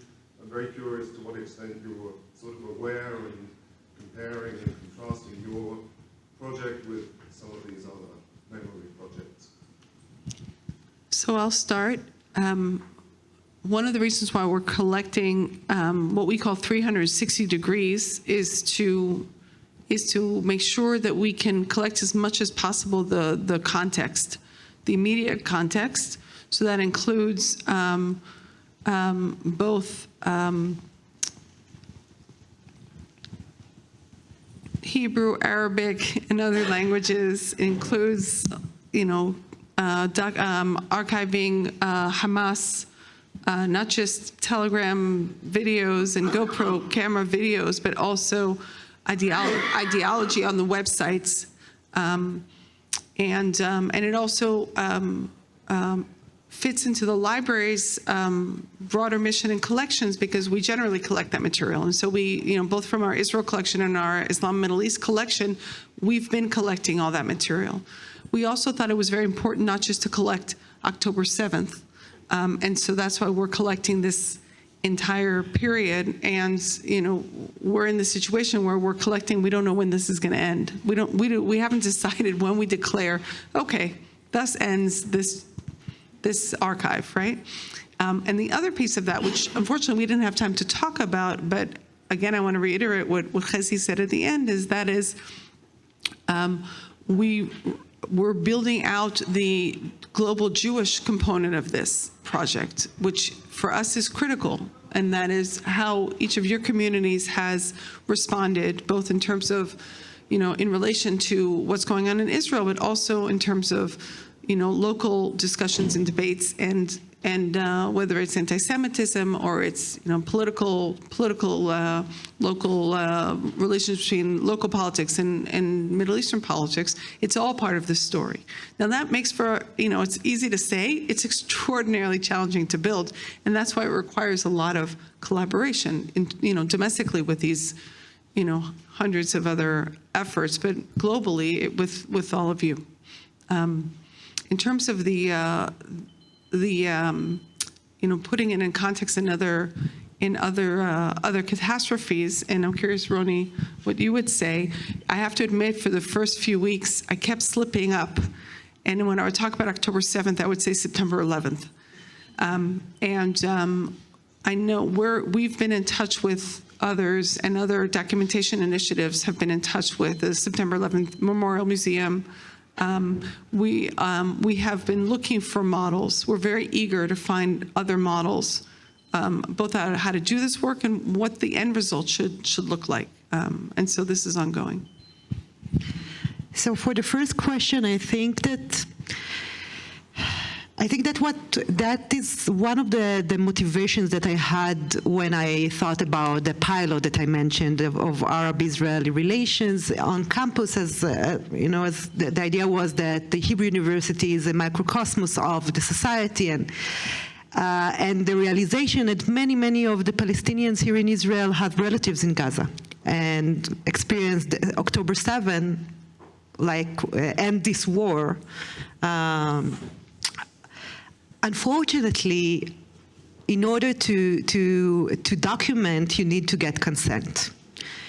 And I'll say many Palestinian Israelis are reluctant to cooperate. I cannot blame them. I'm not even talking about documenting. They, refuse to even speak publicly on the research, okay? So I think this is very sensitive. We'll need time. When I gave a talk at the Genocide Center in New Jersey, I was asked, why are you not documenting the people in Gaza? Why just the Israelis? And I said, well, I wish I was able to. I wish I had access to people in Gaza. I think it's important. But, and I think I'll end, because I'll end in a positive note, or maybe a hopeful note. I'm a scholar I'm a historian of South Africa. And it's too early to speak about peace, I know.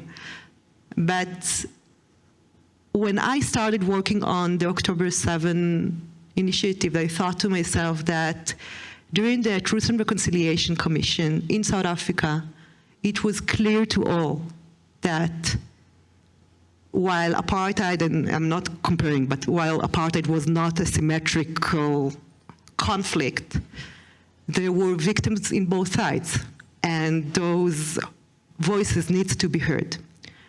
And I hope that one day we will live to get to this moment when we can hear both sides' voices. We are not there. We are very far from there. But I think that's what keeps me going. Maybe I'm too naive, but I have 2 children to raise here.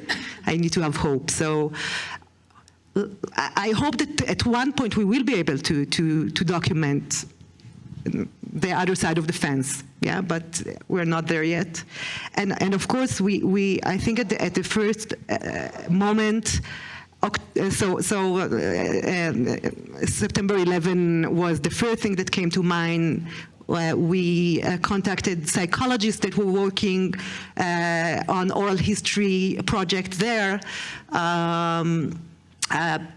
So there are a lot of similarities, but also a lot of differences, because here we have this ongoing conflict. And so, yeah. Last question.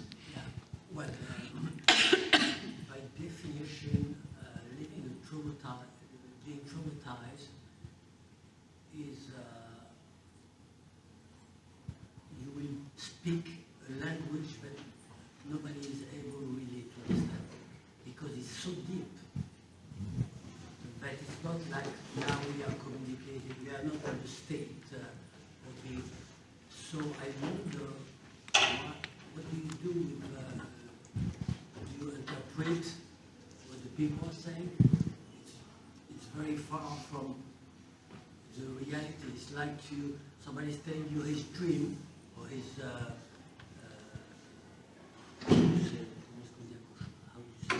nightmare, and you try to say, oh yes, I understand.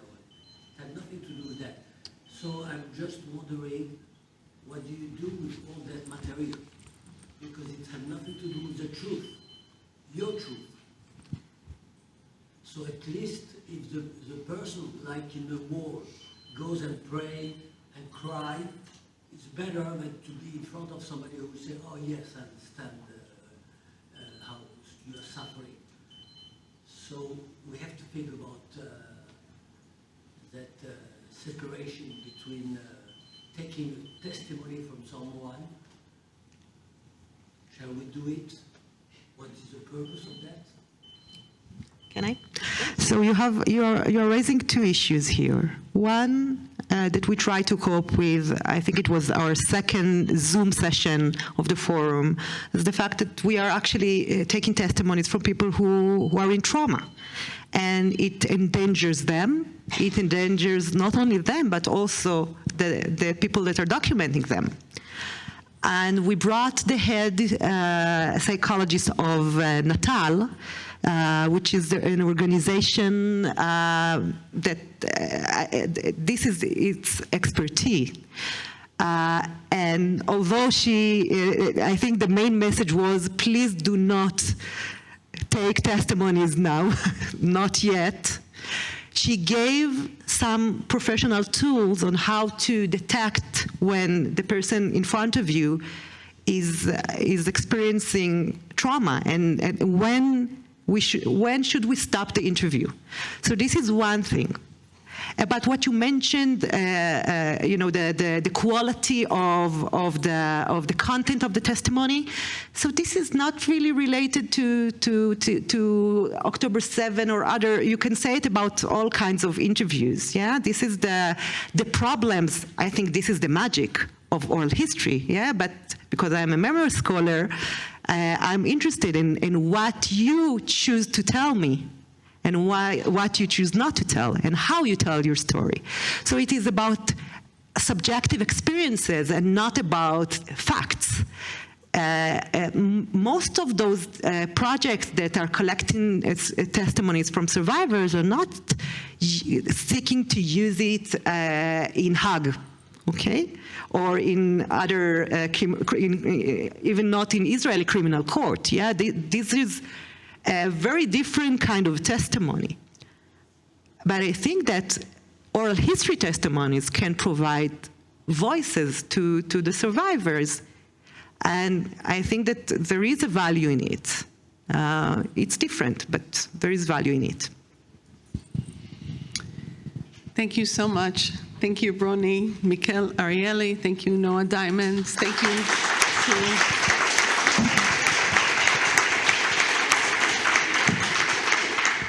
Thank you to Mali Eisenberg and to Chazi Amior. As you can see, this is a project that is ongoing. We very much welcome your ideas and feedback and thoughts as we build forward. And I also want to end on an optimistic note, and that is that our hope is, if we succeed in building this robust archive that is as comprehensive as possible and as stable, and everyone knows it's preserved, even if it's not accessible, that it creates space, and it creates space in our hearts to start thinking about the next days and to rebuild and to continue our work. Thank you very much. Before we leave more space in our hearts, some practical things for the next couple of hours. In the next 10 minutes, those of you who wish to take the minibus. In 10 minutes, those of you who wish to take the minibus back to the Bat Sheva Hotel, please meet outside here, outside the front door, for a ride back to the hotel. At 7:30, the bus will be returning to the library for our conference dinner. 7:30. Please be ready to come back to the hotel. And it will be returning to the hotel following the dinner and conversation with Ben Balint and Moti Friedman at 10 minutes after 10. Those of you who are not at the hotel, please join us again for dinner at 7:45. Toda rabah. Welcome back to this closing session for this part of the day on Endangered Archives. I was getting messages through all your groups saying it's too short, which is better, I suppose, to getting messages saying I'm bored and when's it going to be over. So it's a good sign to save something for further conversations. We really are aware that we're trying to cram in a lot in one morning. It's also important to note that our session after lunch on the NLI's Bearing Witness Initiative is also another case study referring obviously to an endangered archive in real time. So we are carrying through.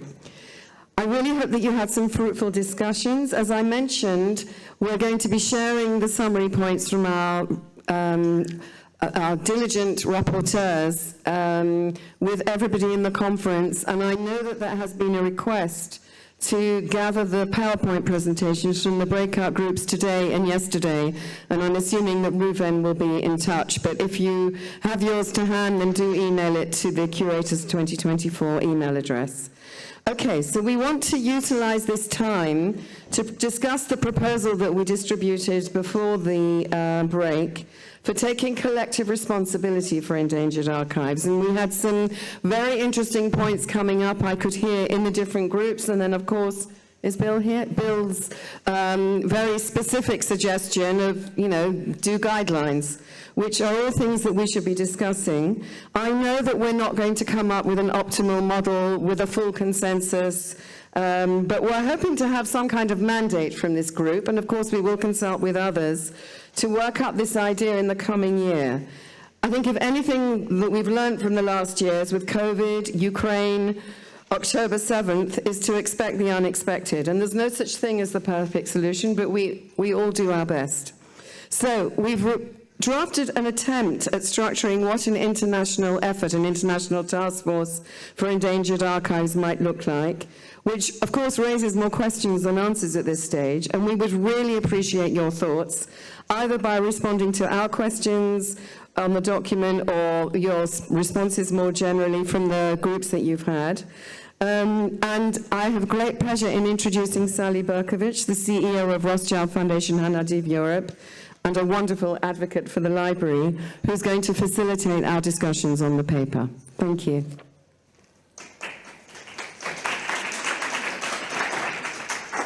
Hi. The first Jewish archive that I saw was in Budapest. Zsuzsa welcomed me to her palace of treasures. It was beautiful chaos. And with a little bit of support from our foundation, she was able to put materials into some acid-free boxes. We got a little bit of shelving, and now, about 10 years later, she has a magnificent archive in her community. At the time, I thought I was looking at an endangered archive, but I've since learned it wasn't really endangered because it had Zsuzsa, it had somebody who cared, it had a community, it was located in a place with real living Jews. So I've since learned through Gabor and through the work that we've done what an endangered archive really is. It's the documents in black bags in the shul attic. It's the shoe boxes of photos in the president's house, the community where there's only 5 people left in the community. And as we see across Europe, communities are, very small communities are dying, and what's left are those archives. And those archives are a memory of the community, as David and Gabor talked about earlier this morning. So this session is to be very practical, and I'm just going to facilitate the discussion. You've each got this piece of paper. Hopefully you've got that. What I'm going to ask you to do is really to talk to your neighbour for 5 minutes, just to generate a bit of noise in the room. Have a little chevruta for 5 minutes. And then Olga, our colleague somewhere, is going to start taking notes as we pull together the ideas. What I'd like you to, if you just give me a couple of minutes to explain what I'd like you to do. there's 6 questions. The problem is if we all start with question 1, 6 points, awareness raising, capacity building, mapping endangered archives, there's 6 of them. If we all start discussing the first one, we won't get to the end.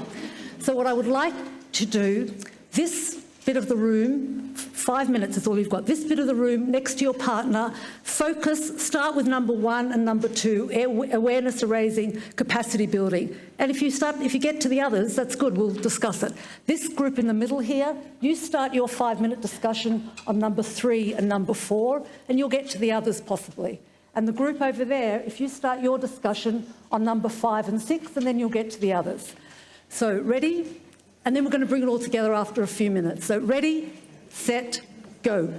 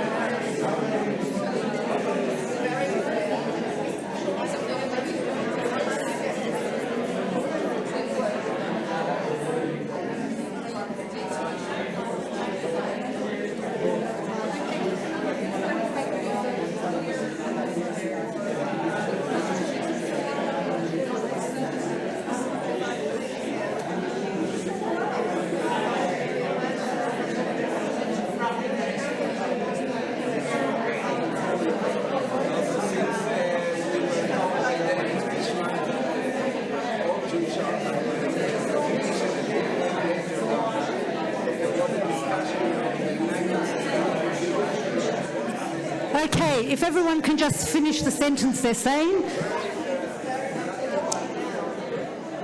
Okay. We have about 25 minutes to get all your ideas. Gosh, right. We've got about 25 minutes to get all your ideas down. Sharon Mintz. Right. Shh. Otherwise I have to pick on somebody else. Olga, our wonderful colleague, is going to take some notes. Are you more comfortable sitting down so you'll see her taking notes? And if you've got ideas, you can always email them to us afterwards as well. Okay, so I'm just going to really facilitate the conversation about each of these areas. The first one being awareness raising, capacity building, mapping endangered materials, contingencies, country-based initiatives, and digitisation. I think if we can get 3 or 4 practical ideas to address each of those, we're on to a good start. We'll obviously draw everything together afterwards and send out a document for further consultation. So I asked this group to start on awareness raising and capacity building. So let's start with you and then others can chip in. Who would like to offer what you discussed? Chaim. Capacity building was also in our discussion group, maybe to create a training like at a source, for example, that's already works, so that we would train people from that community. Okay. So where there are specific closed or distinct communities, they need specific training. So, okay. Inside. Okay, we were in a fascinating session about Haredi archives. So building capacity inside. Sarah. In our session, we talked about raising awareness about endangered Jewish languages through post-vernacular engagement, engaging with the language of song, theater, and graphic design, and that kind of thing. And then regarding capacity building, one idea is, in a session yesterday, we talked about creating a database of mapping the Jewish world, organizations, and then maybe also performers, and that would be an important first step in eventually creating a network to reach out to those organizations, those synagogues, schools, federations, whatever, to get their archives. Right, great. And include funders in that mapping, because often funders know of organisations because they funded them. So that's just to add to the list of organisations. Lara. Because during those day and a half, this just was my constant idea of creating some global inventory or index of that information. We talked about that in our group yesterday, and we continue to talk about that on the platform maybe of the National Library of Israel, and and make it topical as well. Okay, great. Any other ideas around awareness building or capacity? I think it was mentioned this morning, guidelines, professional and practical guidelines. That could be a first aid for many archiving, in particular this program. Right, and something that has the sort of the hechsher of the National Library of Israel, or all of this collective as a group, would give it authority as well. Yeah. Any others from this? Okay, the rest of the others, number 1 and 2, yes. The first thing that I thought of is in terms of getting these archives out of the public and creating awareness among the public was, everybody here who runs a social media account for their academic library or special library, highlight something from their collection that represents an endangered language or an endangered archive, and then soliciting, do you know anybody that has a collection like this, or do you know somebody that speaks this language, and kind of connecting them with the different organizations that we work with. Sure, thank you. So I feel like we're leading into mapping. No, we're going to finish the first 2 first, if that's okay. We'll come back to it, but anything else on awareness building or capacity, awareness raising or capacity building from anyone else in the room? I think also just publicizing, one of the things that came up in the session this morning is that, especially Jewish communal organizations, don't even know that anyone would be interested in what they have. Right. I mean, so just sort of finding all the different ways, social media or whatever, to let people know that what they have it will be of value in the near future and also a more distant future. Rebecca, have you done Hidden Treasures yet, or is that coming later? Later. So what you've just been talking about, my wonderful colleague Rebecca has developed a terrific program based on UK archives and touches on a lot of these issues. Have a chat to her about that. Can I add one word for awareness? Sure. Some research institutions within university, like Harvard, have a vast collection of primary materials. Like awareness, it's a way of misleading because it's copyright restricted. So in theory, you can come to the building and use all of this. So the awareness that we are doing is between a colleague and other institutions that are academic, that we know that a doctorate student or a professor or any student who's doing research will get permission to use our archives and primary materials within the building. Right. So it's just a footnote that sometimes that awareness could be misleading once you say, like, we have 8 million images, and here's the website, but actually you can open it. Right, if they're not accessible. We have to have maybe a mapping of those institutions that has those massive collections, but restricted. It's like life, managing expectations. Okay. Any other comments on the first two categories? Okay, so then we looked at mapping endangered materials and contingencies, which was this middle group. Michelle, do you want to pick up? I feel like it's connected to awareness, sorry for butting in before. But I think the simplest, like a Google form with 5 questions, every single person in this room knows of one example of one endangered archive, I think. And if you put a Google form that fills a spreadsheet and has 5 questions, title, location, contact person, date, I don't know, something, that's it. You've just filled a spreadsheet with how many, 40 endangered archives. Right. But I also I would turn to Gabor and ask what his rubric was for identifying the ones in Europe as well. Do you want to comment on that very briefly? You know what, let's leave that bit. Maybe we can help, Gabor can help prepare. Definitely, maybe Gabor can help prepare something like that. Okay, so we were looking at mapping endangered materials and hidden collections, okay. So this group in the middle here, what did you discuss around mapping endangered and contingencies? You were meant to start with those two. Well, we were just talking about the mapping, and the penalty both were mapping endangered collections in Latin America. So more collaboration, and trying to collaborate also in the agendas, not being too driven by the research agenda and more by the needs in the field. Because sometimes we rush to something because the research agenda brings the resources, but in the meanwhile there are other places that need urgent taken care of. Right. So it's about priorities, and who determines the priorities? So it wasn't a response; it was actually a problem I posed.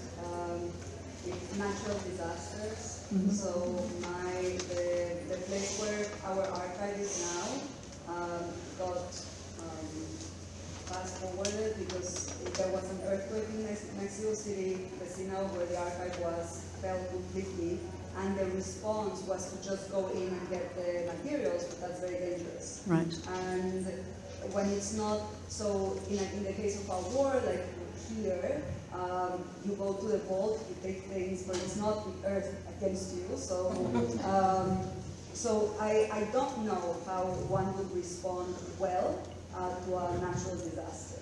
So maybe we need protocols. I don't know if you can have those because of the nature of an emergency, but maybe at least some basic. Are there protocols in Venice for the water? But also in Rome, because our archive is at the level of Revitalize, so Right. Rome is the same. Right. And maybe for digital collection, to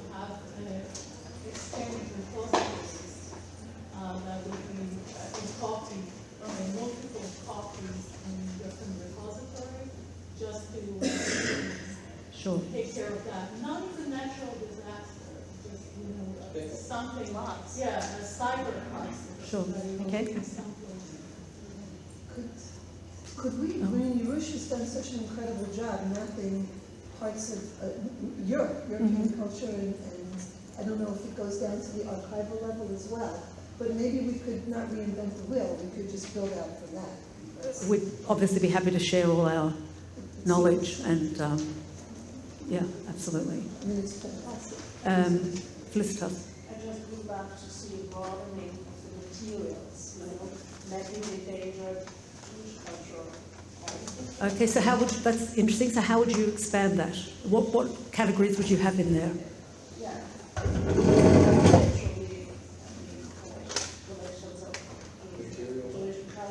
So is this a conversation the museums world have to have as well? Right.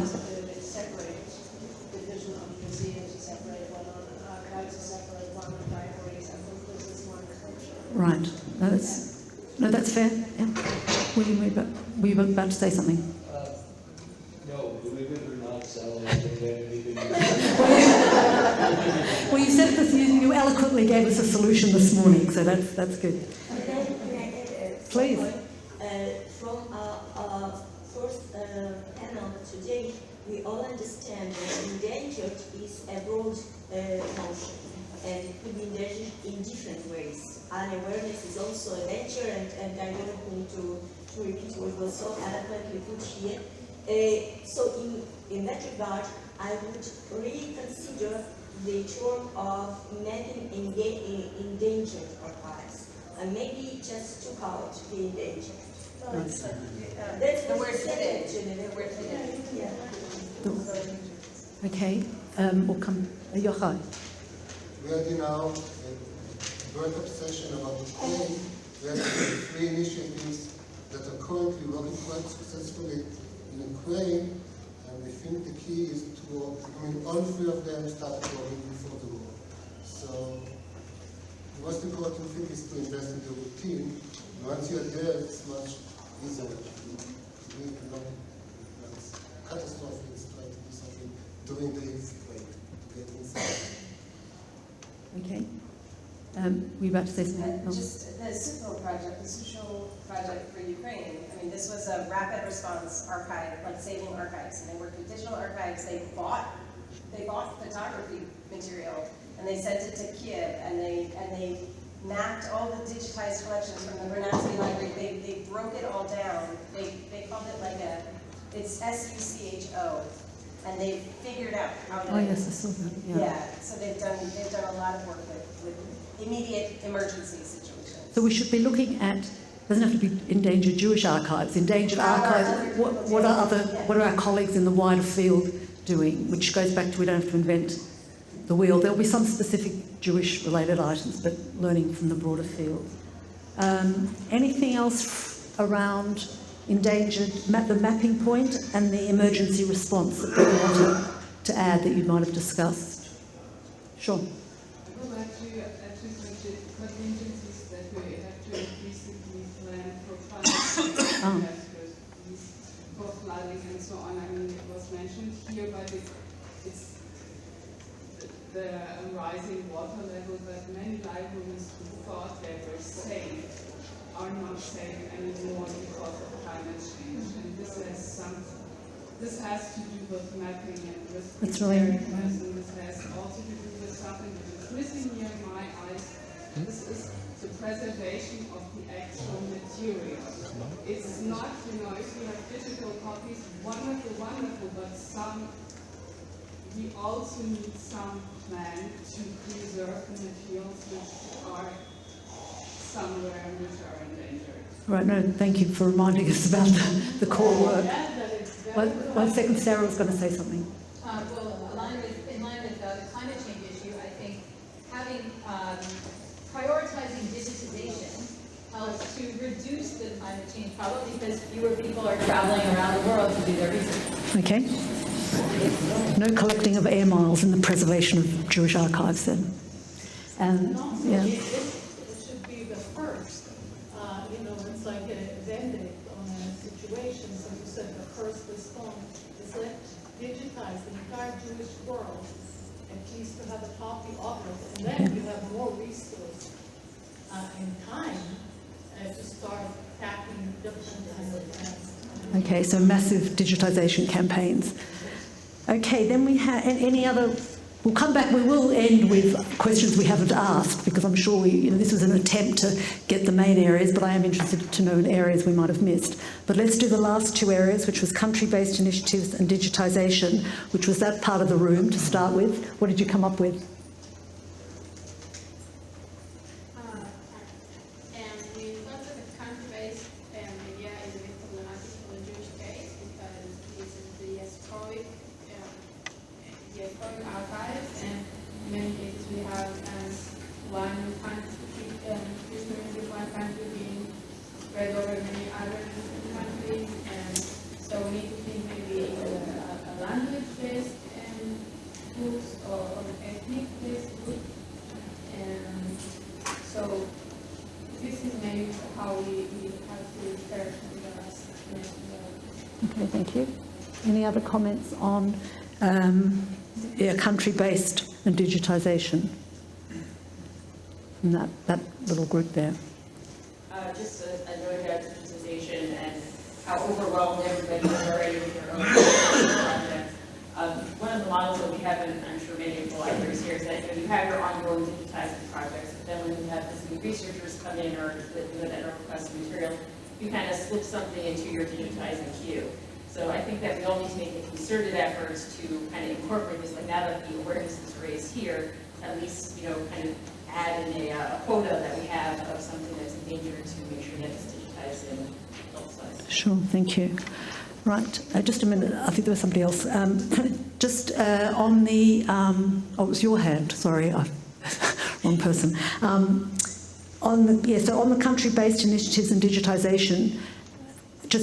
I think then Violet had her hand. That's okay. Anything else from the rest of the room? So Violet, I think you were about to say something. Well, I probably will state the obvious. We've currently doing joint project with the National Library and the way that analyze conducting joint projects are magnificent, professional. Very good. They have all the knowledge. If we all chip in with helping with money, basically, there is no problem, no organization problem, no metadata in capturing, no problem with the scanning, with the highest professional, highest standard. I think that I'm stating the obvious, but I think joint project with the national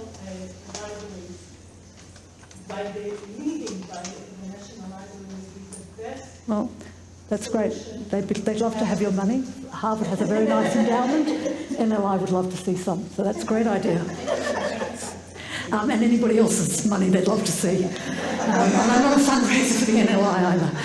But no, you're right. The NLI is fabulous, and that's why we're all here. But any support that anyone can give would be great. Just as far as country-based initiatives, sometimes it really works to fold it into country-based initiatives. I'm thinking about Rebecca Jefferson's work on the Caribbean Jewish Archive being folded into the Digital Public Library of America. So it works with finding larger projects and finding the Jewish aspects. There's a huge focus on diversity, certainly in the American context. And when you have a piece that can be argued as diverse, you can get funding and sometimes long-term preservation and all of those things. So being aware of what the mission is of sort of these larger country-based institutions can be really helpful as far as resources. Anyone from the European context want to comment on country-specific versus region-specific versus languages? No? Okay. Any other comments on the country-based initiatives, questions, or the digitisation? Sure. I'm still thinking about our conversation, and I think here it might be helpful to make a distinction between emergency responses to countries suffering from either a natural disaster and war, where you need a country response, versus endangered languages or the broader definition of hidden or endangered so I don't want the first part to get lost because we've broadened our awareness of the categories. Okay, thank you. Right. I'm sorry, I don't know your name. Dudu. Many country-based initiatives which will identify an archive group which will be the hub, the core, the leader of this country, and guide the other small archives or help them in all aspects. Sure. Well, seems to me that many of you are the leaders in your respective countries, so we've got a good start. I think Lara and Sarah, and then we'll move on. I would only add to that point of country-based initiatives. Again, from all our discussions that I have already heard, that it is a problem, a real problem. There are country-based initiatives, many of them, and sometimes they don't know about one another, and also they don't know, as appeared from the North American cases that were raised together today in the morning, that they don't know whom to apply for support. So it would be a dream. I don't think it's practical on that point, but maybe we should think about how this hypothetical task force could facilitate and create ties between, if we have a map, right? Let's imagine you have it already. We have a map and we know where the archives are, and we know where the government or other sources or authorities or monies are, and we could try and help those initiatives by creating a network. Right, so you talked about a hypothetical task force. I want to move on to perhaps an actual task force in a moment. Hold on, Gabor. There was one other hand, Sarah, and then Gabor. This is very basic, but I just need a list. Like, I probably get 1 to 3 archives offered a month. I can't do anything with them. I can't digitize them. I can't do anything. I don't have my colleagues in that, and that's probably just covering that, like, emails that come in English. There's probably another 1 to 3 that come in Hebrew. My colleagues and I do not have a list of where to refer them to. Okay, so Sarah's from Safari, in case anybody doesn't know. People don't realise that you're not an archive, I guess. So it's about people understanding what different organisations do. Gabor, and then... Just very quickly, you mentioned kind of the Yerusha model, and this is exactly what we did, what you just mentioned. So in every country we had a coordinator, usually institutes of academic excellence who are intimately familiar with the local Jewish history, the languages, the local archive. There's no way you can coordinate it from one place. Nobody and no institution understands everything, obviously, in these situations. And our Endangered Jewish Archives model is also very similar. It's crucial that you find your local coordinators who you trust, and drawing on their research experience and personal connections, you can then go ahead. So I think the model, what you just mentioned, works very well. So if you want to coordinate an international effort, you need people on the ground, institutions on the ground. You have no idea how much schmoozing Gabor has done to get those bags of framed documents. Okay, I'd like to try and bring this to a close. A couple of things. What have we missed out? When we had these categories, hopefully you'd read the other side of the page possibly before today or last night when you got the email. We're interested in what did we miss out? These were suggestions. What might be the challenges? I think you've sort of addressed those as you were talking about them. And then anybody who's interested, you don't have to put your hand up now, but if you are interested in becoming involved in this task force, give your name to Caron, to myself, or to Olga. And if you know of anybody else who perhaps couldn't be at the conference that we don't know, I'm sure there are some people who couldn't, well, we know there are some people who couldn't make it, that you would like to volunteer them. That's always the danger of not turning up. You get volunteered for something. But if you know somebody who you think we really should consult with, please give us their name. So let me just open up for a few minutes. Any categories we've missed out? Any obvious issues we've forgotten to think about?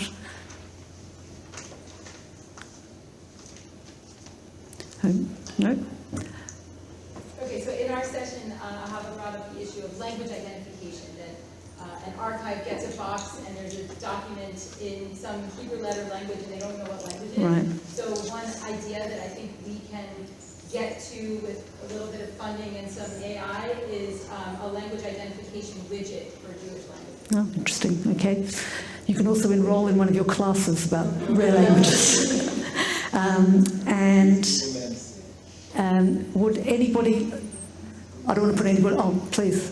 I would suggest also connecting archives or supplementing archives that are missing, and finally through digitization or digital exposure, they are back together or they are part again of the same whole archive, which is really, really important because you can see archives in the States or in Europe or in Israel, and this is a good opportunity to connect and make as a whole and unify archives that are otherwise dispersed.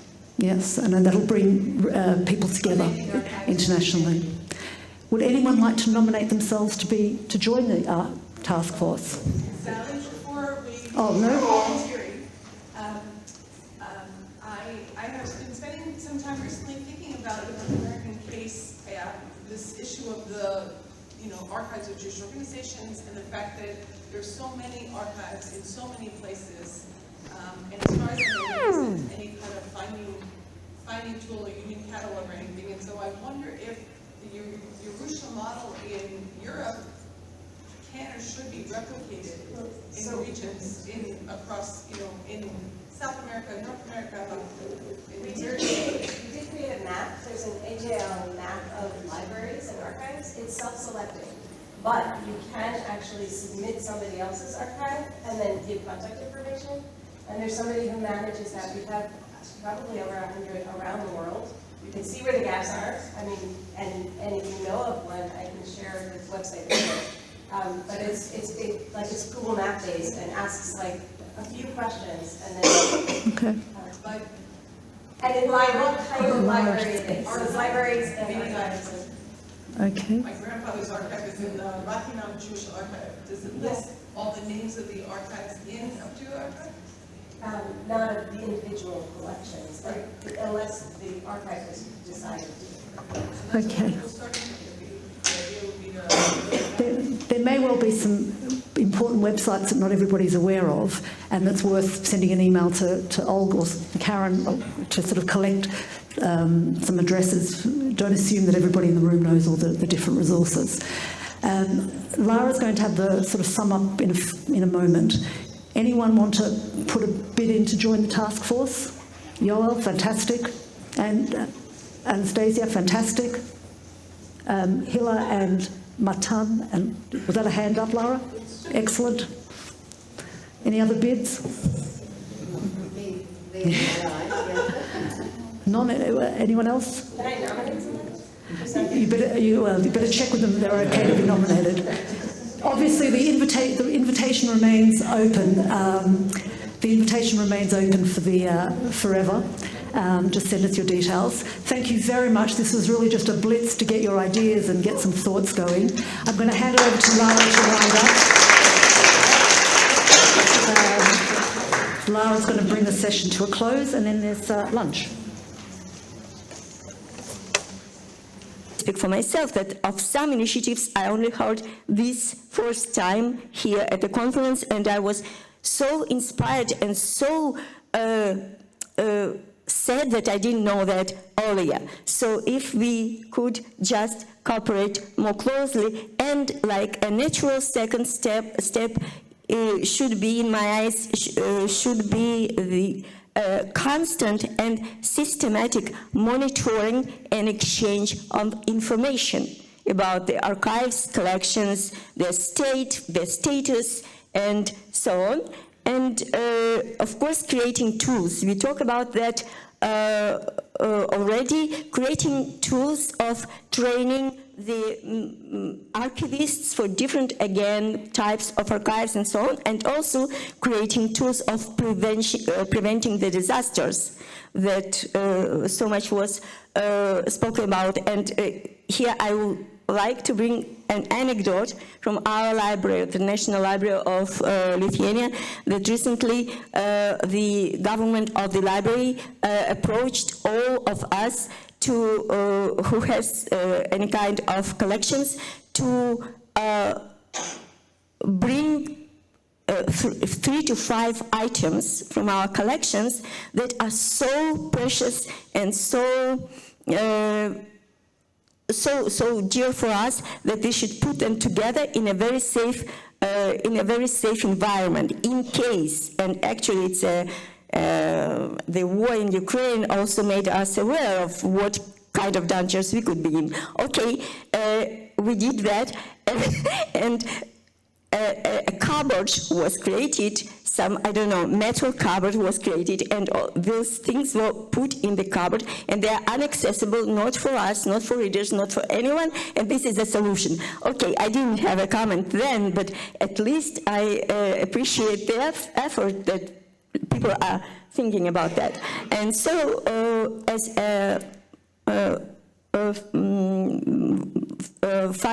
my final point, I would return to the point I have already of that indexing, and we can take in and mapping and everything. I am convinced that this discussion brought us to understanding that we do need more or less to regard every archive as endangered.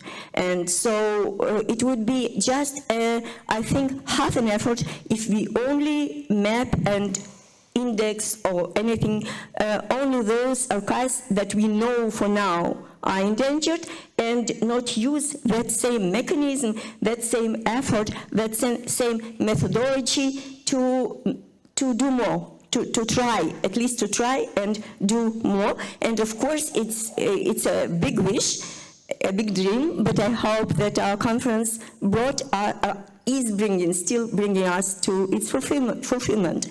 Thank you so much.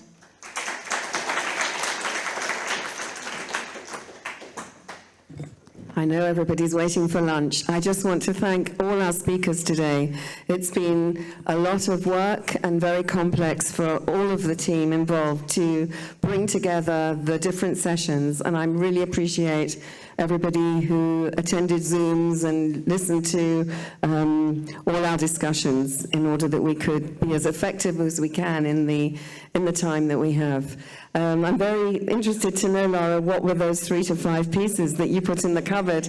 I just want to say that I have very strong memories the first time I came to Vilnius to looking at the desk, I think in the Historical Archive where you were working, and there was a tiny shred which turned out to be a little chart that said on it Holz or Matzes, of where people, that was for a family that needed to tick off what they were being given by the community. And that small piece of paper just spoke such volumes of life. So all these small bits are very, very precious. Thank you, and enjoy your lunch.